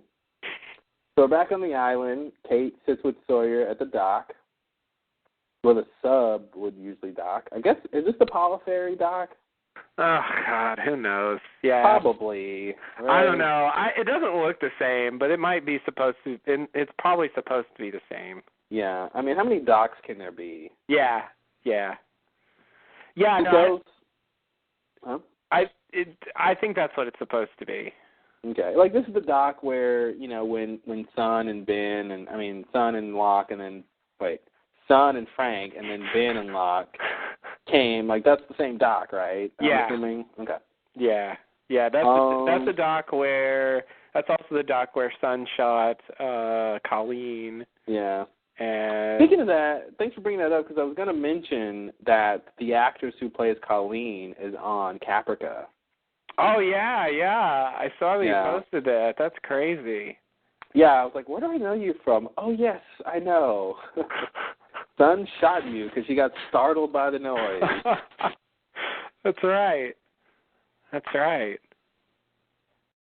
Yeah, that led to a whole fucking thing. Yeah. Oh, I hated Colleen.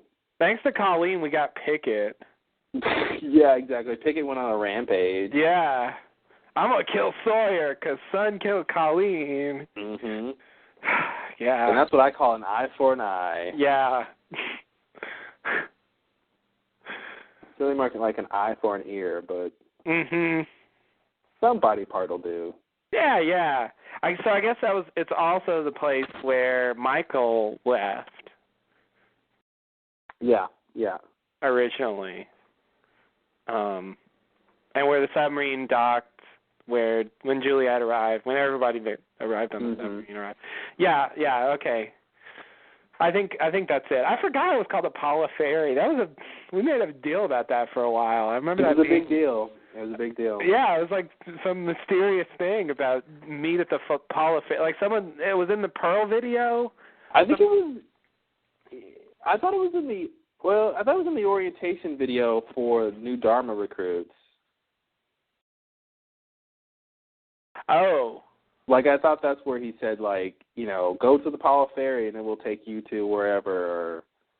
That's what I thought it was. Oh, okay. Yeah, I thought that was season 2 when we heard that. Yeah. When did we see? Was it Ben being brought to the island where we see that? Yeah, where we see the Dharma stuff for the first time. Oh yeah. That was. Yeah, season I thought 3. it was in that, but it could have been. Oh, that's right. We did see that thing there. Yeah. Yeah. I thought when you said the new recruits, I thought you meant last season. I knew it was before that. But you're right, Ben. That was the first time we really saw Dharma. Yeah. When Ben and his dad come to the island. Yeah. I've been here my whole life, except for those years before when I wasn't on the island. Yeah, thanks, Ben.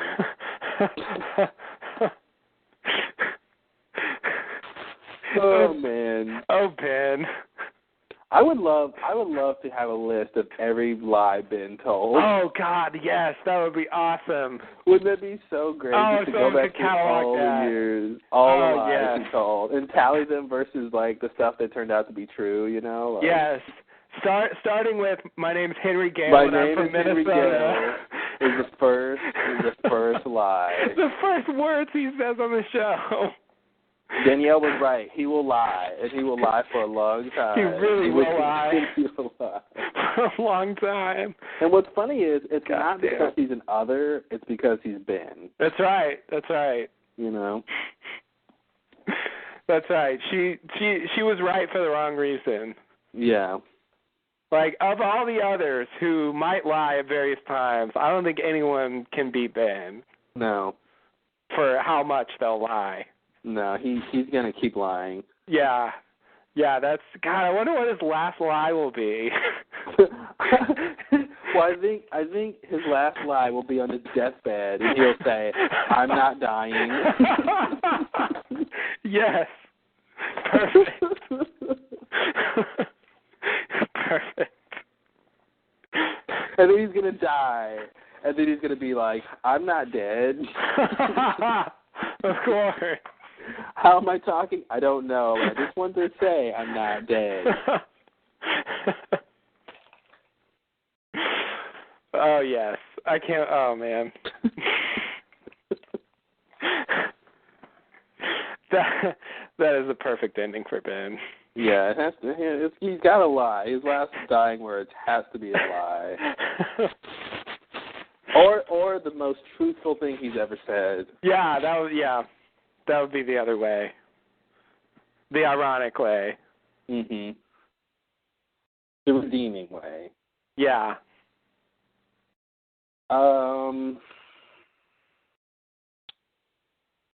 Okay, so we're back on the island, like I said, at the docks with Kate and Sawyer. Oh, that's where we got it. Okay. Yeah. Good. Sawyer's, sitting there sad, and Kate comes up to him. She tells Sawyer she came back to find Claire, that she thought Sawyer could help her find Claire, and reunite Claire with Aaron to make all of their trouble worth something. She says she never should have followed him. He says, which time? Kate says she's sorry she came after him on the sub, that if she hadn't, Sawyer and Juliet would have escaped and have been alive. Sawyer tells Kate that it's his fault Juliet is dead since he convinced her to stay on the island back in the 70s when she could have gotten on the sub because he didn't want to be alone. He thinks some people are meant to be alone. He tells Kate he was going to ask Juliet to marry him.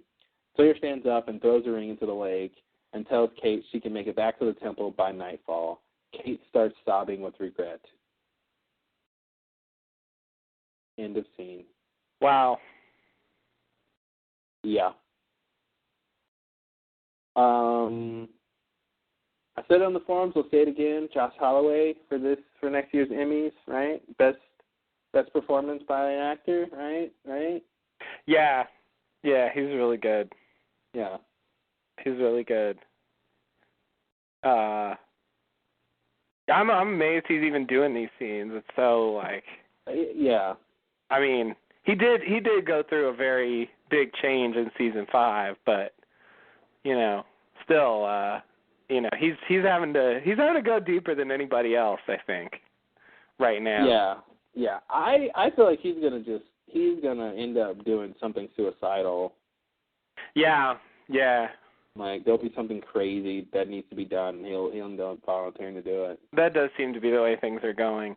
So I'll use this scene as the opportunity to weigh in on the issue of the triangle. We don't really talk about it that much, but it's part of the show, so I might as well say something about it at some point before this podcasting thing's over.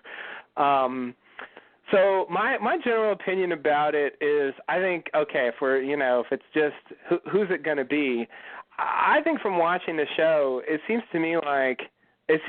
always seemed to me like Kate and Sawyer had much more chemistry than Kate and Jack did.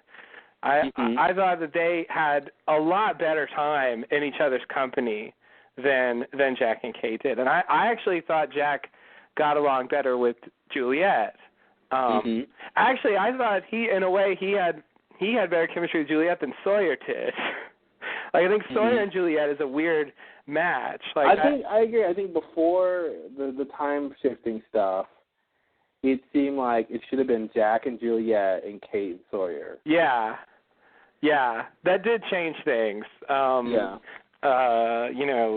Probably irrevocably, but I think, I think Kate Kate's drawn to Jack for some reason, but I don't think she actually likes him that much. Yeah. It's like he's really stubborn and impulsive, and when she's around him for an extended period of time, she just gets sick of him. Mhm. And so I don't think that can work. I don't know.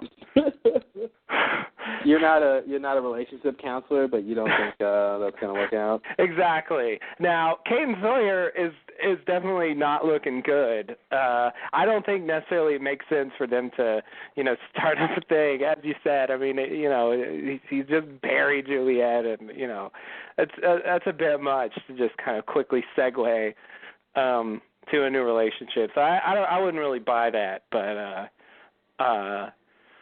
I think in general, they're a better match for each other. But the way things are going on the show right now, I really can't. I can't really envision, either one of those things actually happening. Yeah, I mean, like I said again, I think the side Flash stuff, I think will probably be the end of the story.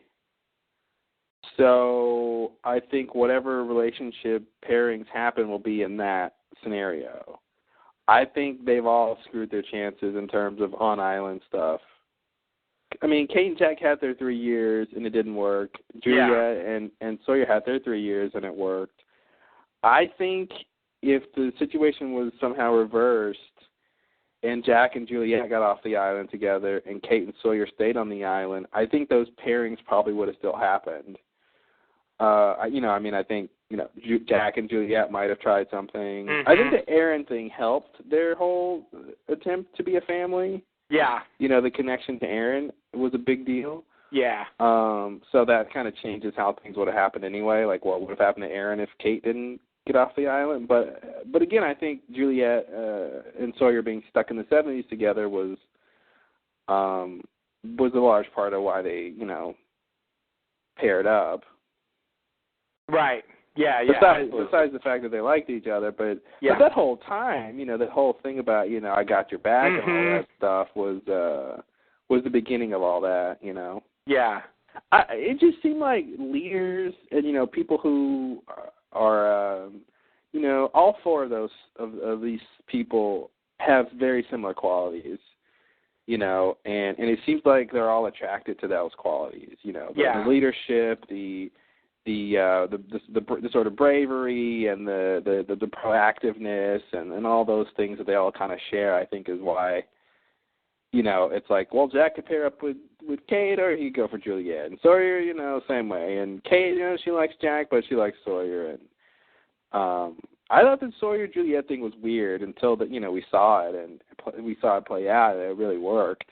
Yeah. But I feel like they're more like opposites, but somehow they canceled each other out, and it wasn't, because Sawyer was just like calmly like reading books at night and living a very domesticated life. Yeah. Going to his day job and she's making cupcakes and she probably started the book club up. I'd say again, but this is technically would be the first time since it's the 70s. But again in the past, right? Right. Not yet, but already. Yeah. Yeah. Oh, that was around the time it came out. Say it again? That was around the time when Carrie came out. Mm-hmm. She could have got the first copy. Yeah. Yeah, since it was her favorite book. Seems like, I don't know. Seems like that would be a thing to do. Yeah. Get a first edition or something. That'd be cool. They'll have them sign it and say, you know what? I think people might remember this book. Yeah. I think you got something here. That's a good point. Yeah. Yeah. And maybe I can help you write a sequel. I was just gonna say, maybe, hey, right? Give him the manuscript for Carrie 2. Carrie 2. Yeah. Why not? Just to help him out. Yeah, yeah. Yeah. That was so stupid. He didn't want I to go hated through that. the trouble of writing something again. Yeah. Hurley is so helpful. You're going to need to make another movie. I know that. I'll just write it for you. I don't know what the original script says or what the names for certain things are, but don't worry. It'll all be exactly the same. Yeah, that's a good point. He's really just transcribing the movie he saw. Yeah. That's not going to match what the original script said. Exactly. I didn't even think about that. Yeah. Wow. And he didn't even know. He was like, and then he passes some space thingies. Mm-hmm. You know, whatever he said. It just wasn't like, it wasn't very helpful. It really wasn't. Yeah. Yeah, that was a really lame Hurley plan. Oh, that was bad. Of all the things. Yeah. But yeah, this whole, Kate and Sawyer thing, I mean, I think that has to be over. I mean, I'm at least glad that because, I was really upset when he was like, I can't even remember what her face looks like. It's like, really? You really can't? I mean, yikes. And then she shows up, and it's like, oh, now, when I'm thinking about who I love, I look at her or something, and it's like, really, like, and if he didn't do that, Juliet would not have changed her mind. Yeah, I know. Yeah. I don't care who I looked at. I'm with you. He's like, and you'd stay with me forever if I let you, and that's why I love you. Yeah. But, and that's the whole thing. He reiterates her thing about some people just are supposed to be alone. Well, which is, I guess, not reiterating, but it's an extension of just because we love each other doesn't mean we're supposed to be together. Yeah. And I think he's, like, convinced of that now, which I think goes back to the idea that they're there to be punished or something. Yeah. Yeah, I see what you mean. Yeah, I kind of agree. It seems like they're done with this, and yet I don't think they are. Yeah. I mean, I can't imagine this being the end of this saga. Well, like I said, I think the real end is going to play out in the alternate timeline. Yeah, okay. That makes more sense. They have a fresh start there. Yeah. They don't have all the baggage. But even on the island, I feel like we're not done with this. Yeah. Well, he told her to leave. And obviously he's not going to just, be out on the island by himself for the rest of the season. He will come back into play. So yeah. I don't think they're done with it either, but I think they're trying to make something happen, something concrete happen. Yeah. They're making it believable that he really was invested in the Juliet relationship, and he wasn't just like passing the time, or she happened to be around and why not, and they're making it real that it was a big deal, and he's not just gonna like get over it really fast and jump back into whatever's going on. I.e. Kate. I.e. Kate. She's what's going on. She's what's going on. It's funny because his reason for asking Juliet to stay was kind of the same reason she took Aaron. It's like, yeah, I thought it was a pretty big reveal that he that he didn't want to be alone. Yeah. Yeah. I mean, when he said that, he pretty much told her that. Well, yeah, he was saying, who's going to have my back. Yeah. But it wasn't, to me, that's not the same as saying, I don't want to be alone. I feel like that's deeper. The fact that he was actually concerned about being lonely. Like, that's not something I think of when I think about Sawyer, is that he doesn't want to be alone because he's a loner. Because he's a loner? Yeah, that makes sense. So when he was like, who's going to have my back, it was, it was sort of playful when he said it, and you knew he cared about her. and then that he wanted to be around, but not that it was to the extent that it's more to it was more due to the fact that he didn't want to be alone. You know, that was the part that you don't get from that, I think. And I think you don't see a lot of, you know, male characters be vulnerable like that. And like admit that kind of like loneliness or insecurity or something. Yeah. Yeah, that's true. And certainly not male characters like Sawyer. Are you there? Oh, shit. Is this dropped call? Hold on. I just got to verify. It is. I guess that's the 3:54 cutoff.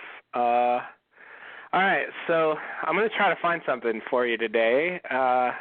You know, I really should prepare this. I know it's going to happen, and yet I don't. Let's see. Oh, wow. A professor killed 3 other professors?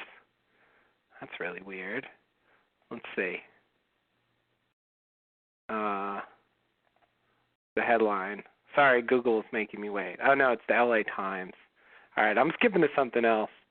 Yeah, skip to something else. Oh. All right.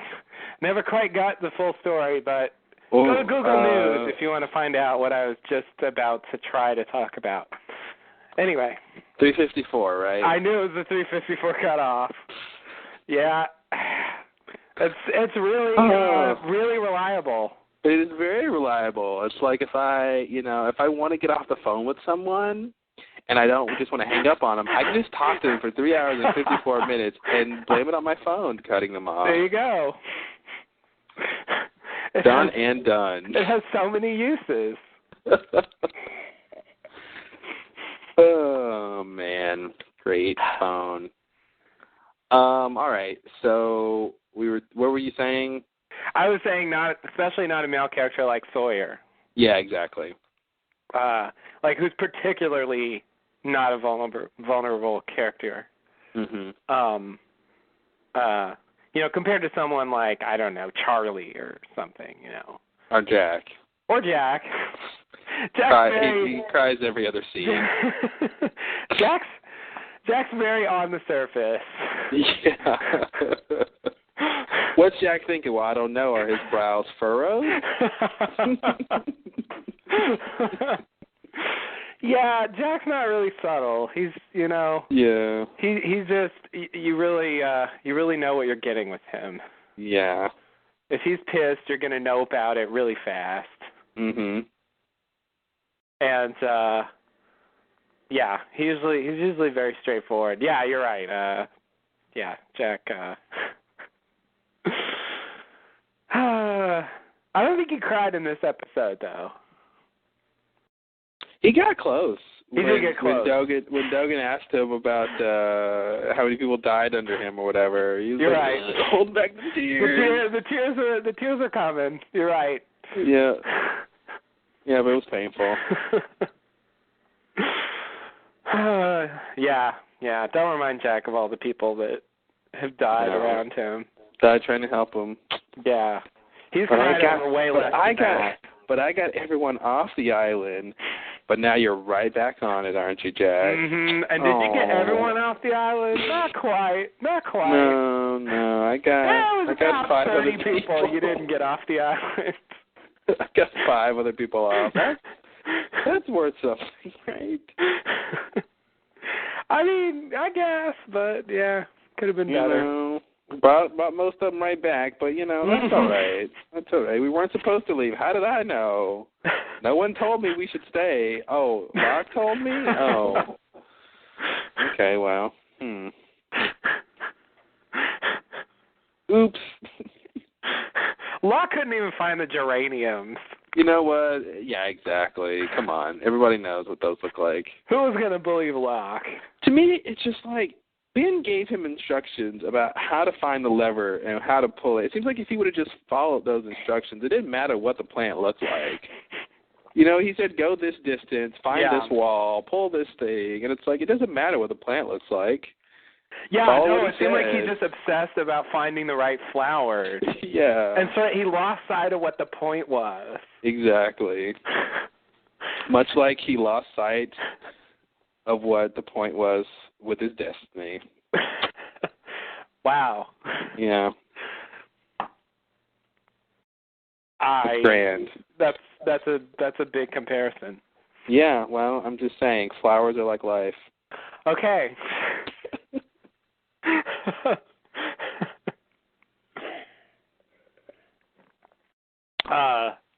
Ben knows what they look like. And that's the whole thing, you know. Ben knew how to move the island. Ben knew what the flowers looked like. Yeah. How was Locke supposed to know what the flowers looked like? Maybe Christian was going to tell him. Who knows? Yeah. It doesn't seem like it does, since he was just kind of fiddling around. And it seems like if Ben hadn't shown up, he just would have continued fiddling around. Yep.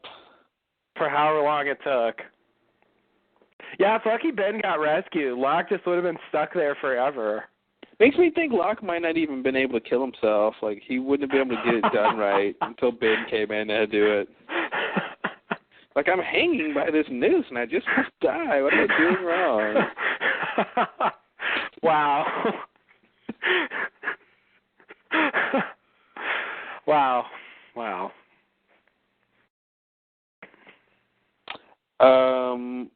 I did like Sawyer's line when Kate says, you know, I'm sorry I followed you, and he says, which time? You know, I was like, ouch. Yeah. That one stings. He went there. That one stings. You know, I guess most notably he's talking about the sub thing. You know, but I think there's been plenty of times Kate has followed men that she should not have followed. Yeah, I think that's the general point. But yeah, you're right. She's following him again. She's following him again. He turns to her with the most serious look she's ever seen him have and says, "Don't come after me." And the first thing she does is go after him. You know, I really think at this point, you know, it's like, you know, fool me once, shame on you, fool me twice, shame on me, or whatever. Yeah. Jack and Sawyer need to just realize that reverse psychology is the only thing they can use on her, because if you tell her to do something, not to do something, she's going to do it. Yeah. So maybe they need to try, like, Kate, please follow me. I really need you to follow me. And then she'll be like, meh. Exactly. I'm good here. Just try that once. Yeah. That's no one's tried that yet. No one's tried it. Who knows? Because, if you say don't follow me, you're just guaranteeing she's going to do it. She's going to follow you. Don't tell her what she can't follow. Exactly. Exactly. Everyone's got their own verb that you shouldn't tell them not to. And hers is follow. Yeah, that's her big thing. Following and then getting caught. Yeah. And being on the run. And then getting caught again. Yeah, she's always getting caught. Running, caught.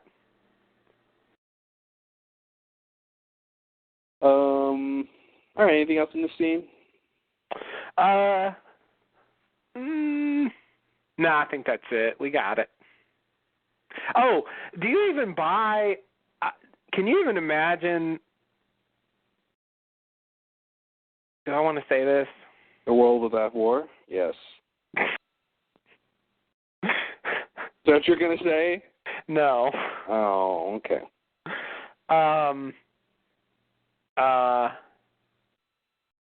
No, never mind. Let's just go to the next scene.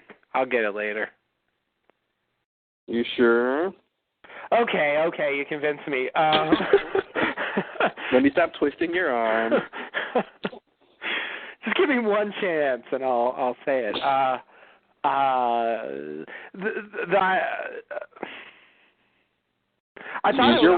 I thought it was weird, the idea that her and Sawyer are going to go look for Claire.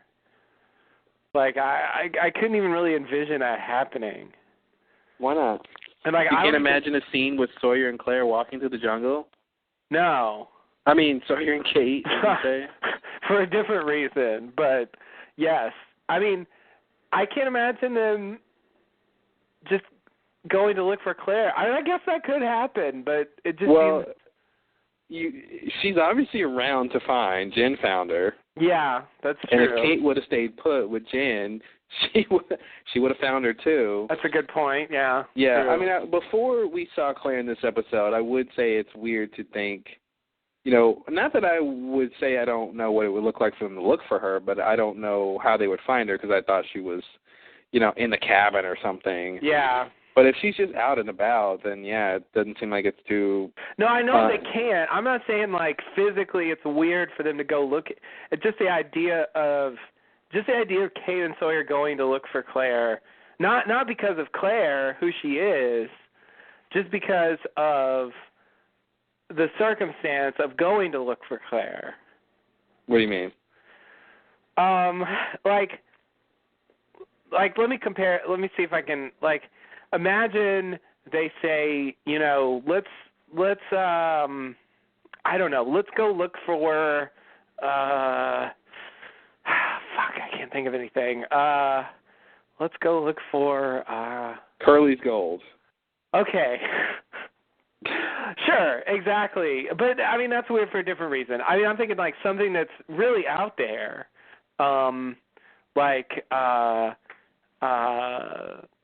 Here we go. Let's go look for the plane with the drugs. Mhm. You know, let's go look for that. Okay, what's wrong with that? Like I just I can't imagine Kate and Sawyer going to do that. Well, if Kate had come back to the island to find the plane, then why would that be weird? I can imagine Kate doing it. I can't imagine Kate and Sawyer doing it. Do you mean you can't imagine those two going to look for something together? Yeah. Because why? It just doesn't seem like I can't I don't know what I'm talking about. Okay. So this is why you were thinking about not bringing it up. Yeah. I can't really explain what I mean. I don't buy you mean it. That's a strange pair to be on an adventure together? Not really. Okay. Not really. Okay, well, her motivation for coming back to the island, you know, was to find Claire. And, yeah. You know, and I think it's not surprising she was thinking, you know, she would need some help. And not surprising that, you know, she was thinking Sawyer could help her since she knows how to be convincing when she wants to be. Yeah. So I'm not sure why you find it strange. When you put it that way, it doesn't sound strange. Okay. Well, that's the way it's presented. I mean, now if you factor in, like I said, what we know had happened to Claire from after, you know, Kimi blasted her house and all that stuff, like, it might seem weird, but that's not what Kate is operating on. Like, she's thinking Claire's just around. I mean, they think Claire just put the baby down and walked into the jungle. They don't think anything like, you know, supernatural or anything is going on. Yeah. So they feel like it's reasonable that they could find her somehow, you know. Right. Right. All right. Well, I don't know. I guess you've convinced me. I just, when she said that, I was like, that's not going to happen. Yeah. Oh, I don't think it's necessarily going to happen either. There's no way. There's no way that's going to happen. Yeah, I mean, since Jen found her, like, no one needs to look for her now, but... well, you know, it's just Jen, all right?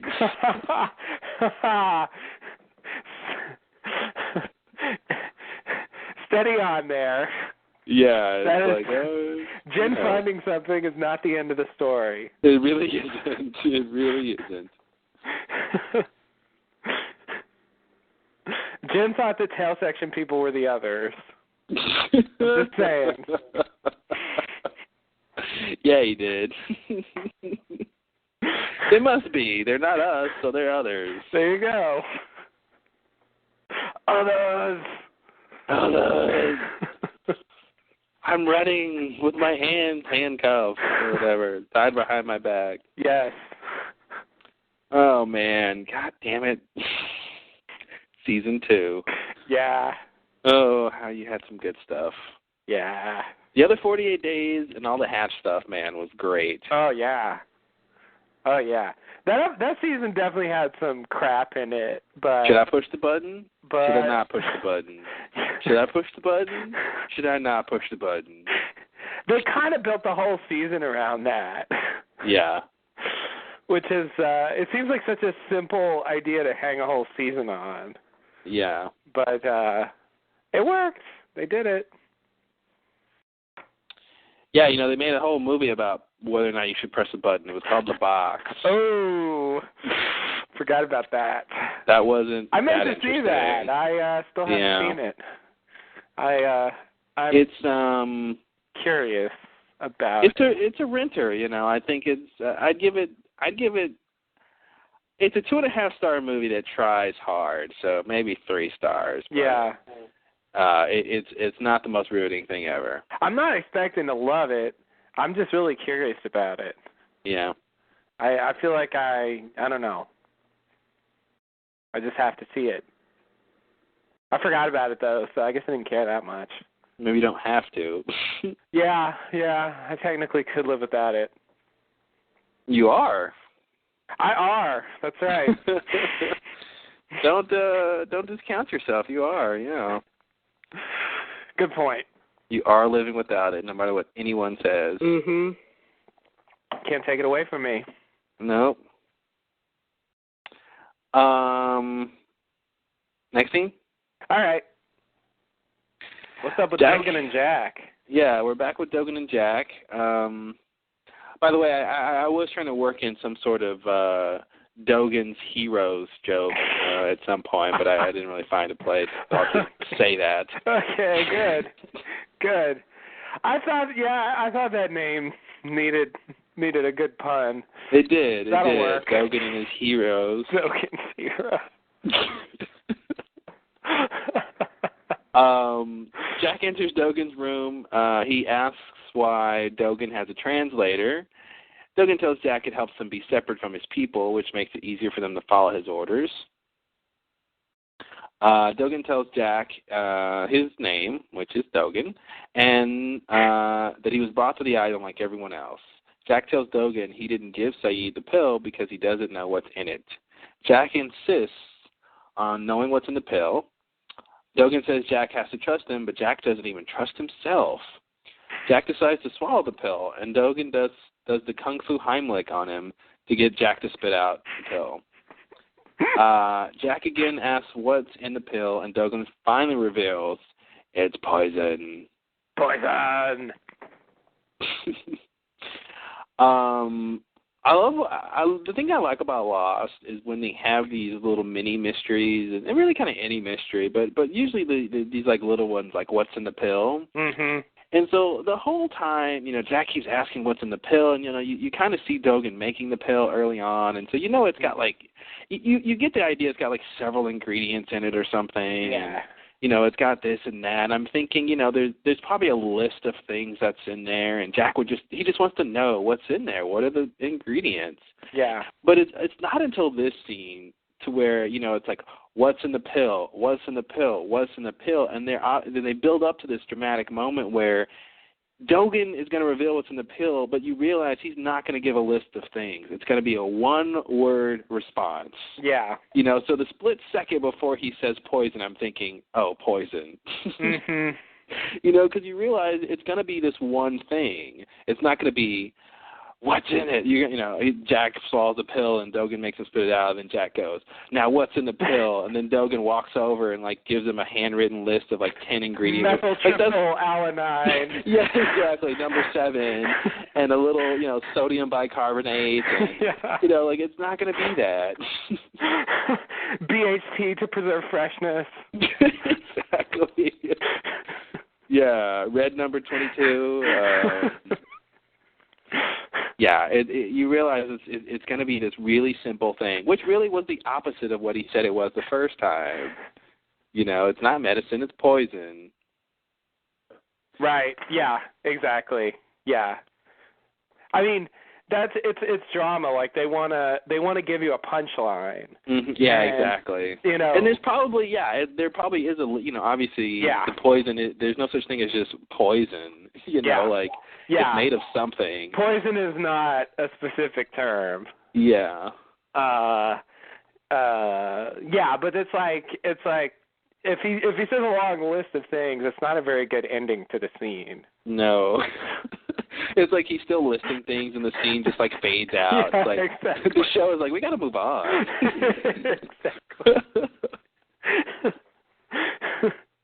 Jack's like, God, I'm sorry I asked. Yeah, like geez, like I haven't even heard of that one. I'm a I want to doctor. know all that. What's that? What's that do? TMI, Dogan, TMI. TMI. Boy, when I tell Saeed what, how many things are in here, he really won't want to take it. High fructose corn syrup, that stuff really is in everything.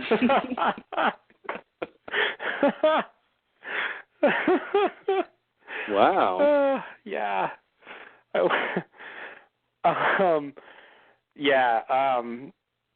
Yeah, so your reading of the scene is right. Let's see, what can I say? Here's one thing I want to say. His explanation for why he needs a translator, I think, is very plausible. I totally buy it. Yeah. Yeah.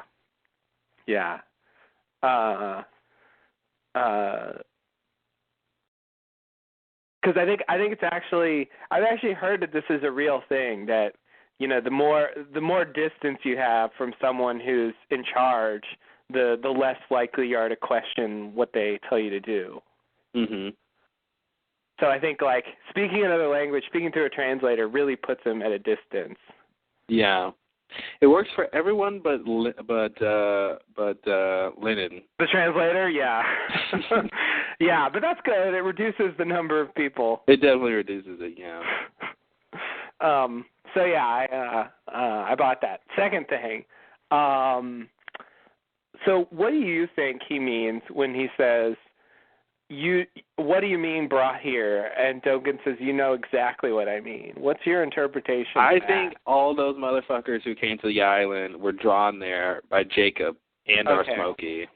Okay. So you think they mean something specific?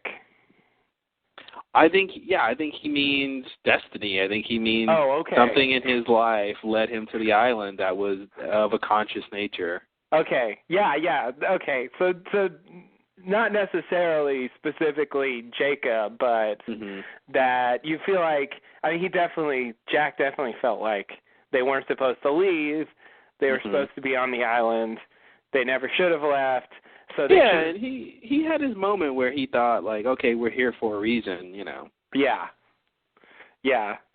Okay, so yeah, I agree. I was just curious. Since you didn't even mention the line, I was wondering what you thought of it. Yeah. Okay. Yeah, I didn't really specify because I figured that he was just saying what we kind of all know is that, people are drawn to the island. Yeah. I guess, I don't know. I thought you might have a different take on it, but that's exactly what I thought, so. So maybe I need a different take then. Maybe you do.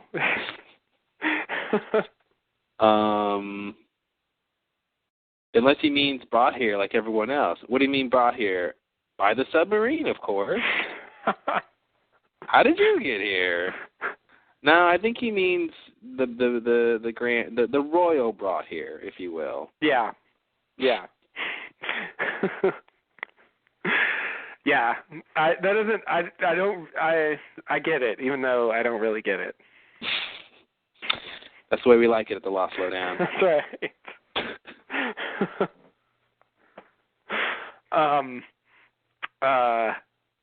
I did love Jack taking the pill, though. Yeah, I didn't expect that. There's something really dark about that, of like, I don't trust myself to know what's in it, so I'm just going to take it. Yeah. Yeah. See what happens. And it's funny because as a doctor, he should know you should not use someone else's prescription. That's like prescription medicine, like number one rule. Like you don't share a prescription. So he should know something for Saeed would not necessarily be good for him. But it's like taking like chemo drugs or something. You don't have cancer. It's like I don't know what happens. Right. You probably will get sick. Yeah. Absolutely. So, What else?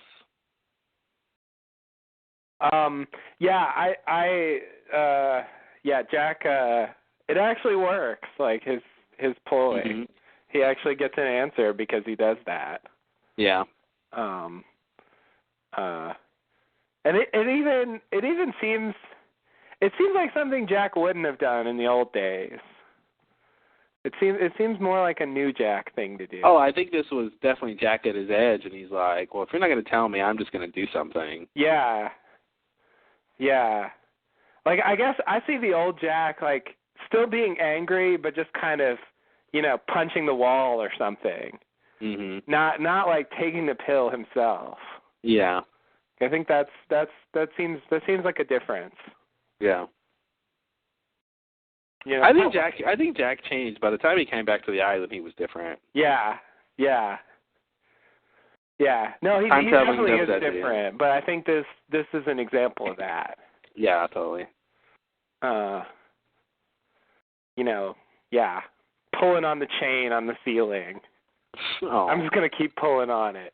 Keep pulling.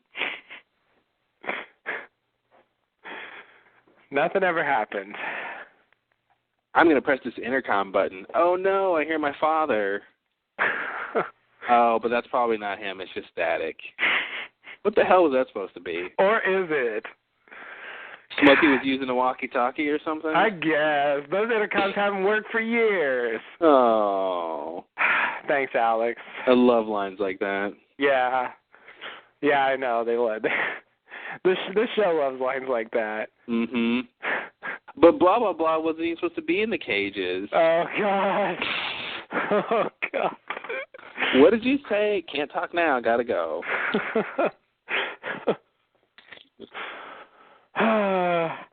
Wow. Yeah, that Alex and Carl saga, that was really... I gotta say, if now that we know so much more than that season 3 stuff, it's like, really, Ben, you were brainwashing people into following Jacob? Is that really what Jacob wanted? That makes no sense. Yeah. Like, who edited together this brainwash video? Like, who thought that was a good idea? Yeah. Yeah. Yeah, like that shouldn't have been a Dharma video. No. I mean, if it was, they made some alterations. Mhm.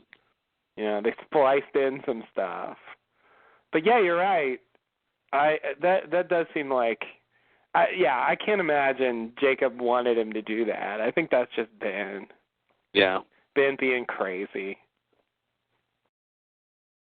And they never even made it seem like, Carl stopped believing in Jacob or anything. No. No, I don't think that was the problem. Yeah. The problem was he was trying to sleep with Alex. Yeah. Not that he, had authority problems or believe in the cause anymore. Yeah. Or any of that stuff. Yeah. He was just a teenage boy with a hot girlfriend. Exactly, yeah. It was just a very simple problem. And I guess the thing that's weird about it is that Ben took such a drastic measure. I guess I overreacted. Yeah, thanks. One of the great Ben lines. Oh, man. You just want to slap him with a dead rabbit at that point. You really do.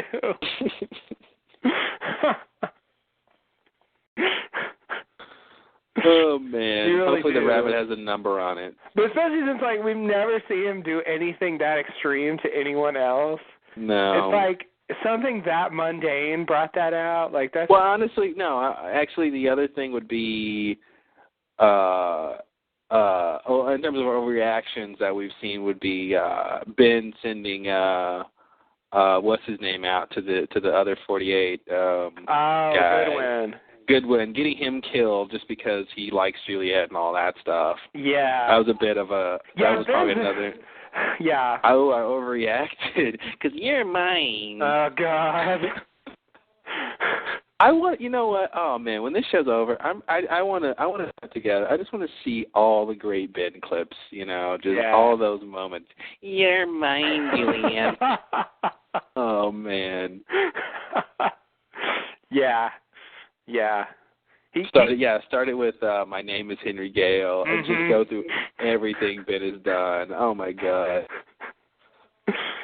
Yeah, and Ben was he sent out Goodwin. They clearly suggested that he wanted him to get killed. He forced him to stay out there longer, thinking that he would get caught eventually.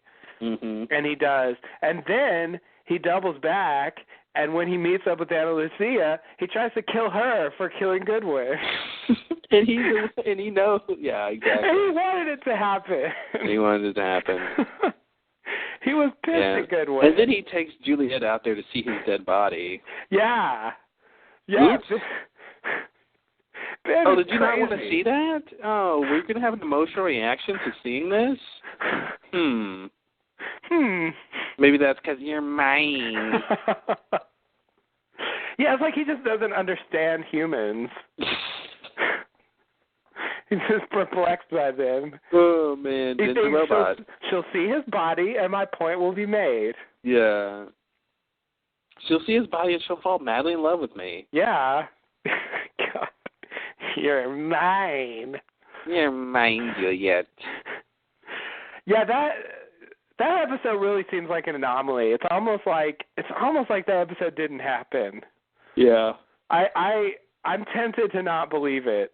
Well, if Jack's plan worked, then maybe it won't happen. Yeah, I want to make that like a B-side or something. Yeah. Like, I guess technically it happened, but it just doesn't seem like it's on the same footing with the other stuff we've seen.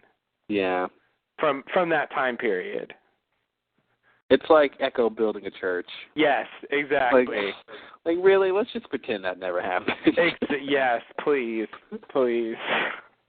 I don't know what they were thinking when they started that. No. Because what was it? What did his stick say? Look north, look up, John, or something? Oh, yes. Oh, my God. Yes, look north. Yeah. May the plane be your guide. Yeah.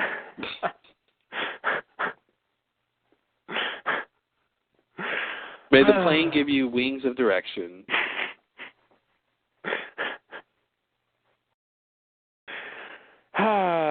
Yeah.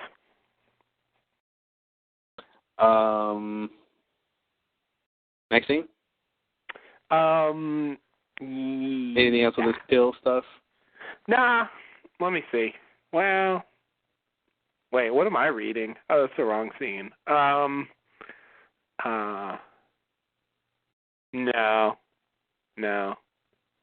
I like the Kung Fu Heimlich though. Yeah, that's what it was. That's good. It's like a cultural melange. That's what it is.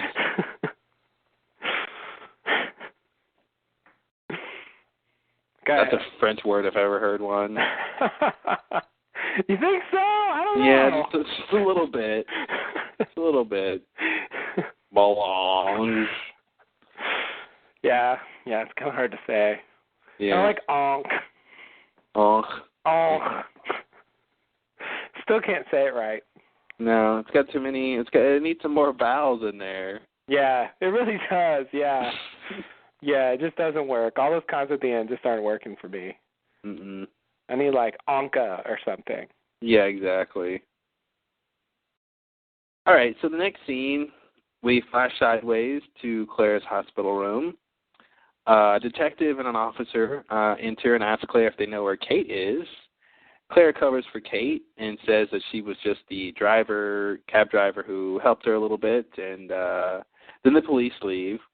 Claire asks, Kate comes back out from hiding, and Claire asks why they're after Kate. And Kate asks Claire if she would believe her if she said she was innocent. Claire says yes. Aww. Oh. You don't have good skills in terms of knowing who to trust, do you, Claire? Claire offers Kate her credit card for her help. Kate tells Claire, Aaron, like, was a good name. Claire says she doesn't know why she said Aaron, but she did. Kate tells Claire she should keep Aaron, and they wish each other good luck. So, first I have to say that this detective and officer are really bad at their job. What makes you say that? The person they're looking for is in the next room? And Yes. And the person who last saw them is like, yeah, no, she helped me and left. Oh, okay, ma'am, don't worry about it. I won't ask you any more questions. I'm sorry. It's like, what? Like, you can bother her for one more minute. It's fine, you know. It was and her like story really isn't very good either. She claims that Kate was the cab driver, which it seems like they should know is not true. Well, I think it makes sense for Claire to say that because Kate did. I think the police probably know Kate stole a cab. The marshal saw what happened. I mean, it's clear that she wasn't driving that cab. Oh, of course, but you know, the cab driver jumped out of the cab. Yeah. And well, see, here's the thing. I mean, I guess your point is whether or not the marshal saw Claire in the cab, and I don't think he did. Oh, okay. I think if you go with the idea that he didn't see Claire in there, then he sees Kate leave with the cab driver. Then later they get a report that the cab driver, left the cab, and then they're supposed to think that Kate just helped this pregnant woman to the hospital. So Kate decided to, now that she's stolen a cab, she decided to actually be a cab driver, and so she picked somebody up and pretended to be a cab driver. Okay, that's the story. Okay, yeah. well, which if that's the story, it begs more questions, right? Yeah. They don't buy it. Oh, okay. I'm sorry to bother you. Sorry, blah blah. It's like, come on, guys. Like, there's clearly nothing wrong here. Listen, the officer has checked one corner of the back room, so I'm sure she's not in the other corner. We can leave now. It just seemed like they were at the end of their shift and they wanted to go home or something. Yeah. Let the next shift deal with this. You're not pointing to where Kate is? Okay. I'm done. I mean, we could check the hospital video cameras to see if she is seen leaving the premises, but that's just too much paperwork. Yeah. I'm sure there's nothing to see here. No. And isn't Kate's cab still outside? Yeah, it really should be. Parked in the emergency lane outside. It really should be. God, they're bad. Wow. They really are bad. Wow. They pull up and they see a cab. Oh, that's not the cab that she stole, I'm sure. See, that's why it's good they didn't, send the marshal in this scene. Because then it would have been ridiculous if he behaved like this. The marshal would not have behaved like this. Yeah, it's bad. It always sort of works because you think, okay, maybe this is someone who doesn't really care about this case, maybe doesn't know all the details, they got whatever going on, so they're just doing a bad job, and it sort of works. Yeah. But, the marshal coming in and being this, buffoonish would just be ridiculous. I'm surprised Claire did, because they say, did she give you an indication where she was going next? I mean, Claire should have just given, if Claire, this is what's weird about scenes like this to me, is when, you watch this scene, and like we're picking apart this one little, flow where it seems like the police aren't very good, when all they had to do to make this be not an issue is to have Claire say, yeah, she told me she was headed blah, blah, blah, and give them a fake lead so they have an excuse to leave. Mm-hmm. And then you have no problem. Yeah. You get everything you want, and you make the cops not seem inept. Yeah. But it's just like they didn't do that little. I mean, they asked the question, did she give you an indication where she was going to go? And and Claire says no or something. But it's Claire could have just been given anything. She said she was headed east, or she's going to see her brother in Barstow. Anything to give them a fake trail. So that they have an excuse to leave. But they don't do that. They just leave on their own accord, and it's just well. Oh, yeah, it's even worse than that. When she asked, did she give you an indication where she was headed, Claire actually says, why? Is something wrong? Oh, that's right. Yeah. And then they go, oh, no, you don't have to worry about this. And they leave. They never even get an answer from her. Yeah, that's right. They don't even get an answer. It's even worse. They just walk out of there. Yeah. She asked if there's, wow. Wow. Yeah. The world's worst police. I can't believe how bad they are. Yeah, they're pretty bad. I had the sense that they were bad when I was watching it, but when you look at it in more detail, it just gets worse. Mhm. Yeah, I like to think they were at the end of their shift or something. They just didn't have time for this, like something was going on, or I don't know. I don't know why they are like that. Yeah. Besides the fact it doesn't matter at all. Yeah. That's really why they're like that, because it doesn't matter. But it's still weird. This scene is just a setup.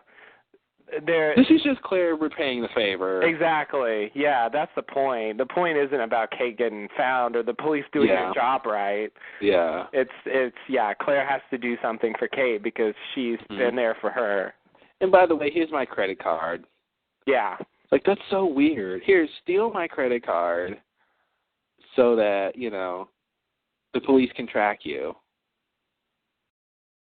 Oh, yeah. I guess Claire isn't going to, claim the card is stolen, but yeah, it just seems weird. It just that was such a weird thing to be like, take my credit card. It's like, Claire, you're a pregnant woman who just went into labor after the people who were supposed to adopt your baby said no. You might need some money. You might need all the financial resources you can get. Just weird. It's like, here, take my money. It's just like, okay, that's weird. Mm-hmm. You might need this. Having a baby and all costs money. Oh, it's the least I can do. No, it really isn't. It's kind of the most you can do at this point. Yeah.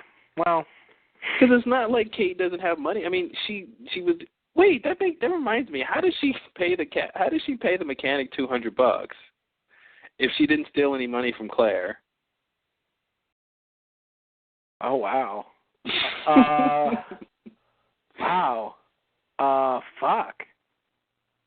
It's not possible. Yeah, unless she just had her own money, which I doubt. She didn't. She was being in custody. Yeah. She didn't have her own money. Yeah. Yeah, that's a good point. Maybe she didn't pay him. She may not have paid him. We never saw it. We definitely didn't see that, no. And maybe she was lying about paying him, Yeah. Maybe she didn't have any money, but it's just weird that she said she was going to pay him. Yeah. Oh, that reminds me about that scene anyway. Do you think he believed her when she said she was wanted for murder? I think he was confused and skeptical. So I don't think he necessarily didn't believe her, but I think he was just sort of in shock with the whole situation. That was a weird scene, I thought, when he's like, why you got the cuffs? Oh, I just killed someone. Mm-hmm. Like, why would she say that? Why would she, and not even like she said it jokingly. Yeah. But she just said it and had him take it as the truth. Yeah. And then she's like, yeah, do you have somewhere I can change, so I'll be busy when you're calling the police to tell them I'm here because I just told you I killed someone? Right. Like, okay. That makes sense. Yeah. Yeah. Yeah, but the way he played it made it seem like he didn't quite believe it, but he didn't know what to do about it. And then, of course, you don't, see him again, but... Yeah, I mean, I think since she walks in pointing a gun at him, I think I agree. I think he might... I don't think he fully believes it. Mm-hmm. I think if he really fully believed it, he would behave differently. Yeah. We don't really see him react much more than that little part, though, but it seems like he should believe it and at the same time not believe it. Yeah. Yeah. I mean, he knows there's something up, of course. Yeah. He's walking into it. He's a wise old mechanic. He always knows. You got a problem. Good point. Yeah. I thought he was. I did like his part though. For what little role he had, I thought he did a good job. Yeah. Yeah, I agree. Anything else with this Claire Kate scene? That was the problem, though. Did she steal it from Jack? Huh? Did she steal the money from Jack? Money from Jack? Maybe. That was what the look was. He's like, you stole my pen and my $200. Exactly. Yeah. Now he can't even write a check now. Wow. Thanks, Kate. Thanks, Kate. Can't even write a check. I got nothing. Yeah, maybe next time we see him, he'll search for his money and it'll be gone. Mm-hmm. Yeah. I don't know. It's a stretch, but yeah, I don't think that's all I got.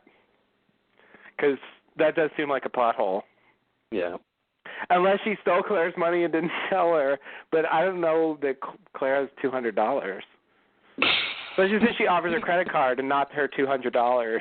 Yeah, well, it's funny because she says I didn't take any of your money, but I guess that implies she had cash. But it does. Yeah, I mean, I believe she had cash. 200 is a lot, though. Yeah. Maybe she had a lot of traveler's checks. Yeah, could be. Because everyone uses those, right? Yeah. When they travel. Yeah, spelled CHEQUE. Mm-hmm. Well, why wouldn't it be spelled differently than the type of check that everyone uses regularly? Yeah, I agree. The same spelling just couldn't work. Yeah, it would confuse people. It would be too confusing. Yeah. Is this the kind of check I should travel with? Mm-hmm. Or is this the kind of check I shouldn't travel with? Good thing they're spelled differently.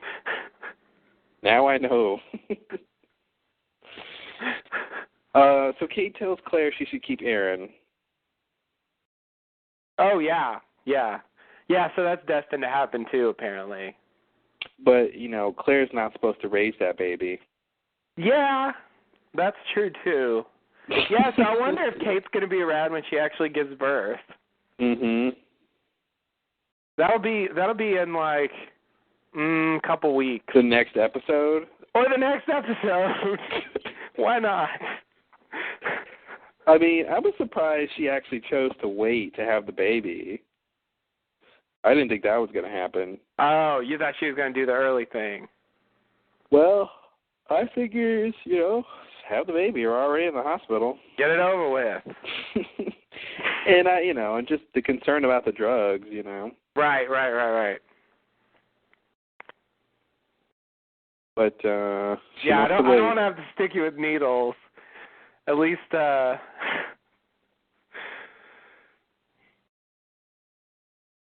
well, anyway. Yeah. Anything else in this scene?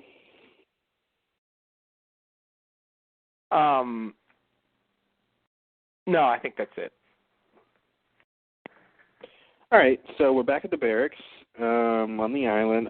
Kate fills up her water bottle, and Sawyer walks by silently and enters his house. Then Kate leaves the barracks.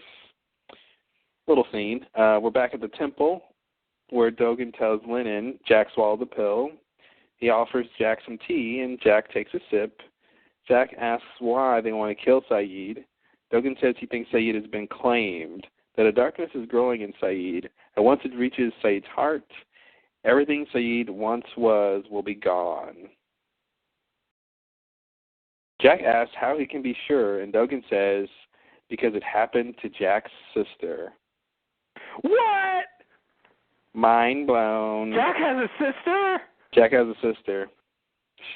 Jack has a woman. Jack has a sister who is a nun. Which makes her a different kind of sister. Oh. Yeah, no, he doesn't. It happened to your sister, and by your sister, I mean... your nun. Your nun.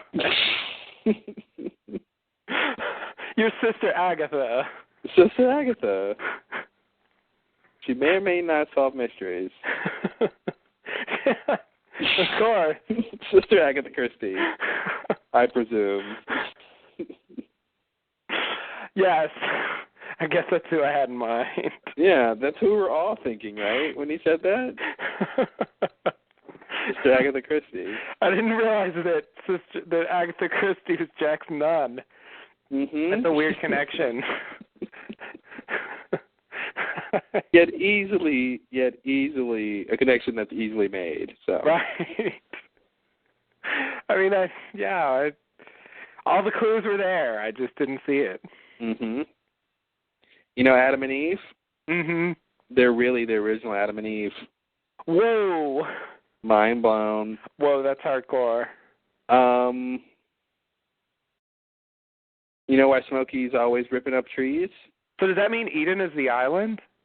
Eden is the island, and Smokey's always ripping up trees because, about the tree of life. Oh, tree of knowledge. Oh, okay. Yeah. Mhm. Wow. That mango that Locke ate when he resurrected on the island, and it was the best one he'd ever had. Yeah. That was fruit from the tree. Wow. That's why it was so good. That's why it was so good and knowledgeable. It was full of knowledge. Knowledge tastes great. Knowledge fruit. Knowledge fruit. Get it today at your local knowledge store. Or buy organic because it's better that way, but it costs more. It really does, yeah. Yeah. And don't necessarily believe it. Sometimes when it says organic, it's a lie. It is a lie. Just because it has a sticker that says organic Yeah. doesn't mean it's organic. People say things. I mean, everything on Earth is organic in a sense. Except for inorganic things. Except for inorganic things. But everything on Earth is organic. In a sense. In a sense. Especially organisms. Right, especially, but not exclusively. Not exclusively.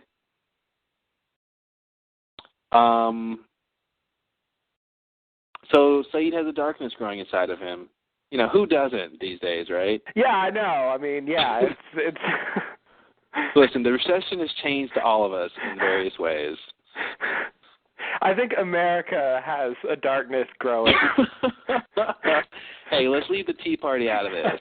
Ooh, wait a minute. See, I kept it vague and you made it specific. Wait a minute. Now we're getting into politics. What happened here? Let's get back to Lost, all right?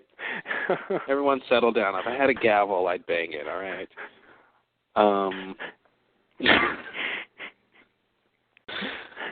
All right. Saeed's darkness. Wow. Let's focus on that. See, I might have just meant the healthcare debate. Could have meant anything. But I made it specific. You did. You really brought it. You brought it slamming down to earth. Yeah. Well, it happens. That's all right though. It worked. So yeah, we're not really talking about this scene. Yeah, let's talk about the scene. Yeah, there's something to talk about here, and yeah, we're avoiding it quite well by focusing on really minor things. Oh yeah, the darkness growing in him. Yeah, I love that. That's just a diagnosis for everyone right now. It's a what? Like that. It's a diagnosis for everyone. Oh yeah, totally. Just like it's just a dark time, and this is their commentary on that. Saeed is the everyman. Yeah. Yeah. And now we're going to see what happens when the we've all been shot by the bullet of regret. That's right. That's right. And that wound doesn't heal fast enough. So something is slowly taking over Saeed. I think we're supposed to try to connect this back to the Rousseau days with Jen and all and her French team being taken over and all that stuff. And they did make it seem like it was a little while after they had encountered Smokey that these people had come back and she had killed them or something. So maybe it takes a couple days to fully, be claimed or be taken over. I don't know why it matters that it reaches his heart, though. Why is that the organ where it's all done? It should be the brain, shouldn't it? That's where your decisions come from. I guess I took it metaphorically that he meant once it reaches the essential part of him. Which is his brain? Which is But I guess for usually the heart represents the you know, the emotional component. And so I think that's what he wants to emphasize. Yeah. Even though I take him to be more or less literal, that something's going to take over his heart. I mean, I think it will take over his heart. I guess I just think he doesn't mean that. But yeah, you could be right. You know, I mean, it could be them putting him in the murky water, you know, dare I say smoky water, you know, somehow exposed him to whatever darkness was in there, and it got inside of him. Mm-hmm.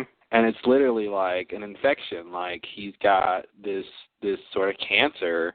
Yeah. And once it sort of metastasizes and reaches his heart, it's all over. Mhm.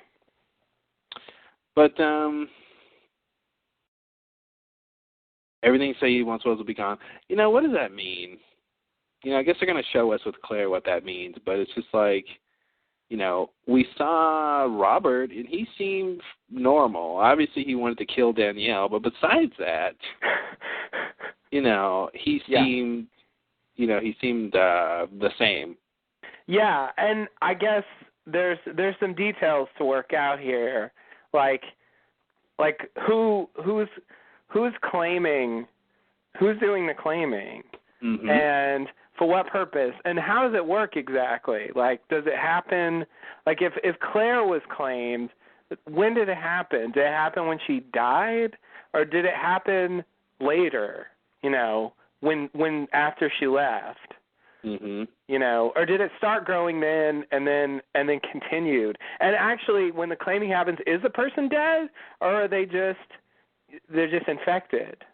You know, and yeah, I don't really understand what the point of it is, and how much of what we've seen on the island has anything to do with this.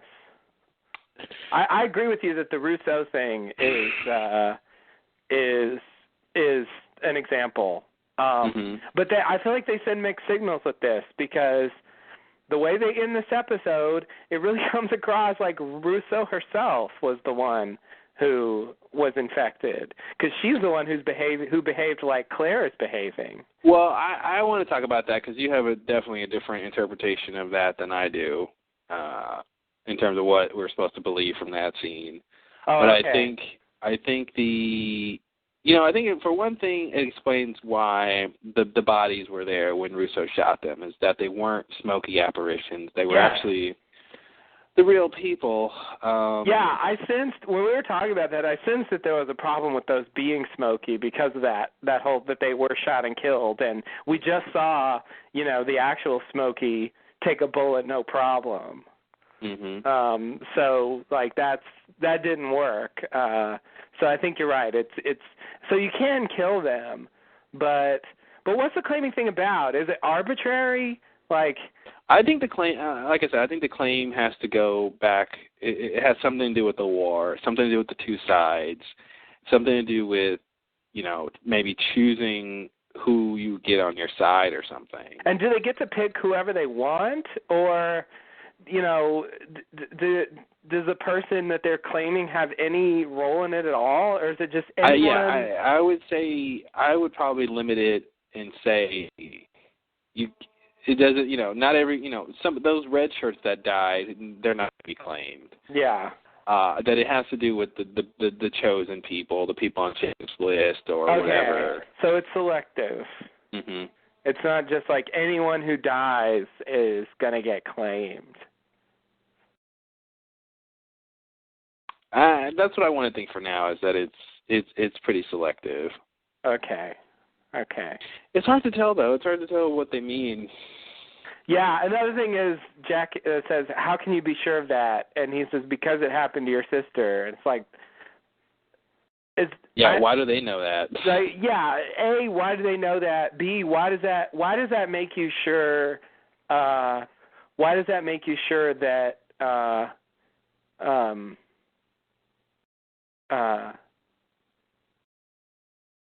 guess. Okay, I see. I guess the point is they've seen it happen. But it begs the question: were the circumstances the same? to a different person. Yeah, and they're clearly not. I mean, what happened to Claire was very different from what happened to Saeed. Mm-hmm. You know, I don't think she ever went to the temple. I don't think she was ever put in that spring. She wasn't shot. She was blown up. Maybe what we're supposed to believe what happened is they put Saeed in the water. Ordinarily, it would have healed him, but actually, he just ended up dying. Mm-hmm. And that's a separate thing from being claimed. Like, in terms of the sequence of events, that's sort of separate from being claimed, in that the reason he's alive is because he was claimed, not because he was put in the water. The reason that he died was because he was put in the water and, Jacob was dead or the water was black, and and that's the reason he wasn't brought back to life, although technically they killed him. But the reason he didn't survive or something. Right. Yeah, and they keep bringing up the fact that the water is murky. Like, they're going to do something with that. Well, they should have known. I mean, Dogen did the test on himself, and it didn't heal his wound. And I feel like that meant something, and that he didn't seem to heed the warning, or he thought he should try anyway or something. Or I don't know why he. It just seems like at certain points in this story, he should not be surprised. Like, if you're surprised that he's alive, then you shouldn't be surprised that it didn't work when you tried to resurrect him. And if you're not surprised it didn't work, then it's just like, it seems like some things should be, what does he expect to happen? When? Yeah. Right. Yeah, because they're prepared for this. Mm-hmm. They have a whole routine they're doing here. Yeah. How do they even develop this? Like, if Claire's the only case they know of. Oh, I'm sure she's not the only case. Yeah, exactly. That's why I feel like this is the reason they're sure this isn't really right. No, they said that because it's the show and they want to show Claire. I mean, that's why they did that way. But yeah. Yeah. It's a punchline for the scene. I mean, like, the first time I watched it, I was like, oh, shit, that's crazy. Mm-hmm. Only on the second time was like, it doesn't really make sense for you to say that as a response.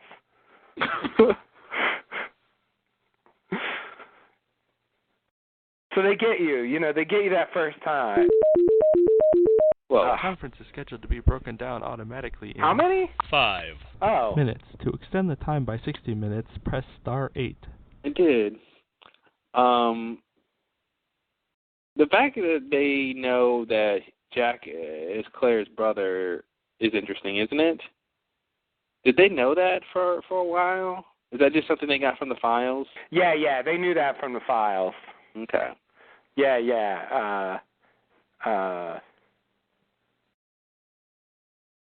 Yeah, God. Didn't Kate tell Jack at some point when they got back to the island that she was there for Claire? Did she ever tell him that? I don't think she told Jack. Okay. I don't remember a scene where she told Jack. I thought there was a scene where she was like, Jack, I told you never to ask me what happened to Aaron and why I came back to the island. Oh, yes, there was a scene. That's it. Yeah. Yes. Okay, yeah, and then she says, like, I came back for Claire, right? Yeah. When was that? Right. You're right. Was that the premiere? It was season 5. Oh, was that season 5? I'm just thinking, like, Jack never seemed to want to go find Claire, and the fact that he had somewhat recently found out that was his sister. Yeah. Should factor in. But I think, now it's coming back into play. Yeah. Yeah, he's never really been able to, because he found out about it off the island, and he's never really been able to actually, have any, they haven't really done much with it yet. No. It's just like a weird bit of trivia on the show, like, oh, yeah, Jack and Claire are brother and sister, but it doesn't really matter that much. Yeah. It's just one of those things, like a coincidence. Yeah, like, because they never knew each other. They didn't grow up together or anything. So it's like they have the same dad, but I mean, we're all related in the end. That is true. So you know, I mean, it's weird, but like, what's the big deal? But yeah, you're right. Now they're making it a thing. Yeah. Yeah. So yeah, let's continue with the next scene, and we can continue talking about Claire. Yeah. So we're in the jungle. Jen is stops for a drink at the creek and is grabbed by Aldo and Justin. They ask Jen where Kate is. Jen tells them he's trying to get back to the temple. Aldo wants to shoot Jen, but Justin starts protesting, saying that Jen is one of them. Jen dashes to make a run for it, but gets caught by a bear trap. I hate when that happens. Aldo aims his gun to shoot Jen, but Aldo and Justin get shot by someone off screen. Ooh. Jen looks up to the ridge to find Claire with a rifle and looking not unlike Danielle Rousseau. Whoa. Lost. Boom. So here's what I've heard people say about this scene, about this thing with Claire, is that Rousseau has claimed Claire. Whoa. Yeah, exactly. Whoa. Exactly. I don't believe that. What the fuck? Yeah, that exactly. never would have occurred to me. It's a strange thought. It's a strange thought. What? Well, only because, for the same reasons you were saying, but for a different perspective, is that she's doing things like Rousseau would have done. I see. Yeah, so that's a completely different reason why she would do that. Yeah. See, I thought the point was Rousseau was claimed, but they turn it around and say, no, Rousseau claimed her. Mm-hmm. I see. Okay, I don't buy that, but that is a theory. I don't really buy it either. I got to say, in that shot when they show Claire and they show that close-up, I think she's just as confused to be there as we are to see her there. From that look on her face, she's like, what am I doing here with a rifle? She looks really confused. Yeah. Emily DeRavin is like, my character's doing what? Yeah, I'm pretty sure it's the first time Claire has gotten to shoot somebody on the show. Yeah, exactly.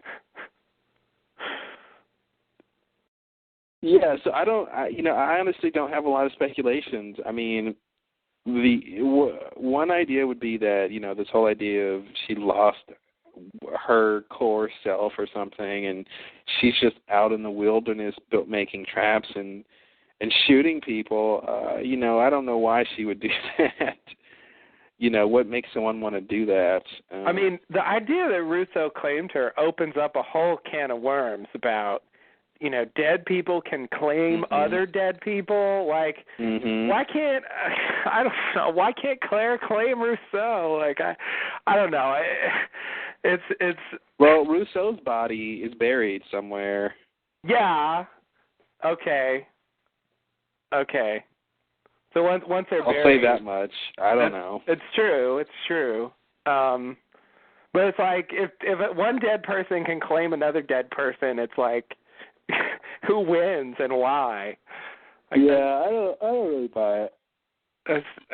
Yeah, I see. That does at least solve the problem. The problem I'm having, as I explained, is it doesn't really make sense that Rousseau had the infection. No, it doesn't. She shouldn't have had it. Because she was kind of crazy and definitely emotionally damaged and so on and so forth. But, there were numerous scenes where she was very much a normal person. Yeah. Very much, I think, her scenes with Alex and stuff, that's not everything she once was. It's gone forever. Like, yeah. I don't buy that. That's not the Rousseau that I don't think Rousseau was claimed or had the sickness at all. No. I think the way those scenes play out are correct, that Robert and those guys were infected. Yeah. I think you're right, but I don't understand why they're portraying Claire this way if they don't want us to draw that inference. Besides your alternate theory, which I don't buy for different reasons. I honestly think, the reason I don't buy that Rousseau has claimed her is because I think they're not going to have a scene with Claire, and she's going to be like, I'm Rousseau. I don't think we're going to, I think if they want that actress, they want that character. Yeah. And I don't think they're going to have the actress who plays Claire pretend that Rousseau is inhabiting her. I just don't see that happening. With any conscious will, you know what I mean? Yeah. That's what's weird about this being claimed, is that it's not necessarily that, and I think that's the difference between Smokey apparitions and being claimed, is that it's those people with different motives. Yeah. And so they feel like they're themselves, and they have their own memories and stuff like that, but they, want to kill you or whatever. Mm-hmm.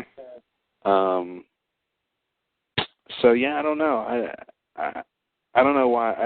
I mean, to me, it seems like Claire just adapted to living in the jungle. I mean, I don't know why she was building traps. You build traps when you want to catch someone. Yeah. So presumably and she's trying to catch. Rousseau had her thing about Alex was kidnapped. Mm-hmm. And I felt like ostensibly that was she wanted to catch one of the others. Yeah, and maybe maybe Claire wants her baby back or something, or she's trying to catch walked people. Away from her baby there. Yeah. Well, everything that she was once was gone. Okay. So. Okay. Well, is that what Miles saw? Did he? Because Christian was involved too. That's what's muddying the waters. Christian got involved, and she was hanging out in Jacob's cabin. And she seemed fine. Yeah, she seemed absolutely fine. And that was what does that have to do with being claimed? This seems totally different. This seems like something completely separate. Maybe if you're claimed, you come to the cabin. And so that's why she was in the cabin. Okay. But then she left. I mean, obviously she wasn't there when they burned it down, but...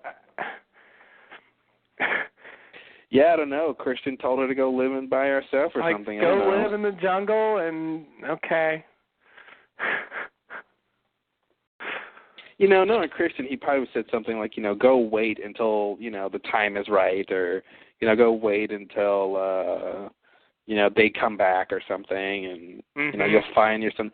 I just have to see the next episode. I really can't even speculate. It was 20 seconds of footage with Claire doing that stuff, and I don't know why. She was acting like she was totally different. She looked different. She just didn't seem like she was Claire, which is the point they're trying to make. Yeah.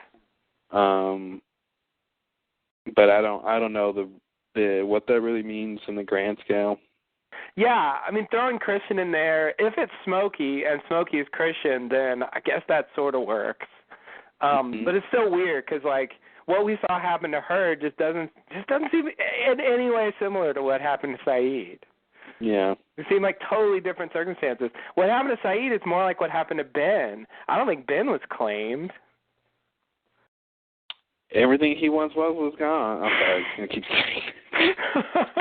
You're really stuck on that line. But I got to say, I don't think Ben was claimed either, but he definitely was transformed. He definitely, they made it clear that he'd be different. That's true. And his innocence being lost. I mean, I think that's all connected, But I really don't think everything he once was is gone. I mean, I think a lot of that is very much still there. Well, he's still a brat, yeah. I mean, yeah, Richard did say he'll lose it. That seems like it ties the spring with the claiming. Mhm. But did he mean something different? It's so convoluted. Okay, if the spring's working right, it'll heal you, but you'll still lose your innocence in a different way from the claiming. That's just what? That's too much. But then Rousseau's team was attacked by Smokey, and looks like they were claimed in that fashion. Whereas Claire, it seems like, was claimed by Christian or something. In a completely different circumstance. All the things that seem like they relate to claiming seem totally different, and so I don't know how it fits together. I agree. I can't. We'll see. I'm sure. I mean, I don't know. But I couldn't have put it better myself. Oh, wait, I probably could have, using words. Yeah, that's all I got at this point is non-words. Yeah, that's all they left us with, right? Yeah. Definitely a shocking ending, though. Mhm. I mean, more so than last week. Yeah, the whole Claire thing was a nice left turn. Yeah, I really didn't expect that. Even though she was in the whole episode. Yeah, I know. I know. When you look back, it seems clear they were writing with that in mind. But when I watched it originally, total surprise. Yeah, it was really like classic Lost. I mean, they always kind of do that. Yeah, they drop their hints about stuff, and you don't know their hints until you know what they're hinting at. Exactly. Yeah, their hints are good. Like you usually don't catch them, but when you watch it again, you see that they were really planting the seed. Mhm. Literally. They're seed planting. Yeah. They're seed. You know, they have to do something about all the trees for Smokey is uprooted. That's right. Now they got to plant some seeds, make those trees grow again, replace them. Listen, trees on the island is what Smokey's spaceship uses for energy, right? Of course. What else? It's eco-friendly energy. Yeah, it is. Smokey cares about the environment. He does care about the environment. He's not going to make things worse than they already are. Like all aliens do. Wait, what did I say? What? Smokey is an alien. You heard it here first. Yeah. Smokey is an alien. I don't think Smokey's an alien, and yet it's a better explanation than I have.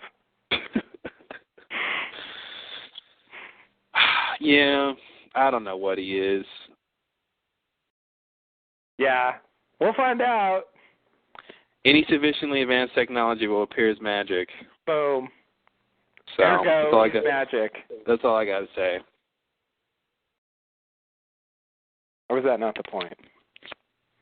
You know, I thought it was interesting the way Aldo described Smokey. He was like, "You ever seen a black cloud of smoke that makes a ticka-ticka sound?" And I'm just thinking, like, it's weird to think that the audio that we hear for the sound effect for Smokey, that's what they're hearing. Yeah. But that's such a weird noise for a cloud of smoke to make. It really is, yeah. Not that any noise that a cloud of smoke made wouldn't be weird. But. Yeah, it's the taxi cab receipt printer. Mhm. Yeah, exactly.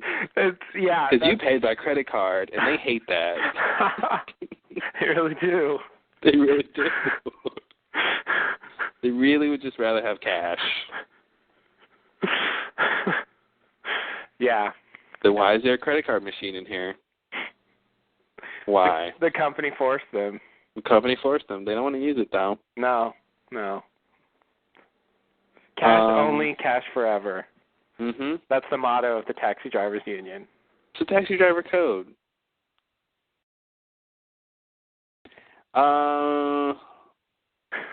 So what else?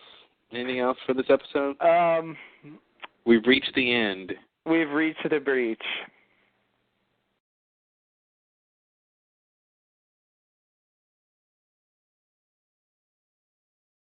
Long pause. Yeah, sorry. I was trying to think if there was something else. No, I think that's good. This is a change of pace from last week, but it's definitely still quite crazy. That hasn't changed, and I think when I watch it again, I would say this episode is better than it seems to be getting credit for. I really don't think it's bad at all. I don't think it's bad. I've heard that this is supposed to be one of the worst ones of the season. Apparently, people have said that from however they know. Like, this is nowhere near Echo being kidnapped by a polar bear. It's what? It's just it's the first two episodes were high octane. Yeah. But they were was coming off the end of the finale. Yeah. This was a pretty regular pace episode, but it still had a lot of stuff going on. So yeah. Yeah. I mean, it introduced a really crazy thing. I mean, not that the show wasn't already crazy enough, but you know, it's also okay. Oh, we need to say this out loud. This is a sickness, yes? The claiming? Yeah. Yes, the claiming is the sickness. Okay. The infamous sickness. If we don't say that at least once, I think we're not doing our jobs. But I still think this is different.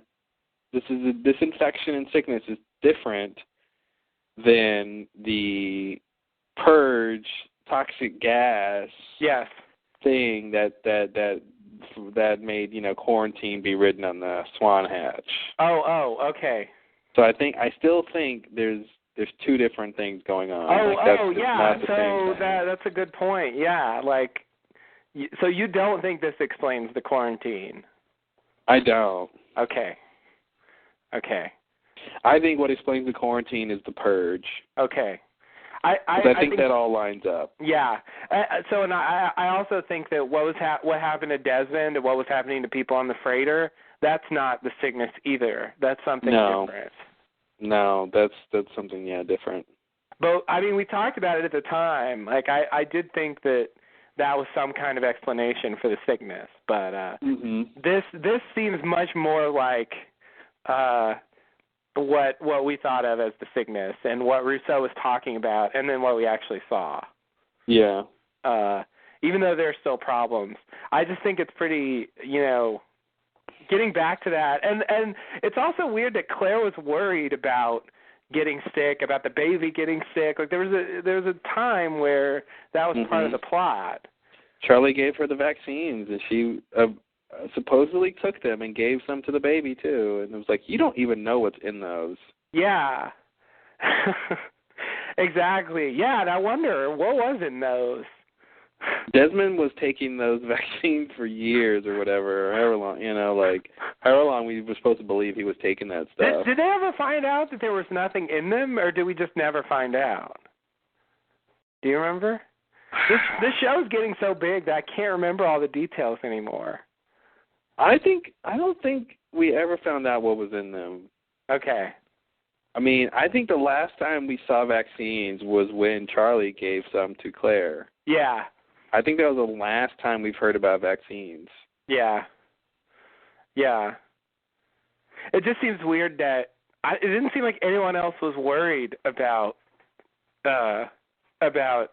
getting vaccines or catching the sickness or whatever. No one else was. And I think, now why did Charlie think that? Did he have a dream or something? Because was that after or before or during the whole I gotta save Aaron thing? Oh, I believe that was after. Okay. I think he gives her the vaccine towards the end of season 2. Okay, but was it predicated on that? Because there was a reason why he was like, oh, I need to give this. Because I feel like he had a dream or something. He actually did he get it from Desmond? I don't remember. I don't either. I want to say he gave it to her from Desmond. He gave it to her from Desmond gave it to him? Yeah. No, I thought he got it from oh, now I'm really getting confused. I know. I was going to say from Juliet's medical stash, and I'm like, she wasn't on the show yet. Oh, God. Yeah. Yeah, that's getting crazy. Okay, here's maybe... let's find out. Oh, that's right. No. That's what I'm thinking of, because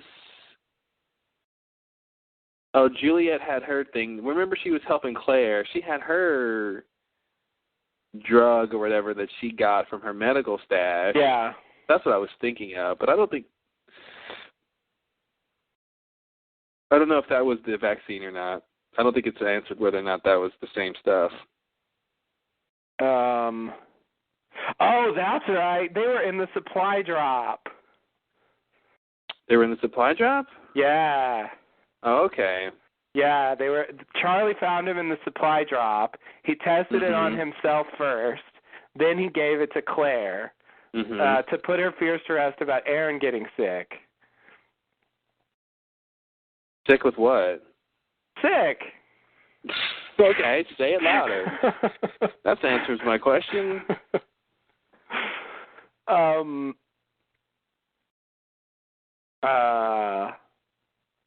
Yeah. So that's what happened. It was the supply drop where they found the vaccine. Yeah. And it was a supply drop for the Swan, so that makes sense. Now that we know where the supply drop came from. Oh, we know it came because of lockdown, right? Wasn't that the whole thing? I guess. Because it makes sense from what we've seen about Dharma, right? That they're so secretive that they don't want their people to know when there's a supply drop. Yeah, that doesn't make sense at all. No. Yeah, I can't believe. I mean, that seems like such a different world where that supply drop happened. Yeah, that was. I don't think they had a clear grasp of what was going on. Yeah. They seem to be a little shaky. Yeah, that doesn't fit into what the island looks like now. Mm-mm. Where the fuck did that come from? Whatever. Worrying about that's going to get me nowhere. I really appreciate Lostpedia in general, and specifically for reminding me what happened with the vaccine, because I could not remember. Yeah. It's been so long since I've watched that part of season 2. I do want to watch that stuff again, but, it's a lot of details, and so many of them don't matter. So, I hate to bring up the supply drop since we're talking about it, but okay. Now that we know so much more about Dharma, it still is not clear who made the supply drop. That's very true. Because, after the purge, everyone in Dharma should pretty much be dead on the island. Now, we know about Ann Arbor. Yeah. So, the only thing I would guess is that, whomever from Ann Arbor was still, even, don't forget the island is always moving, so I don't know how they know where to drop it, but whatever. But somehow they were still doing supply drops periodically. But it still, and again, we asked the question before, why don't they know their people on the island are dead? Yeah. Yeah, they really should know that. And I mean, Miss Hawking was occupying a mainland Dharma station, and she wasn't part of Dharma originally. I mean, the mainland station's been abandoned as well, apparently. Yeah, totally. So it really seems like Dharma doesn't exist. Yeah. Anymore. And I'm sure they knew that people on the island were dead by, 12 years later or whatever. I mean, they... Well, and Widmore knew that Ben did the purge. Yeah. So yeah, it's known. Yeah. I can't imagine they would just keep sending supplies when they haven't talked to anyone from the island for 12 years. Those guys are having one long hootenanny. That's what they do. They're not picking up the comms. It doesn't make sense to me. They're going to have to say that someone who knew what was going on sent it. And that really shouldn't be Dharma. I guess, did we think it was Widmore at one point? We didn't even know what Widmore was at the time. That means that Widmore he either fabricated Dharma supplies or he stole Dharma supplies and then dropped them. Yeah, and if he was able to drop them, he shouldn't have had so much trouble finding the island. Because he already knew where it was before he found it. Yeah. But that doesn't really make sense. That doesn't really make sense. So who else could have done that? I mean, besides magic. I don't know. Yeah. It was just it seemed like there was some kind of experiment going on, like someone was watching them and testing them or something. I guess that's where the purgatory theory came from. Yeah. But the show just doesn't seem like that anymore. It's a different thing now. It doesn't seem like they're... Yeah, and that's the thing. Season 2 was all about this button thing, and it seemed like that was an experiment too. Mhm. Like that. But that it wasn't. That was one of the big. Well, it wasn't, but it kind of was. It was like they used it as an experiment, even though it was real. That that makes no sense. That why they. It's like, yeah, you want someone to press this button so the world doesn't end. So you tell them it's a test to see whether or not they're going to press the button. Mhm. Or at least, some people know it's a test. Yeah. Yeah, it just made no sense.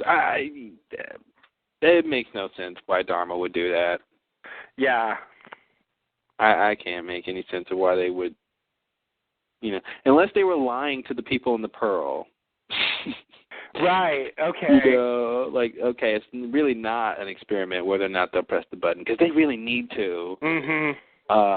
But what is the experiment is whether or not you will watch them and then write up reports and then put them in the tube. Like, I don't know. I see, a double switch thing. And then it's like, who's watching the watcher? Because there's that camera in the Pearl, yeah. and it's like, oh, man.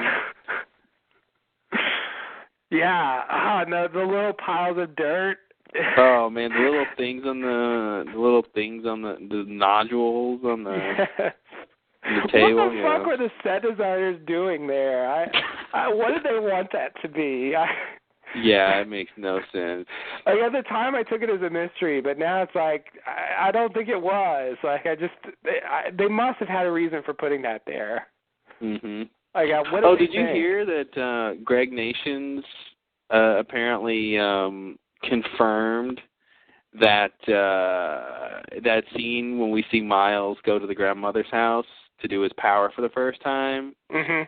And there's those two different pictures of her son, yeah, her grandson or whatever, whoever the kid was, right? And how they look totally different, and people were like, "What does that mean?" and all that stuff. Yeah. He confirmed that's a continuity error. Oh. Yeah. Well, that's easy. Mhm. Okay. I mean, I figured it was, and yet it was so drastic. I couldn't even imagine how they went to the trouble to change the set that much. It's like, why would you take that out of the frame? Why would you take it off the wall? Why would you take it out of the frame? Why would you change frame? It's like, yeah, we talked about that. It's like it makes sense as a continuity error, but it's so drastic. Yeah. Yeah, I guess my best guess would be they shot some stuff and then they had to go back. Like maybe something went wrong. Maybe they maybe the footage was something, and they had to reshoot it, and so they had to set it up again. Yeah. And the props weren't right. Like they had destroyed them or something. I don't know what they do with props. Okay, well that's nice. I mean, I didn't think it was a big deal, but still, it's really amazing how different it looks. It was totally I mean, it's two different picture frames. Yeah. And like the pictures like different sizes, and there's different things around them. Yeah, it's like, cropped differently. It's really like, don't you have the footage of what the original shot looked like so you can match it up to the new one you want? Come on, guys. Yeah, it's like they thought we'll just get it kind of looking like it did. Mm-hmm. And no one will notice. This show doesn't have a lot of dedicated fans. And it might have been okay, but they actually shot the wall up close both times. Yeah. Like you can't get away with changing the set if you're going to show it in detail. Yeah. If they just had it in the background, I think that would be better. But yeah, they made a point of showing it. Oh God. Yeah, I guess that didn't quite make sense because they used both. Like they had to do reshoots later, or the schedule was such that they came back to it later. Oh God, I don't know. Hey, so I was looking at this thing about the supply drop. Mhm. And they make note in the trivia about how Dan was doing experiments with the rocket and the time traveling to the island and the whole thing with the doctor washing up on the shore and stuff. Right. So maybe we're supposed to believe that the supply drop happened like in the past. When Dharma was active, and somehow it got dropped on the island in the future. Oh. Which is why there was no plane scene. Time travel. And all that stuff. Yeah, time travel. Okay. Which would mean it did not have a connection to the lockdown. Right. Right. So Charlie was wrong. Yeah. If that's the right explanation. That seems that Nah, it's still weird, but that works at least. That at least makes sense. Yeah. Why it would be there, you know. Yeah. But it's crazy that they were thinking about time travel in season 2. It is, yeah. Yeah. Yeah, I'm not, were they? I wonder what they were thinking when they wrote that. There's a lot of things in the show like that. I just wish I wish I could know. Mm-hmm. You know, did they have a different plan, or did they really intend that to be whatever it is now all along? Yeah. You know? I mean, there's clear evidence, I think, of them changing their minds about things. But it's hard to know. Yeah. Yeah, but I like that theory because at least it gives it some, it makes some sort of sense of why the supply drop is there. Yeah, it ties in. I don't know why the supply drop would have time traveled. Like there isn't a clear reason why that would have happened, but I guess they're suggesting it's like the payload rocket, only you know decades instead of 30 minutes or whatever it was. Yeah. Which is really crazy. But maybe we'll get a flashback to Dharma at some point, and someone will be like, "Man, that payload never came. Our supply drop this month hasn't come. Where did it go?" Yeah, see, if they wanted to do that, they should have referenced it or something when we were with Dharma. Yeah, like Rosinski could have been like, "Blah blah blah. I want my supply drop. Where is it?" Of course, Rosinski would whine about it. Yeah, he would. I want my supply drop. I want it nowy. I'm a baby. God, there's so much shit on that Blastor map. There's way too much. Way too much. All right, well, I think that's pretty much it for the podcast. Yeah, I think that's it, yeah. You know, we got next week's episode. Hopefully, you know, thankfully we were able to record a little bit earlier this week, so it gives you guys some more time to listen to the podcast. And it's not as long as the last one, so, you know, no complaints from you guys. I didn't have time to listen. Yeah, no one actually said that. It's true. How about I not mock the fans? That's probably good for our listenership, I think. You know. They're off limits. How about that? I love your podcast. It's so hilarious. It's so great. You guys are funny. Okay, no, we're kidding. No, we shouldn't do that. That's not bad. But no, thanks for listening, guys. And we will be back next week with the next episode, whatever it's called. Justin and I both know because Lostpedia spoiled us, but you we'll refrain from spoiling you.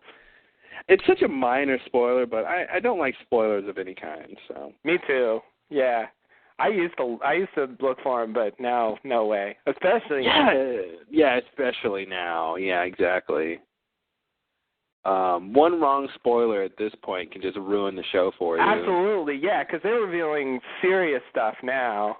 Mhm. It's not just little things like it used to be.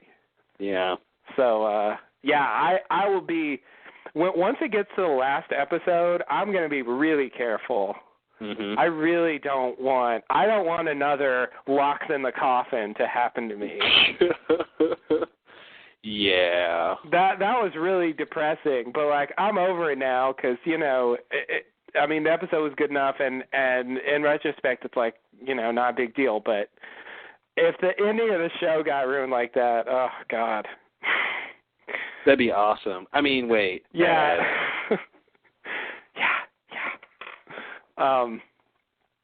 So yeah, what are you gonna do? The title is sometimes the title tells you more than other times. In this case, I don't know what to make of the title, but I guess I won't comment on it because we're not going to say what it is. Yeah. And we'll find out next week, which is just a few days from now. Yep. We will find out what happens on the next installment of ABC's hit series, Lost. Tuesdays, 9, 8 Central. I think. Yeah, you're right. Cool. Well, anything else? No, I think that's it. See you next week. All right, guys. Thanks and namaste. Namaste and good luck.